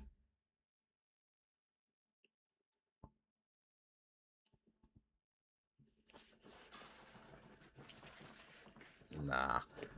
Even when the move did connect properly, it lacked the serious impact a Huh. finisher should have. Again, Starship Pain is a thing of beauty, but it's a prime example of a finisher Huh. on Oh, style you rather missed. than substance. Number 19, The Ultimate Warrior, Warrior Splash. The Warrior now, WWE Splash. and wrestling in general were different in the 1980s. Even Okay. still, that's not a good enough defense for why one of the biggest stars had such a weak-looking finisher. The Ultimate Warrior's Warrior Splash just felt really underwhelming.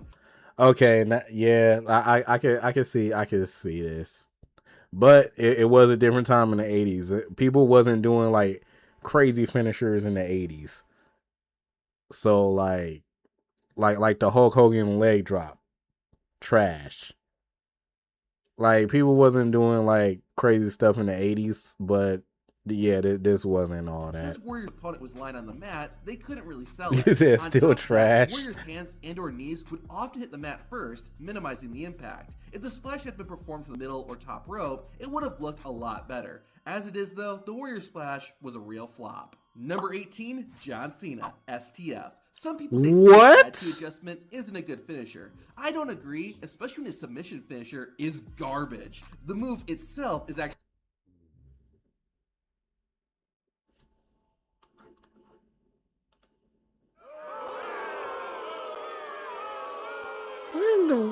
Are they high? They said the STF is bad. garbage. The move itself is actually great, but the way John Cena specifically does it is terrible. The majority of the time, it looks like the opponent is in more pain due to Cena's arms pushing against the side of their head than Cena choking them out. It's unfortunate too. Dog, all right, man. Listen, listen, bro. They going too into depth with these moves. Like I said, when we were kids, we used to do this. We used to do this on like our siblings, our cousins, and stuff like that. And we used to really choke people out. I speak for me because I used to wrestle with my cousins all the time, and like we used to hit this move and really like choke people out. What? My ears hurt from him saying garbage. Man, what in the world? There are times where Cena would perform the STF really well. I'm not sure if John Cena loosened his hold to make it safer or what, but the STF should have GTFA. Number 17, Chris Benoit, diving head. Who did they say, Mike?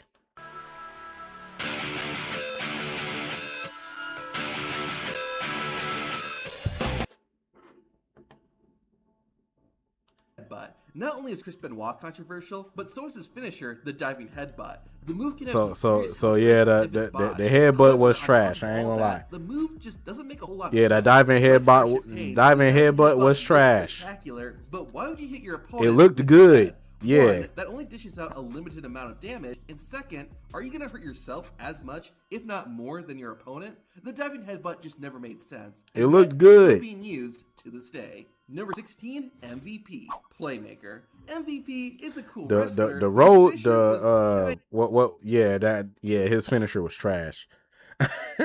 Yeah, MVP finisher was trash. Yeah. Because Bailey does it now. The Rose Plant or whatever it's called, that move is garbage. Yeah, get that out of here. Not only did it look silly, but it didn't look like it really hurt MVP's opponent either. Sometimes it actually looked like MVP hurt his knee more than the person taking the move. Now, Randy Orton used the same move as his finisher early in his career, but at least he quickly ditched it. MVP, on the other hand, has continued to use the Playmaker for his entire WWE career. Number 15, Toxic Attraction.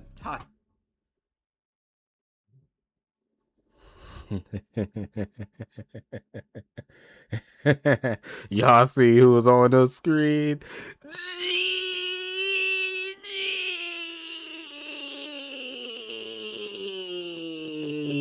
All right, my bad. I'm sorry. It's been a while. Moving on to tag team finishers, Gigi Joel and Jacy Jayne's Toxic Shock was shockingly bad. Similar to John Cena's STF, the Toxic Shock isn't inherently a bad move. I don't remember they finished finishing Dolan and move. Jayne's execution that wasn't good. More often than not, Gigi or Jacy would miss their kick or just not make a solid Oh finish, yeah, that was causing the move bad. to look awkward. Yeah, Again, that was bad. The idea of the finisher is good, but when you're constantly having trouble executing it properly, it's time to stop using it. Number 14, the Mountie, two-handed choke slam. Now, the two-handed choke slam is an awesome finisher. Wrestlers like the Great Khali and Omos have made it work. Sorry, Both of those guys were 7 feet or taller. The Mountie, on the other hand, was just over 6 feet. That means his two-handed chokeslam didn't look nearly as impactful. Mountie's opponent was usually running when he hit it too, making the move look awkward as well. Oh, what the heck was that? Ew. What the heck was that? His opponent was usually running when he hit it too, making the move look awkward. Ew. Oh, that was terrible. What in the world? Bro, you only 6 feet too. You should not be hitting this move. You couldn't think of like any other move to hit.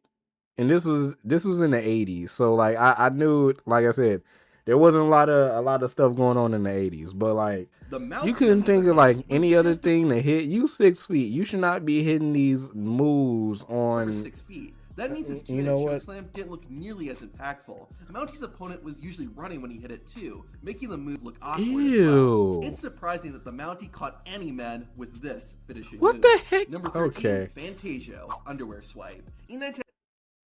The what? I'm scared to even look at this. I'm scared to even look at this. Let's keep it going. To Fantasio, a magician turned wrestler. As you'd expect, Fantasio had a few tricks up his sleeve. He finished off his opponent by pulling their underwear off and then rolling them up for the pin. I gotta be honest.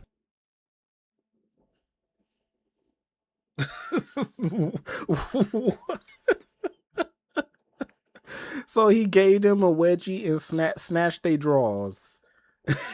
He snatched their drawers and then just roll them up. What? All right.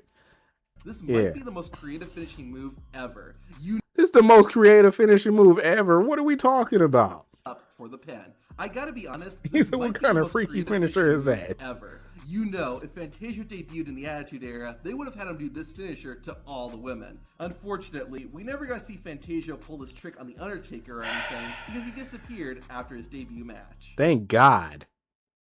He had one match, did this finisher and dipped. Good job, Vince.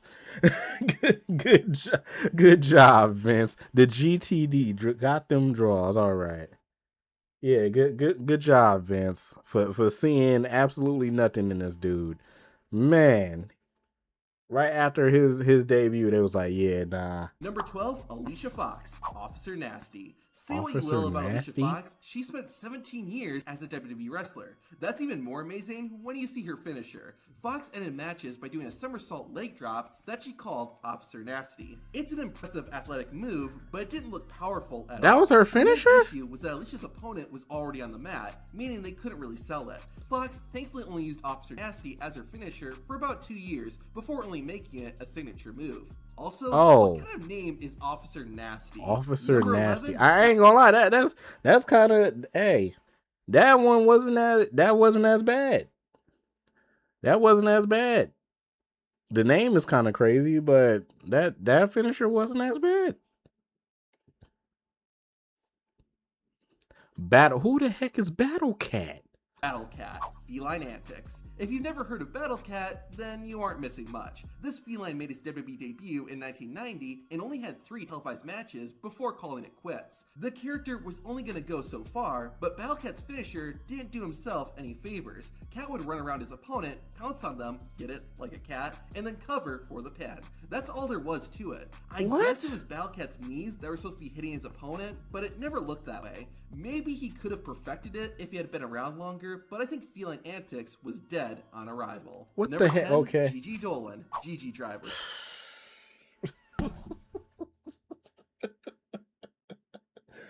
Hey man, why she on the list twice? Hey man, that's disrespectful. Why she on the list twice? I don't like that. Hey man, who this?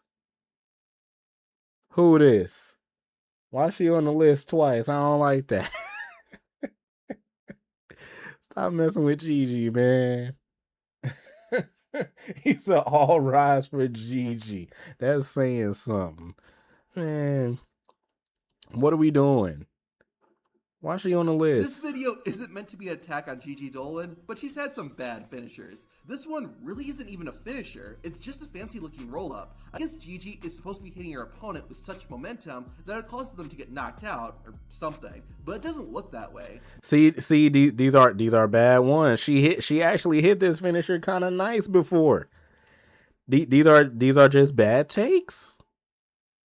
These are bad takes. But it doesn't look that way. Mr. Perfect had a similar type of finisher, but he would hoist his opponent into the air and send them crashing onto the mat. Dolan just pushes her opponent down, and that's it.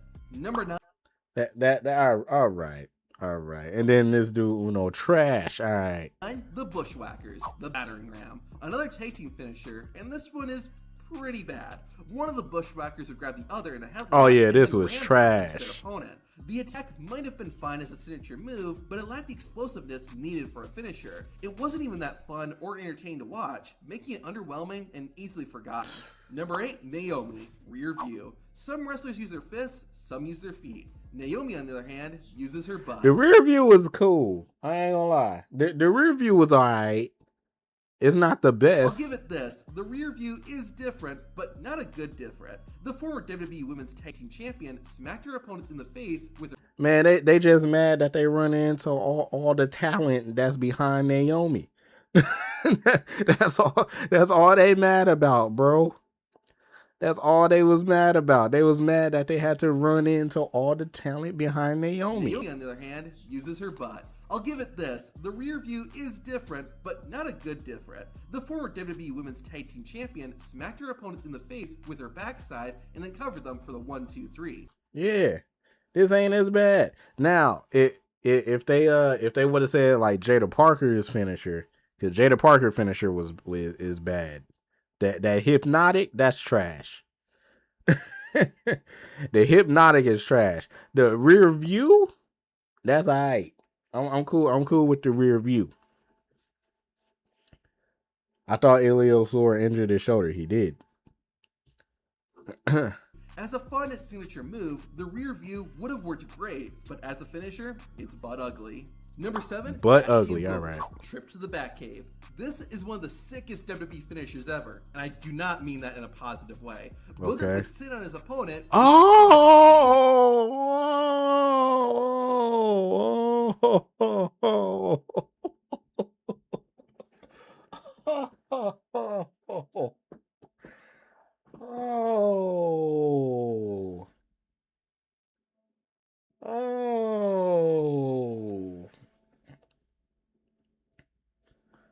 Oh, I'm about to be sick.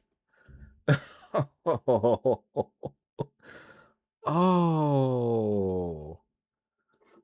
Seriously close to his opponent's mouth. Get this out of my Yokozuna face. and Rikishi had finishers where they sat on their opponent, but they landed on their opponent's torso and it looked like it hurt. You said his Bastion theme is Booger scary. was so close to his opponent's face that not only did it look perverted, but it also looked like he was doing little to no damage. A disgusting finisher for a disgusting wrestler. I guess it's a match made in heaven. No, wait, that was his Friar Ferguson gimmick. Number 6, Kizarny, double arm DDT. Anyone remember Kizarny?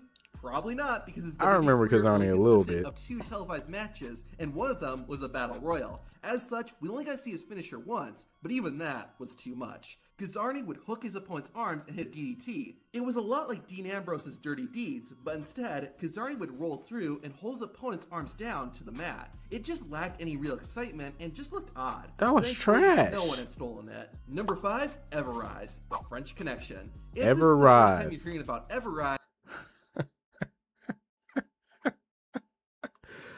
I forgot they were in WWE for a minute, bro. I forgot they were in WWE for a minute, bro. Number 5, Everrise, the French Connection. Man, I completely forgot the father of Ruby's child. Yeah, I forgot that they were in WWE for a minute. If this is the first time you're hearing about Everrise, I don't blame you. The team was in WWE for over 2 years, from 2019 to 2021, but never made it to the main roster, and was relegated to NXT and 205 Live. Ugh. There are probably several reasons for that, but one thing they definitely need to work on was their finisher. Oh my gosh, it was so bad. Everrise's finishing move was called the French Connection. Chase That's Parker and okay. Martel would lift their opponent into the air and have their opponent hit either the top rope or the turnbuckle. Oh, This that's actually got them the trash. win. This just barely qualifies as an offensive move, and these guys are using it as a finisher? I know Everrise didn't win a title. I thought they were talking about the but first nobody move looked that at they this and hit. said, hey, Yeah, you that's guys should change your trash. finisher. Number 4, Veto, dress code. This finisher is on another level. A negative. Oh yeah, it isn't. Oh yeah, didn't Vito like before we show this? Didn't Vito like used to like put his head underneath put like his opponent's like head underneath his dress or whatever? It was something crazy, if I remember right. In 2006, Vito started appearing on SmackDown wearing a dress. This character would never fly today, but it was a different time. Anyways, to play up the cross-dressing character, Vito got a new finisher, the dress code. Vito would shove his opponent's head under his dress, lock their arm, and start shaking. It's crazy. That is crazy. That is wild.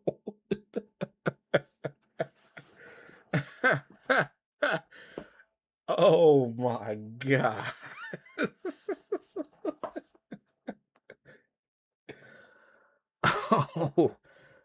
Oh man. Oh man. He said, look at Charles. I didn't even notice his face. Charles was like, ew.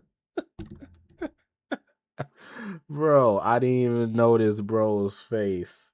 That's crazy. Most men would tap out within seconds, but can you blame them? The dress code is honestly so bad, it's almost good. Now, if they don't have Big Daddy V's finisher up in here, yeah, if they don't have Big Daddy V's finisher up in here, that's all I'm gonna say. Let's keep it going. We got 3 more. Keyword being almost. Number 3, the Goon, cross-check. The Goon was one of the many bizarre characters that appeared in WWE in the mid-90s. The hockey player didn't win often, but when he did... Yo, that was Too Cold Scorpio, right? That was crazy. In the mid-90s. The hockey player... Yeah, Too Cold Scorpio.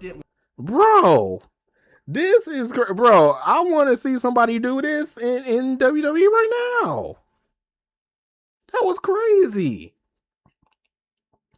A moonsault leg drop like that? Bro, I want to see somebody do this in WWE right now. Bro, let Vin Kingo do this. I know Vin Kingo could do this. That's crazy. He said, I don't think nobody doing that. Bro, that's wild, bro. Bro, let somebody like actually do this in WWE. I'll go crazy. That's nuts. Bro, that's crazy. Was one of the many bizarre characters that appeared in WWE in the mid-90s. The hockey player didn't win often, but when he did, it was always Tuco Scorpio is highly underrated. I didn't so Mike, to be honest, I never watched a Tuco Scorpio match or like any highlights of him. But I heard of him. So that's how I knew who it was. And like I'd never seen any of his matches and stuff like that. You said, was that his finisher? I don't know what his finisher was, but that was crazy. Vinkingo, the only one for the job to do that. That was crazy. I hear police outside. Dang. I see red lights. Oh wait, no, they ain't the police. That's either the fire department or an ambulance. I think that's the ambulance. Oh well, not my problem. I'm in this apartment. Down, similar to a cross-check that real hockey players would use. Not only did the finishing move look weak, but the goon always did it on the outside, heck? Meaning he would win by countout. Yeah, that'll do you a lot of good. He just pushed somebody in the back. These cinnamon roll Pop-Tarts hidden. The cinnamon roll Pop-Tarts be slapping. Cross-check that real hockey players would use. Not only did the finishing move look weak. Oh yeah, Uno. Hey Uno. Hey Uno, how come you ain't never told me about Tuco Scorpio? WWE in the mid-90s. Look at this finish. Bro, look at this. Not this. But look at this. How come you never told me about Tuco Scorpio? The hockey player didn't win off. Look at that, bro. What? Crazy. He hit a moonsault leg drop. Thought you knew. No. The many bizarre I never seen a Tuco Scorpio match or like finish or like highlights or anything. Well, no, I seen like highlights of him on TikTok, but that's it. Mid-90s. The hockey player didn't win often, but when he did, it was always anticlimactic. So how does the goon win titles with this awful finisher? That was down. Similar to a cross-check that real hockey players would use. Not only did the finishing move look weak, but the goon always did it on the outside. This dude really wearing skates too.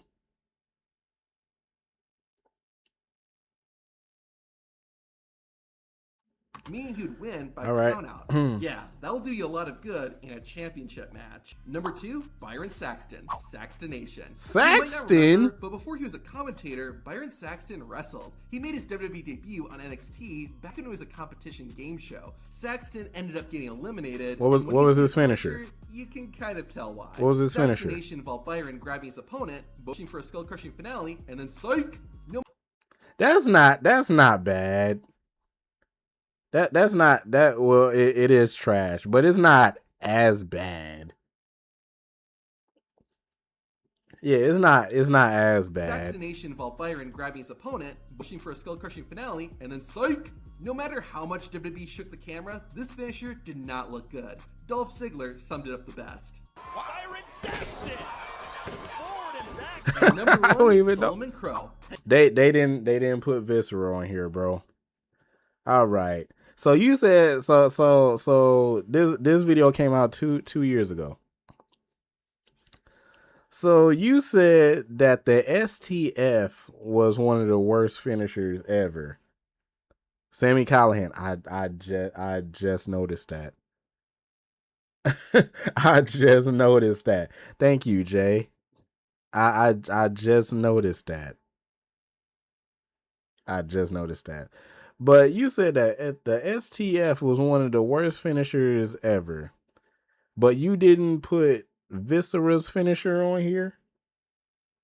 It's a millennial that made this. That's what I'm saying. Like, what? Huh? Pendulum Splash. In 2015, a wrestler named Solomon Crow debuted in NXT. He had an interesting look and appeared to have some potential. Then he hit his finisher. Look at this! What the heck was that? Hooks the leg! And that's it! This move was called the Pendulum Splash, and while it is the What worst the finisher of all heck time, was at least it's safe to perform. Which finishers, though, are the most dangerous? To find What the heck was that? Okay. He said, nah, come on. Yeah. All right. That was. Yeah, W video. Can we update this to Eddie Thorpe's? Eddie Thorpe's finisher was garbage. That elbow was trash. He said the Goon had the worst finisher for me. Man, what? Can we see Kane and Taker beat up Big Show for not knocking? What in the world? Bro, Eddie Thorpe's finisher was garbage. This dude Eddie Thorpe. If y'all don't remember Eddie Thorpe in NXT, I'm pretty sure all of us remember Eddie Thorpe in NXT. This dude Eddie Thorpe would jump up and be like, and then hit an elbow. I'm like, what the? He jumps up, hit the pose. Bro. Bah, I'm like, what the heck? What the heck is that? Bro, Eddie Thorpe used to piss me off. Oh man. Eddie Thorpe used to piss me off. Oh, all right. What other videos they got? WWE Nepo babies that couldn't make it. All right. 15 minutes of funny WWE fans. When wrestlers snap. Wrestlers who destroyed their own careers. WWE theme songs that were only used once. Wrestlers who got caught. Embarrassing wrestling moments.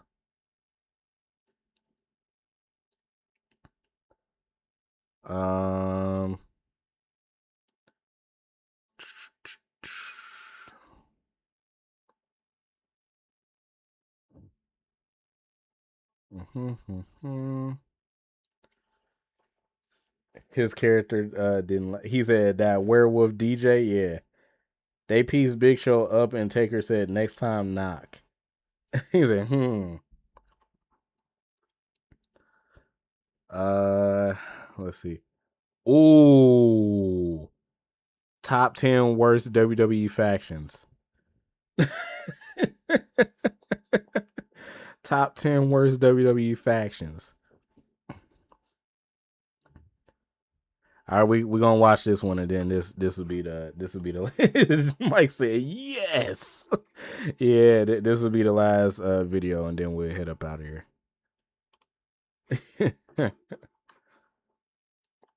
Unless we watch one more after this too.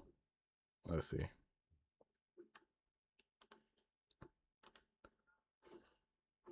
These are the worst factions or stables. Come on, man. Pause.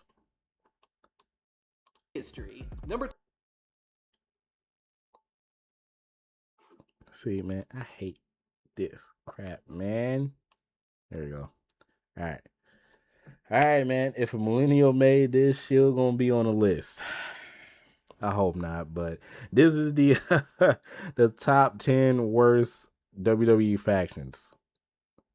These are the worst factions or stables in WWE history. Number 10, the Union. This is the closest thing we're ever getting to a union in wrestling. In the spring of 1999, Big Show, Ken Shamrock, and Test had all been kicked out or left a faction called the Corporation. Mankind had been an adversary of the Corporation, so all four came together to form the Union. What kind of faction is this?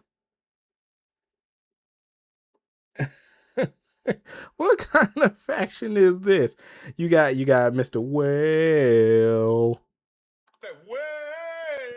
Bro, you got Captain Insano, you got Ken Shamrock, Mankind, and Test. Ezekiel Jackson. Man, they were so bad. The biggest out of all. They were just doing anything. What the heck? Bro, Ken Shamrock is short. I didn't realize Ken Shamrock was that small. I guess because like he was like buff, but like, yeah, a crash out Shamrock. Yeah, Ken Shamrock is small. At the same time, the Corporation and another faction, the Ministry of Darkness, the Ministry of Darkness, to form a single supergroup called the Corporate Ministry. The idea was for the Union to be the good guys and wage war on the evil Corporate Ministry. Bro, they can the jump. Union would loosely be aligned with several other wrestlers. They getting jumped. Oh man. Yo. They getting worked. They was getting worked. The Rock tried to come out there and save them, bro. The idea was for the Union to be the good guys and wage war. Bro, on look the at corporate ministry. The Union would loosely be aligned with several other wrestlers and talents, including Vince McMahon. McMahon had previously been the leader of the corporation, but like Test, Big Show, and Ken Shamrock, he'd been forced out of the group by his son, Shane McMahon. So there was also a father versus son angle, with Vince being affiliated with the Union and Shane being part of the corporate ministry. However, this is crazy. However, the Union's biggest obstacle was timing. Big Show, Ken Shamrock, Test, and Mankind had their first pay-per-view match as a group at Over the Edge 1999 against 4 members. I'm glad Big Show changed his choke slam, cause what the heck was this, Paul White? Had their first pay-per-view match as a group at Over the Edge 1999. What the heck was that? What the heck was that? I'm glad Big Show changed his freaking choke slam. Cause what in the world was that? He laid him down so soft. He hit him with the and then said, Can we talk about Big Boss Man being? We are not about to talk about that. Uno, you are crazy. That gave me PTSD. I don't want to think about that. Against 4 members of the corporate ministry. The Union won, but earlier in the night, Owen Hart tragically passed away in a stunt gone wrong. Dang. Rightfully so, this overshadowed the Union's pay-per-view debut. Then, 8 days later, Mankind was written off TV since he had to undergo knee surgery. I guess WWE saw the writing on the wall because not long after, it would be revealed that Vince McMahon was still... It was me, Austin! It was me all along!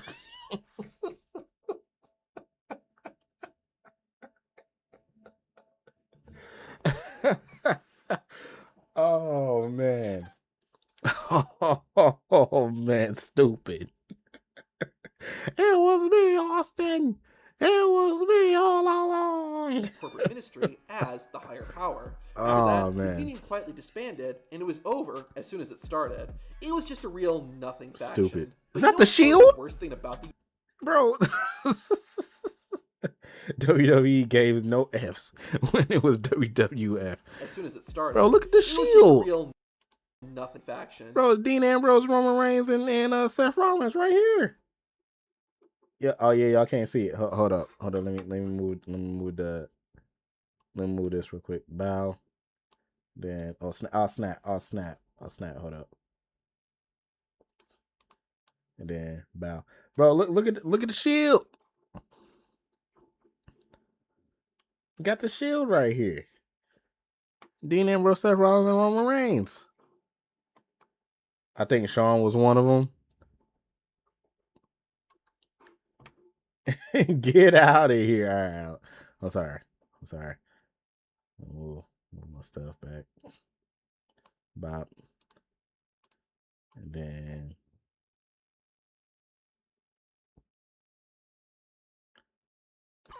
bop. He's all right. I remember he was in those uniforms. But you know what's probably the worst thing about the Union? Its name. The Union was only part of the faction's name. Its full name was the Union of People You Ought to Respect, Son, or Up Yours. Surprisingly, that's not the name we're going to hear in this.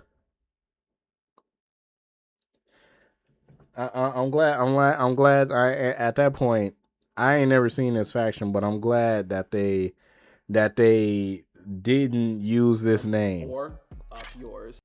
Up Yours. Yeah, I'm glad they called it the Union. That's not the worst name we're going to hear in this video. But before we get to that, number 9, The Core. Just like the Core, trash. The Core was trash. Man, this is Wade Barrett's downfall right here, cause boy, trash, terrible. Basuda, man, Heath Slater, he got kids. Justin Gabriel, at least they were tag team champs. But yeah, Ezekiel Jackson was just there. Like they didn't have Ezekiel Jackson do nothing. another faction to thank for its formation. Justin Gabriel had potential. Man, Justin Gabriel was Led by nice. Wade Barrett, the faction consisted of a bunch Why of did he say rookies Wade Barrett like frustrated that? by how they had been treated. It's debatable if the group was actually good or not. Darren Young. But at the very least, they were prominently featured and were the biggest heel group in WWE in 2010. Man, the end of the year, though, the CM Nexus Punk was so becoming the nice, new bro. leader, and Wade Barrett was kicked out. From there, Barrett would partner with Ezekiel Jackson and also Heath Slater and Justin Gabriel to form the Core. Or should I say, Core? Apparently, the only reason it was spelled with 2 R's is that Core was already trademarked. Anyways, it seemed like the Core was built to feud with the Nexus, which could He have said been they increased beat the rivalry. ish out of However, Cena. right after Man, the Core was I formed, remember they CM jumped the began mess feud out of with Randy Cena. Orton, and the Nexus followed. This left Barrett and his group to find purpose on their own, which mainly came in the form of post-match assaults. Now, to WWE's credit, they did put some effort into making the Core a serious faction. Shortly after the group's formation, Wade Barrett won the Intercontinental Championship, and Heath Slater and Justin Gabriel won the tag team titles. However, that credibility was quickly undermined almost as soon as it was established. At WrestleMania 27, the Core fought Big Show, Kane, Santino Marella, and Kofi Kingston. For sure. That way.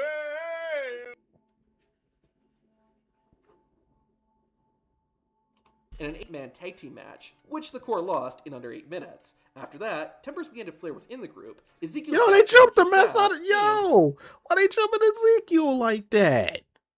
I don't remember that. Minutes. After that, tempers began to flare. Yo, why they jumping the black man?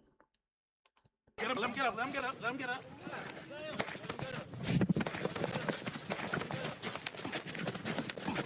Fight back, nigga. Fight back, nigga. Fight back. That's crazy. The group. He's saying socks too. And not long after, Heath Slater and Justin Gabriel walked away. The Core wasn't an outrageously bad group. The main issue was that they had no one to feud with, and the group ended before it was really given a chance. It also didn't help that they had one of the worst t-shirts in WWE history. The Core. Number 8, X Factor. X-Pac holds an interesting distinction as the only wrestler who has been part of the 2 greatest factions in wrestling history, the NWO and DX. Yes, I know Shawn Michaels was technically a part of both, but I don't think his joining the New World Order in 2002 counts. Anyways, with 2 phenomenal factions under his belt, you would think that when he went to start his own group in 2001, it would have at least been decent. But you would be wrong. It all started in February 2001 when Just Incredible aided X-Pac during an attack by Chris Jericho. Soon after, Albert joined in and X Factor officially formed. What kind of faction is this? It didn't make any sense and felt like WWE was just pulling names out of a hat. But that wasn't the group's biggest problem. Just weeks after the faction started, WCW, WWE's main competitor, went out of business. This led to a significant influx of talent as many WCW wrestlers transitioned to the WWE. On top of that, ECW had also gone out of business recently, meaning that there were all those wrestlers on the roster too. Having a sudden influx of talent didn't make it easy for a new faction like X Factor to stand out. But an even bigger issue was the Invasion storyline. Most of the recently acquired WCW and ECW wrestlers banded together to form the Alliance, with the goal of taking down the WWE. For the majority of 2001, the Alliance was the faction to watch in WWE, causing X Factor to get lost in the shuffle.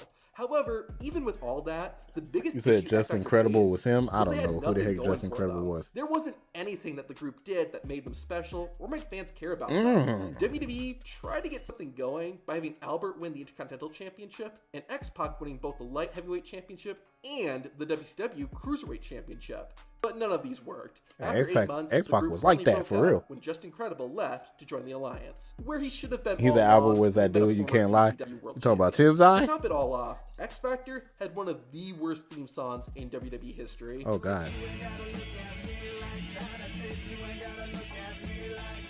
Number 7, The New Breed. The New WWE Breed. brought back ECW Hey, the New Breed. brand. I don't remember the New Breed being bad. It was Elijah Burke and Marcus Corvon. Don't talk about them like that. 4 of them, Marcus Corvon. Goated. Pulls up, three-pointer. Bang! Bang! It's good. Wins the game at the buzzer. Goated. Matt Stryker, Elijah Burke, and Kevin. ECW roster 2. 4 of them, Marcus Corvon, Matt Stryker, Elijah Burke. Goated. Pulls up, three-pointer. Bang! Bang! It's good. Wins the game at the buzzer. I forgot Matt Striker was in this. And Ken Thorne ended up forming a faction called the New Breed. Yeah, I forgot Matt Striker was in those this. being Tommy Dreamer, Balls Mahoney, Sabu, the Sandman, and later RVD. Bam. Yep. The first problem with the New Breed was that the pairing didn't make any sense. Matt Striker and Kevin Thorne didn't really mix with Burke and Corvan, and vice versa. While the group started off competently, winning most of their matches, they took a nosedive after losing to the ECW Originals at WrestleMania. It was basically all downhill from there. They lost match after match. They even lost a 3-on-1 handicap match to Bobby Lashley. They lost to Bobby Lashley? Well, that was 07 Lashley, so I'm not mad at that. That was like 07 Lashley, so that was a different breed of Bobby Lashley. Never mind. Okay, I'm not mad at that. I'm not mad at that. Yeah, that was a different breed of Bobby Lashley, so I can't be mad at that. Paul Heyman used to have a roster, man, I'm saying. They even lost a 3-on-1 handicap match to Bobby Lashley. I get it, the New Breed were heels, bad guys. They usually lose matches, but a new faction has to be given some credibility, and the New Breed never got that. On top of that, the most popular factions in wrestling were usually formed by wrestlers who were already popular. By design, the New Breed was a bunch of wrestlers who hadn't established themselves yet, so the fans didn't have any reason to care about the faction. 97 overall Lashley. And yeah, Lashley was like a 97 back then, bro. That was crazy. The group did technically acquire CM Punk later on, who was already very over. They had CM Punk up in this? I don't remember that. With the fans. However, he left almost as soon as he joined, which was probably for the best. Once the New Breed ended, all 4 core members were gone within a year, or in Matt Striker's case, transitioned into a non-wrestling role. This isn't the first time being part of a faction has hurt someone's career, but more on that later. Oh my god. Oh, all right, let's keep on. And if you didn't know, now you know. Yeah, all right, let's keep going. Number 6, Los Boricuas, Disciples of Apocalypse, and the Truth Commission. What? I'm all 3 of these factions together, mainly because they all sucked for the same reason. In 1997, Farouk was the leader of the Nation of Domination. Okay. However, due to internal issues, Farouk decided he had enough and kicked out most of the members, then restarted the Nation of Domination with new. Who the heck is this Omos looking dude right here? Who is this? You say you know him? Who the heck is this? I obviously it's the Godfather, D'Lo Brown, and Farouk. Who the heck is this? John. Oh, that's Ahmed Johnson. Oh, I knew that. I knew that. Let's keep going. At the same time, Crush and Savio Vega, 2 members that Farouk kicked out of the Nation, formed their own faction. Crush started a biker gang called the Disciples of Apocalypse, or DOA. Savio Vega, on the other hand, started Los Boricuas, which is Spanish for the Puerto Ricans. This kicked off the Gang Wars storyline, with the Nation of Domination, Los Boricuas, and the DOA all fighting to prove they were the superior faction. As these 3 factions were feuding, a 4th faction, the Truth Commission, a paramilitary group from South Look at this. Africa. They're from South Africa. I was about to say, look at this fake Imperium. They pulling gangs out. Bro, this dude right here looks scared. Y'all can't see him through the comments. He look mad scared. Look at his face. He look mad scared. This dude don't look tough at all. I don't know what he looking like. And then their leader look crazy. I don't know. He said the big dude don't. Yeah, big dude. I don't know. That's crazy. Let me put that back right there. All right. Was added. On paper, the gang warfare idea. Oh, who was that just got thrown into his car? Was added. On paper, the gang warfare idea seems pretty cool. However, was that Godfather? America was added. On paper, the game Yeah, that was Godfather that just got thrown into a car. Oh my God. idea seemed pretty cool. He got However, yeeted the into a problem was car. that it was essentially the same Man. thing repeated over and over again.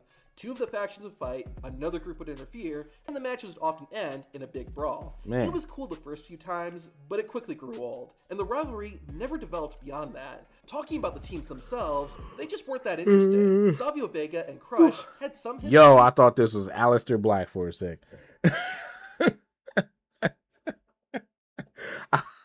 I thought this was Aleister Black for a sec. I was saying, I was like, he was in the WWE back in the 90s. I was like, when did this happen? I thought that was Aleister Cross. Oh man. But they were lower mid-carders, so their being the leaders made their respective groups look and feel second-rate. The Truth Michael Commission Cole. had no established members, and WWE didn't do enough to make fans care about them. Another problem, in addition to these three factions and the Nation of Domination, there was also D-Generation X and the Hart Foundation. Oh, This yeah, meant you can't there was compete a with total them. of 6 factions in WWE simultaneously. Obviously, the groups with the popular main event wrestlers in them were gonna overshadow the ones that didn't. Yeah. On top of all that, DOA, Las Boricuas, and the Truth Commission just fizzled out. There was no satisfying ending to the Game Warfare storyline. He kinda do Plus, look like almost Cross. none of the wrestlers in these groups went on to have notable careers afterwards. It really felt like these three factions were a waste and just pointless. But not nearly as pointless as Hey! Number 5, the Welcoming Committee. Okay. You know how it's they fooled me because they showed the 3MB, and I was about to say, hey, 3MB wasn't that bad. I was about to say 3MB wasn't that bad, bro. But then they called me. They said the Welcoming Committee. I'm like, all right, cool. pointless as Number 5, the Welcoming Committee. You know how I said there was one group with a worse name than Up Yours? Well, there's actually one other, but still, the Welcoming Committee. Why do I remember this group? One man band. Yeah, why do I remember this group? This was a nasty group. This was a nasty group. Like they didn't need to be together. This was when they first started doing like the SmackDown Live stuff. But they did not need to be together. In April 2017, WWE hosted the Superstar Shakeup, which saw Charlotte Flair move from Raw to SmackDown. Upon her arrival to the new brand, Charlotte demanded a shot at the SmackDown Women's Championship. Of course, like Charlotte do every single time. Recently, she haven't done it. Thank God. But yeah, like she do every single time. I want a world championship. Nah, get up out of here. Yeah, tell her, Shane. Stephanie McMahon said that if Flair could defeat the champion, Naomi, in a non-title match, Pulls up, three-pointer. Bang! Bang! It's good! Wins the game at the buzzer! Yeah, this is definitely like 2016 because Naomi was champ. she would get a shot. This angered Natalya, Tamina, and Carmella, who were already on the SmackDown roster, and they felt they should be next in line. The three women weren't going to stand for it, and they attacked Charlotte and Naomi during their title match. They soon called themselves the Welcoming Committee, I guess to welcome newcomers to SmackDown. Anyways, the group later tried to recruit Becky Lynch. See, this Becky was cool. Y'all can't see her. Crap. I hate keep moving my stuff. Hold up. Bow. And bow. This Becky right here was cool. I like this Becky right here. And this Becky right here I had a crush on. She was fine. She was fine. The Becky now I can but yeah, this Becky right here, she was fine, bro. She was fine. This Becky right here might have had the nasty dancer back in the day. You know what I'm saying? You know what I'm saying? She might have had the nasty dancer back in the day. But, you know, changed the gimmick and stuff. And nah. Yeah, so, nah. But just saying. Just letting y'all know. Just letting y'all know. She's still fine. What you mean? Nah. Nah, she alright. She alright. But this Becky right here with the braid and stuff, yeah. But the man ended up joining Naomi and Charlotte Flair, setting up a 6-woman tag team match at the Backlash. Agree. Boo. Still fine. Seek help. All right. Together, the faction soon faded away around the time Carmella won the Money in the Bank ladder match. It was such a pointless faction, and it ruined what could have been a much better rivalry between Naomi and Charlotte Flair. I didn't mention this, but Charlotte Flair wasn't the only female wrestler to get drafted from Raw to SmackDown. Tamina was too. Yeah, the faction all about how newcomers were taking their opportunities. Dang, Lana had a newcomer. Oh my God, the Riot Squad. Hey, the Riot Squad. Hey, I thought the Riot Squad was gonna be the female Shield, bro. I ain't gonna lie. I thought the Riot Squad was gonna be the female Shield, and they messed it up. They was beating everybody up.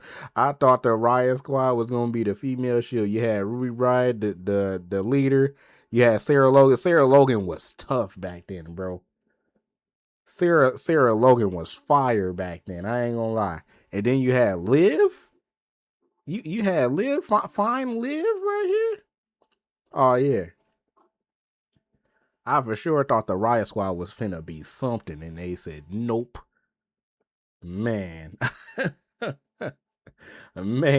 thought they was finna be something. Obviously, the main reason for the Blue Tongue Liv, was to get Charlotte Flair over as a babyface, a good guy. When a faction is created for the sole purpose of trying to elevate one wrestler, it often doesn't do that, and the faction usually ends up being trash. It was no different with the Welcoming Committee, and wouldn't you know it, but this wasn't the only time WWE tried to do something like this. Allow me to introduce you to number 4, the League of Nations. I knew the League of Nations was gonna be on here. I knew the League of Nations was gonna be on here. The League of Nations was trash. The League of Nations is bad. Freaking Rusev, Sheamus, Wade Barrett, and who was the other one? I think it was who was the other one? Alberto. What the heck? They had gold though. Yeah, they was true. They was the undisputed era for undisputed era. I ain't gonna lie, but they was trash. They was garbage. This could have been a solid faction. In November 2015, Sheamus had just cashed in his Money in the Bank contract to defeat Roman Reigns, who had just won the WWE Championship. A week later, the two fought in a rematch, but it was interrupted by King Barrett, Rusev, and Alberto Del Rio, who came to Sheamus' aid. These four then created a faction known as the League of Nations. Like I said, on paper, this had potential. You had two former world champions in Sheamus and Alberto Del Rio, Wade Barrett was good on the mic, and Rusev was a relatively new and rising star. So, what went wrong? The sole reason Rusev was like failure was that the group had only one objective: to make fans like Roman Reigns. Yeah, he's not wrong about that, because everybody, including myself, booed the crap out of Roman Reigns, even though Roman Reigns was a babyface.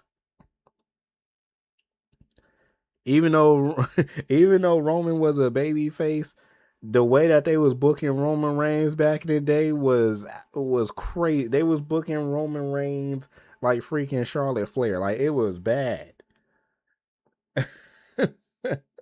He said, bro, Roman has the ladies on. Like, it was bad, bro. They was booking Roman Reigns like crazy back in the day. Now, they didn't give him the same amount of championships that Charlotte got.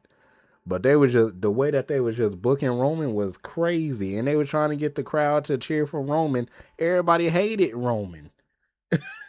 Like, it was crazy. And now you got Roman, that the tribal chief now. Everybody loves Roman. So it's like, crazy. In late 2015, Roman was still failing to connect with at least half of the WWE audience, despite being groomed as the next face of the company. So, WWE thought that making a group of credible villains for Reigns to fight would be the answer.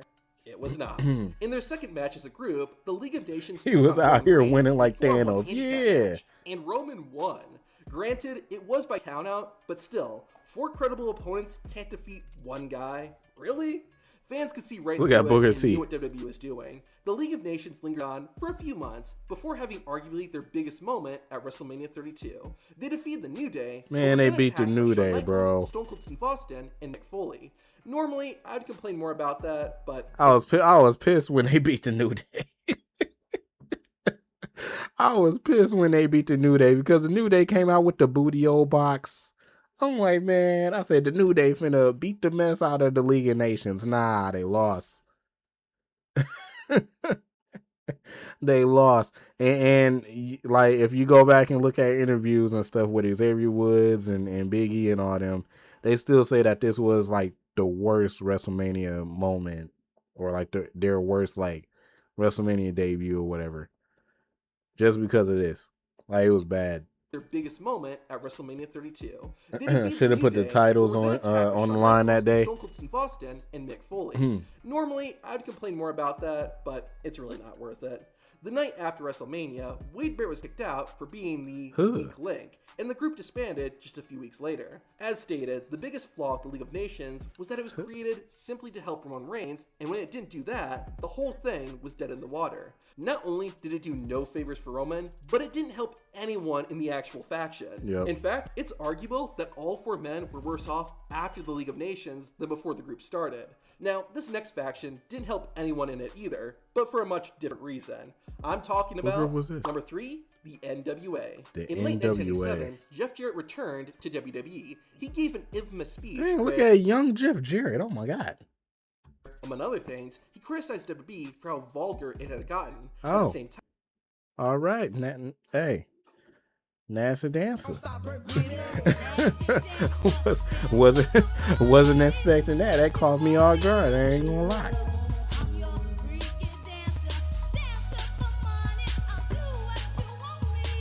It caught me off guard. Let's keep going. Jim Cornette was hosting weekly rants, during which he frequently complained about modern NWA wrestling. was African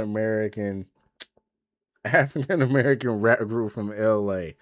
All right. Not that NWA. That was just NWA. This is called the NWA. Today. Additionally, Cornette discussed bringing tradition and class back to the WWE. This led to Jim Cornette bringing the vacant NWA North American Championship to Raw, and then having Jeff Jarrett and Barry Windham compete for it. Jarrett won thanks to interference by Jim Cornette, and the NWA faction was officially formed. 2 weeks later, Ricky Morton and Robert Gibson of the Rock and Roll Express made their return to WWE, where they were awarded the NWA Tag Team Championship, and also became part of this NWA faction. Soon after, Barry Windham joined the group too. You know, the same guy Jim Cornette had attacked, which cost him the North American Championship. Anyway, after a few more weeks, Jeff Jarrett would leave the group, saying he was too talented for it. Then, Cornette would kick the Rock and Roll Express out in favor of Hardcore Holly and Bart Gunn. Cornette claimed Holly and Gunn were the successors to the Midnight Express, arguably the most famous tag team that Jim Cornette... Dang, I do not remember Hardcore Holly having this amount of hair. That's crazy. I ain't never seen Hardcore Harley with crazy hair like that. Managed. The NWA faction continued on with Cornette, the new Midnight Express, and Barry Windham. However, things picked up when the NWA World Heavyweight Champion, Dan Severn, joined the cause. But he was only part of the faction for a few weeks before leaving to focus on his singles career. Barry Windham also left the WWE around this time, leaving just Jim Cornette and the new Midnight Express, effectively turning this faction into a tag team. Cornette's group had their final match at the 1998 King of the Ring pay-per-view, where they lost to the WWE Tag Team Champions, the New Age Outlaws. From the beginning, the NWA faction was doomed for failure. Last time I seen Hardcore, he was bald and had a broken neck. But fans didn't want that. They were much more interested in D-Generation X, Stone Cold Steve Austin, The Undertaker, and Kane. So whenever the NWA came on, it just sucked the life out of the crowd. On top of that, fans just didn't really care much about the wrestlers in the faction. To make matters worse, whenever the NWA wrestlers fought the WWE wrestlers, the NWA guys either got defeated or won only through cheating. It just confirmed what fans already felt about the NWA faction, that they were inferior to the WWE wrestlers. I think Right to Censor was a better version of this idea, a group that disliked what the WWE was and sought to reform Right to Censor theme song is stupid. Wasn't a bad idea on paper, but Road Dogg with dreads. It was clear it was doomed to fail. The only thing worse would be a faction that could have been successful but failed simply due to WWE's own incompetence. I'm talking about number 2, Retribution. There is so much. That's the second time he done caught me with that, bro. Retribution was trash. That's the second time he done caught me with that. He showed a completely different group and was like, "Oh yeah, we're gonna talk about this group." Retribution was garbage. Man, all this freaking time we thought Retribution, the leader of Retribution, was gonna be CM Punk. Everybody thought that it was gonna be like CM Punk or something crazy like that. The freaking group leader ended up being Mustafa Ali, and then the group members didn't make it no better. Mia Yim, T-Bar, also known as Dominik Dijakovic. Then we had old dude from Maximum Male Models, and what was my other guy name? I forgot my other guy name. Shane Thorne. Thank you, Shane Thorne. Trash. Slapjack. Yeah. Nah, man. What? I'm talking about number 2, Retribution. Retribution was garbage. And one of the reasons is how it started. In August 2020, a group of masked individuals began attacking the WWE Performance Center, the venue where Raw and SmackDown were airing during the pandemic era. They went from taking out a generator to actually invading the show and destroying the ring. It was reminiscent of when the Nexus made its debut 10 years earlier. We didn't know who these hoodlums were, but they said the reason for their attacks was due to injustices in WWE. The identity were, but they said the reason for their attacks was due to injustice. Look at this. Look at this group. Who is this? Who is this? That's Mia Yim. That's Dominik Dijakovic. That's the other dude, and then this Shane Thorne. Who the heck was this? I don't remember her being in the group.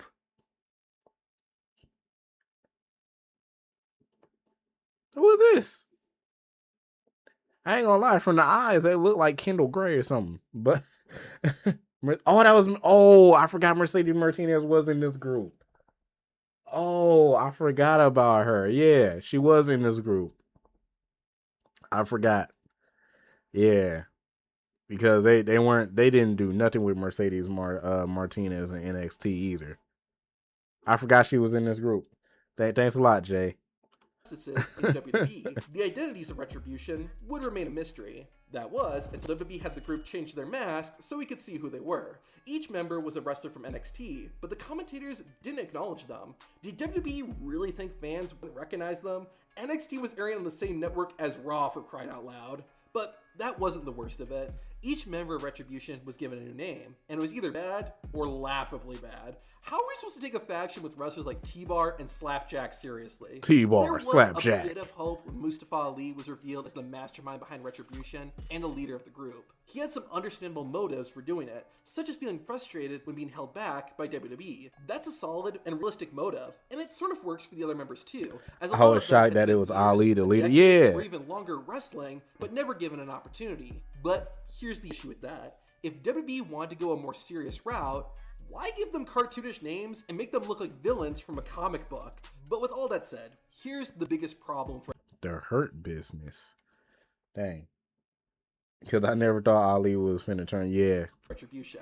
They lost. And they lost a lot. The group was all about causing chaos and showing the establishment they wouldn't be pushed around. But then, they would constantly lose matches. It's sort of like what happened to the Nexus, but Retribution had it a lot. He said they had to go. For fans to feel like a faction is a threat. They had to go. They won I know the Retribution titles. is considered one of the worst factions in WWE history, and I agree.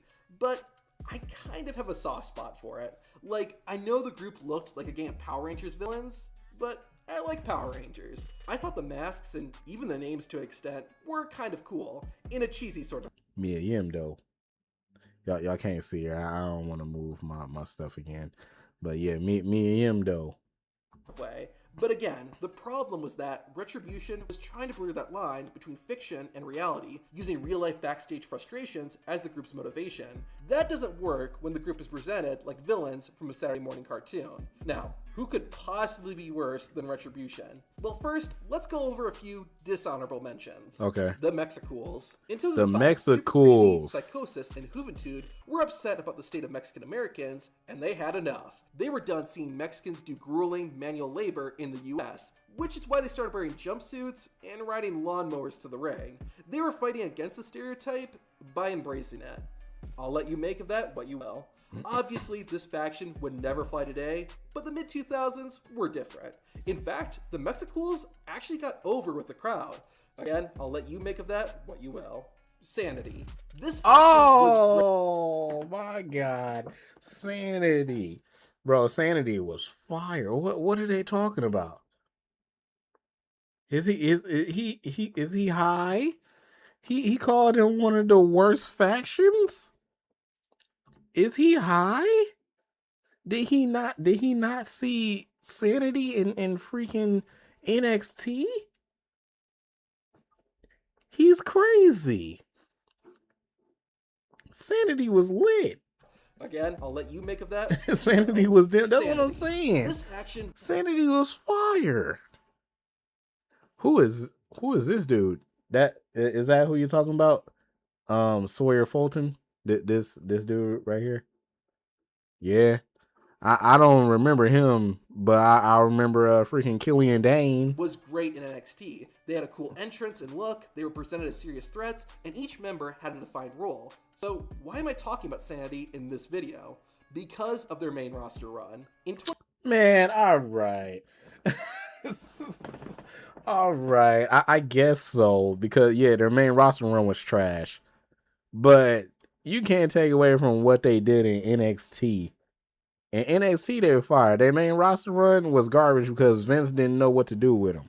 2018, the group was called up from NXT to SmackDown. However, it wouldn't be until 2 months later that Sanity finally made their main roster debut. Their debut was alright, with them attacking the Usos, but it quickly fell apart. Sanity lost almost every match they had on the main roster, including the first 2 on SmackDown. Literally, the only win the group got. This was the rivalry I wanted right here. What, the New Day in Insanity, or are you talking about the Usos? Became enhancement talent until they were finally broken up almost a year after they were called up. Vince's Devils. This is such a forgotten faction in WWE history that I honestly didn't know about it until I started researching this video. A parody of the TV show Charlie's Angels, Vince's Devils consisted of Victoria, Tori Wilson, Candice Michelle, and Candice Michelle. The whole faction just felt sleazy and was just an excuse for eye candy segments. Granted, this was kind of where women's wrestling in WWE was at that time, but still. It also felt like a downgrade for a wrestler like Victoria, who could seriously wrestle.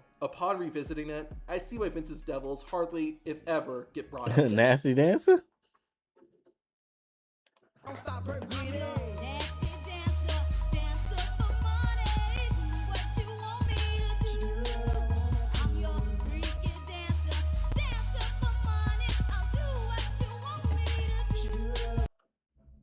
With that, let's get into it. The #1 worst faction in WWE history is Pretty Mean Sisters. This group holds the distinction of being the first female-led faction in WWE history. But given how awful of a faction it was, I don't know if that's worth celebrating. Pretty Mean Sisters featured 3 members, Jacqueline, Terry, and later Ryan Shamrock, who each had their own reasons for being angry at the men on the WWE roster. If you haven't caught on, the abbreviation for Pretty Mean Sisters was PMS, aka premenstrual syndrome.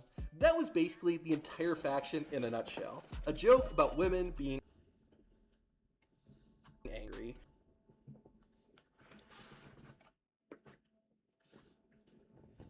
It probably doesn't come as a surprise then that it was a man's idea for this faction.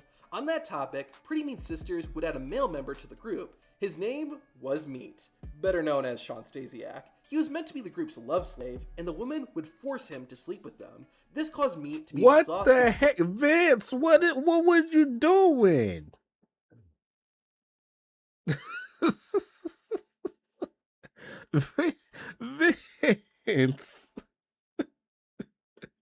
Vince. Love slave, and the women would force him to sleep with them. This caused Meat to be exhausted before his matches, and he lacked the energy to win as a result. Yes, this was the Attitude Era, but there's a reason PMS isn't remembered fondly. On the subject of wrestling, every single faction in this video had a match. Pretty Mean Sisters, though, never wrestled. Sure, some of the individual members had matches, but the faction never once competed altogether. Yes, this was the Attitude Era, but there's a reason PMS isn't remembered fondly. From the name to the premise, Pretty Mean Sisters is easily, hands down, the worst faction WWE ever created. But what's the worst storyline in WWE history? To find out, watch the video on screen. Meat for a wrestling name is diabolical. Yeah, after that, I'm ready to get up out of here. It's time to go to sleep, y'all. Let's get up out of here, bro. Man, what the heck?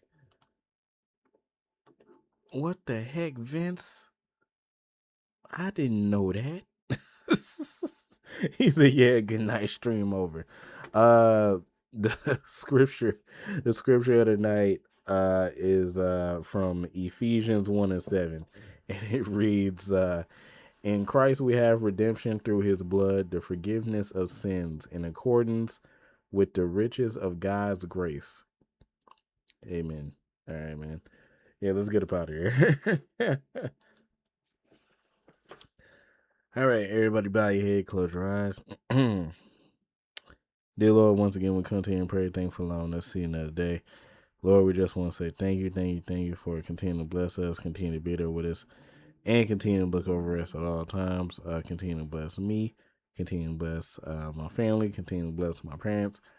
Continue to bless everybody in this chat, everybody in the community as well, and also bless those that are less fortunate than us. Make sure that everyone have a blessed Easter tomorrow, dear Lord. Continue to look over us, continue to protect us, continue to heal us, dear Lord. Continue to look out for those that are less fortunate than us as well. Forgive us of all of our sins as well, dear Lord. Continue to be the great God that you are, dear Lord. Continue to bless us, continue to answer our prayers, dear Lord. And if we keep believing in you like you believe in us, dear Lord, everything and anything will be possible. In Jesus Christ's name we pray. Everyone say amen. All right, man, let's get up out of here, bro. W stream, W videos. I think we watched like 4 videos. So yeah, that was cool. I gotta hopefully edit them tomorrow. Yeah, that was cool.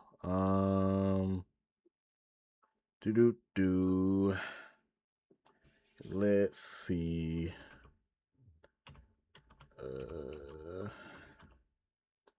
Bop and bop.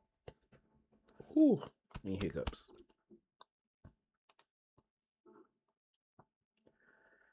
All right. Give me 1 sec.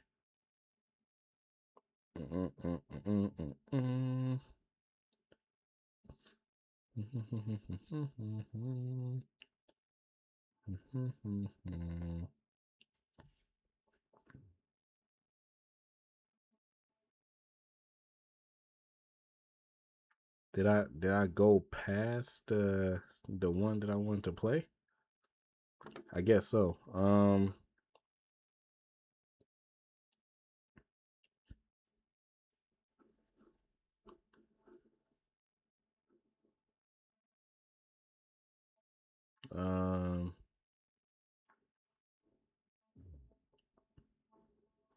Let's just play this one, I guess.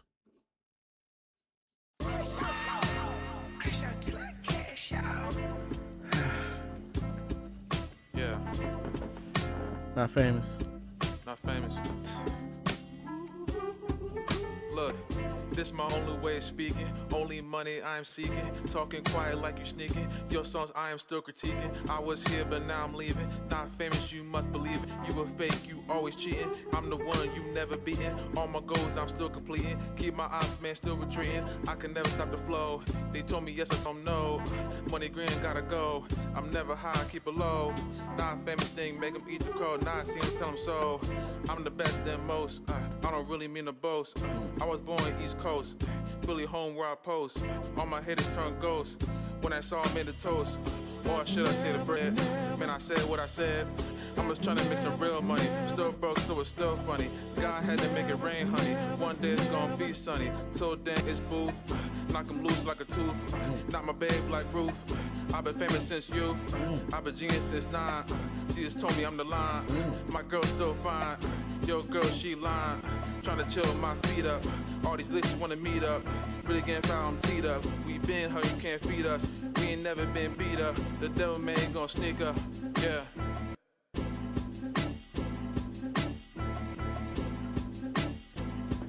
All right, man. I'll see y'all Monday.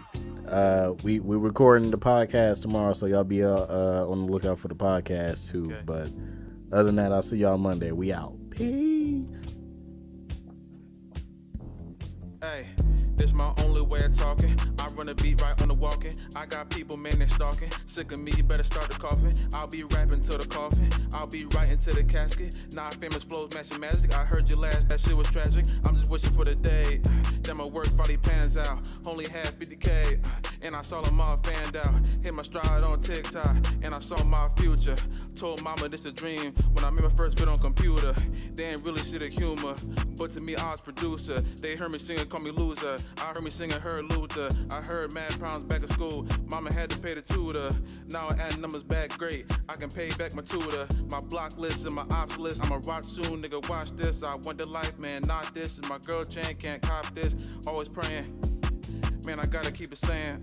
On the top, I'm staying. In the lead, I'll land.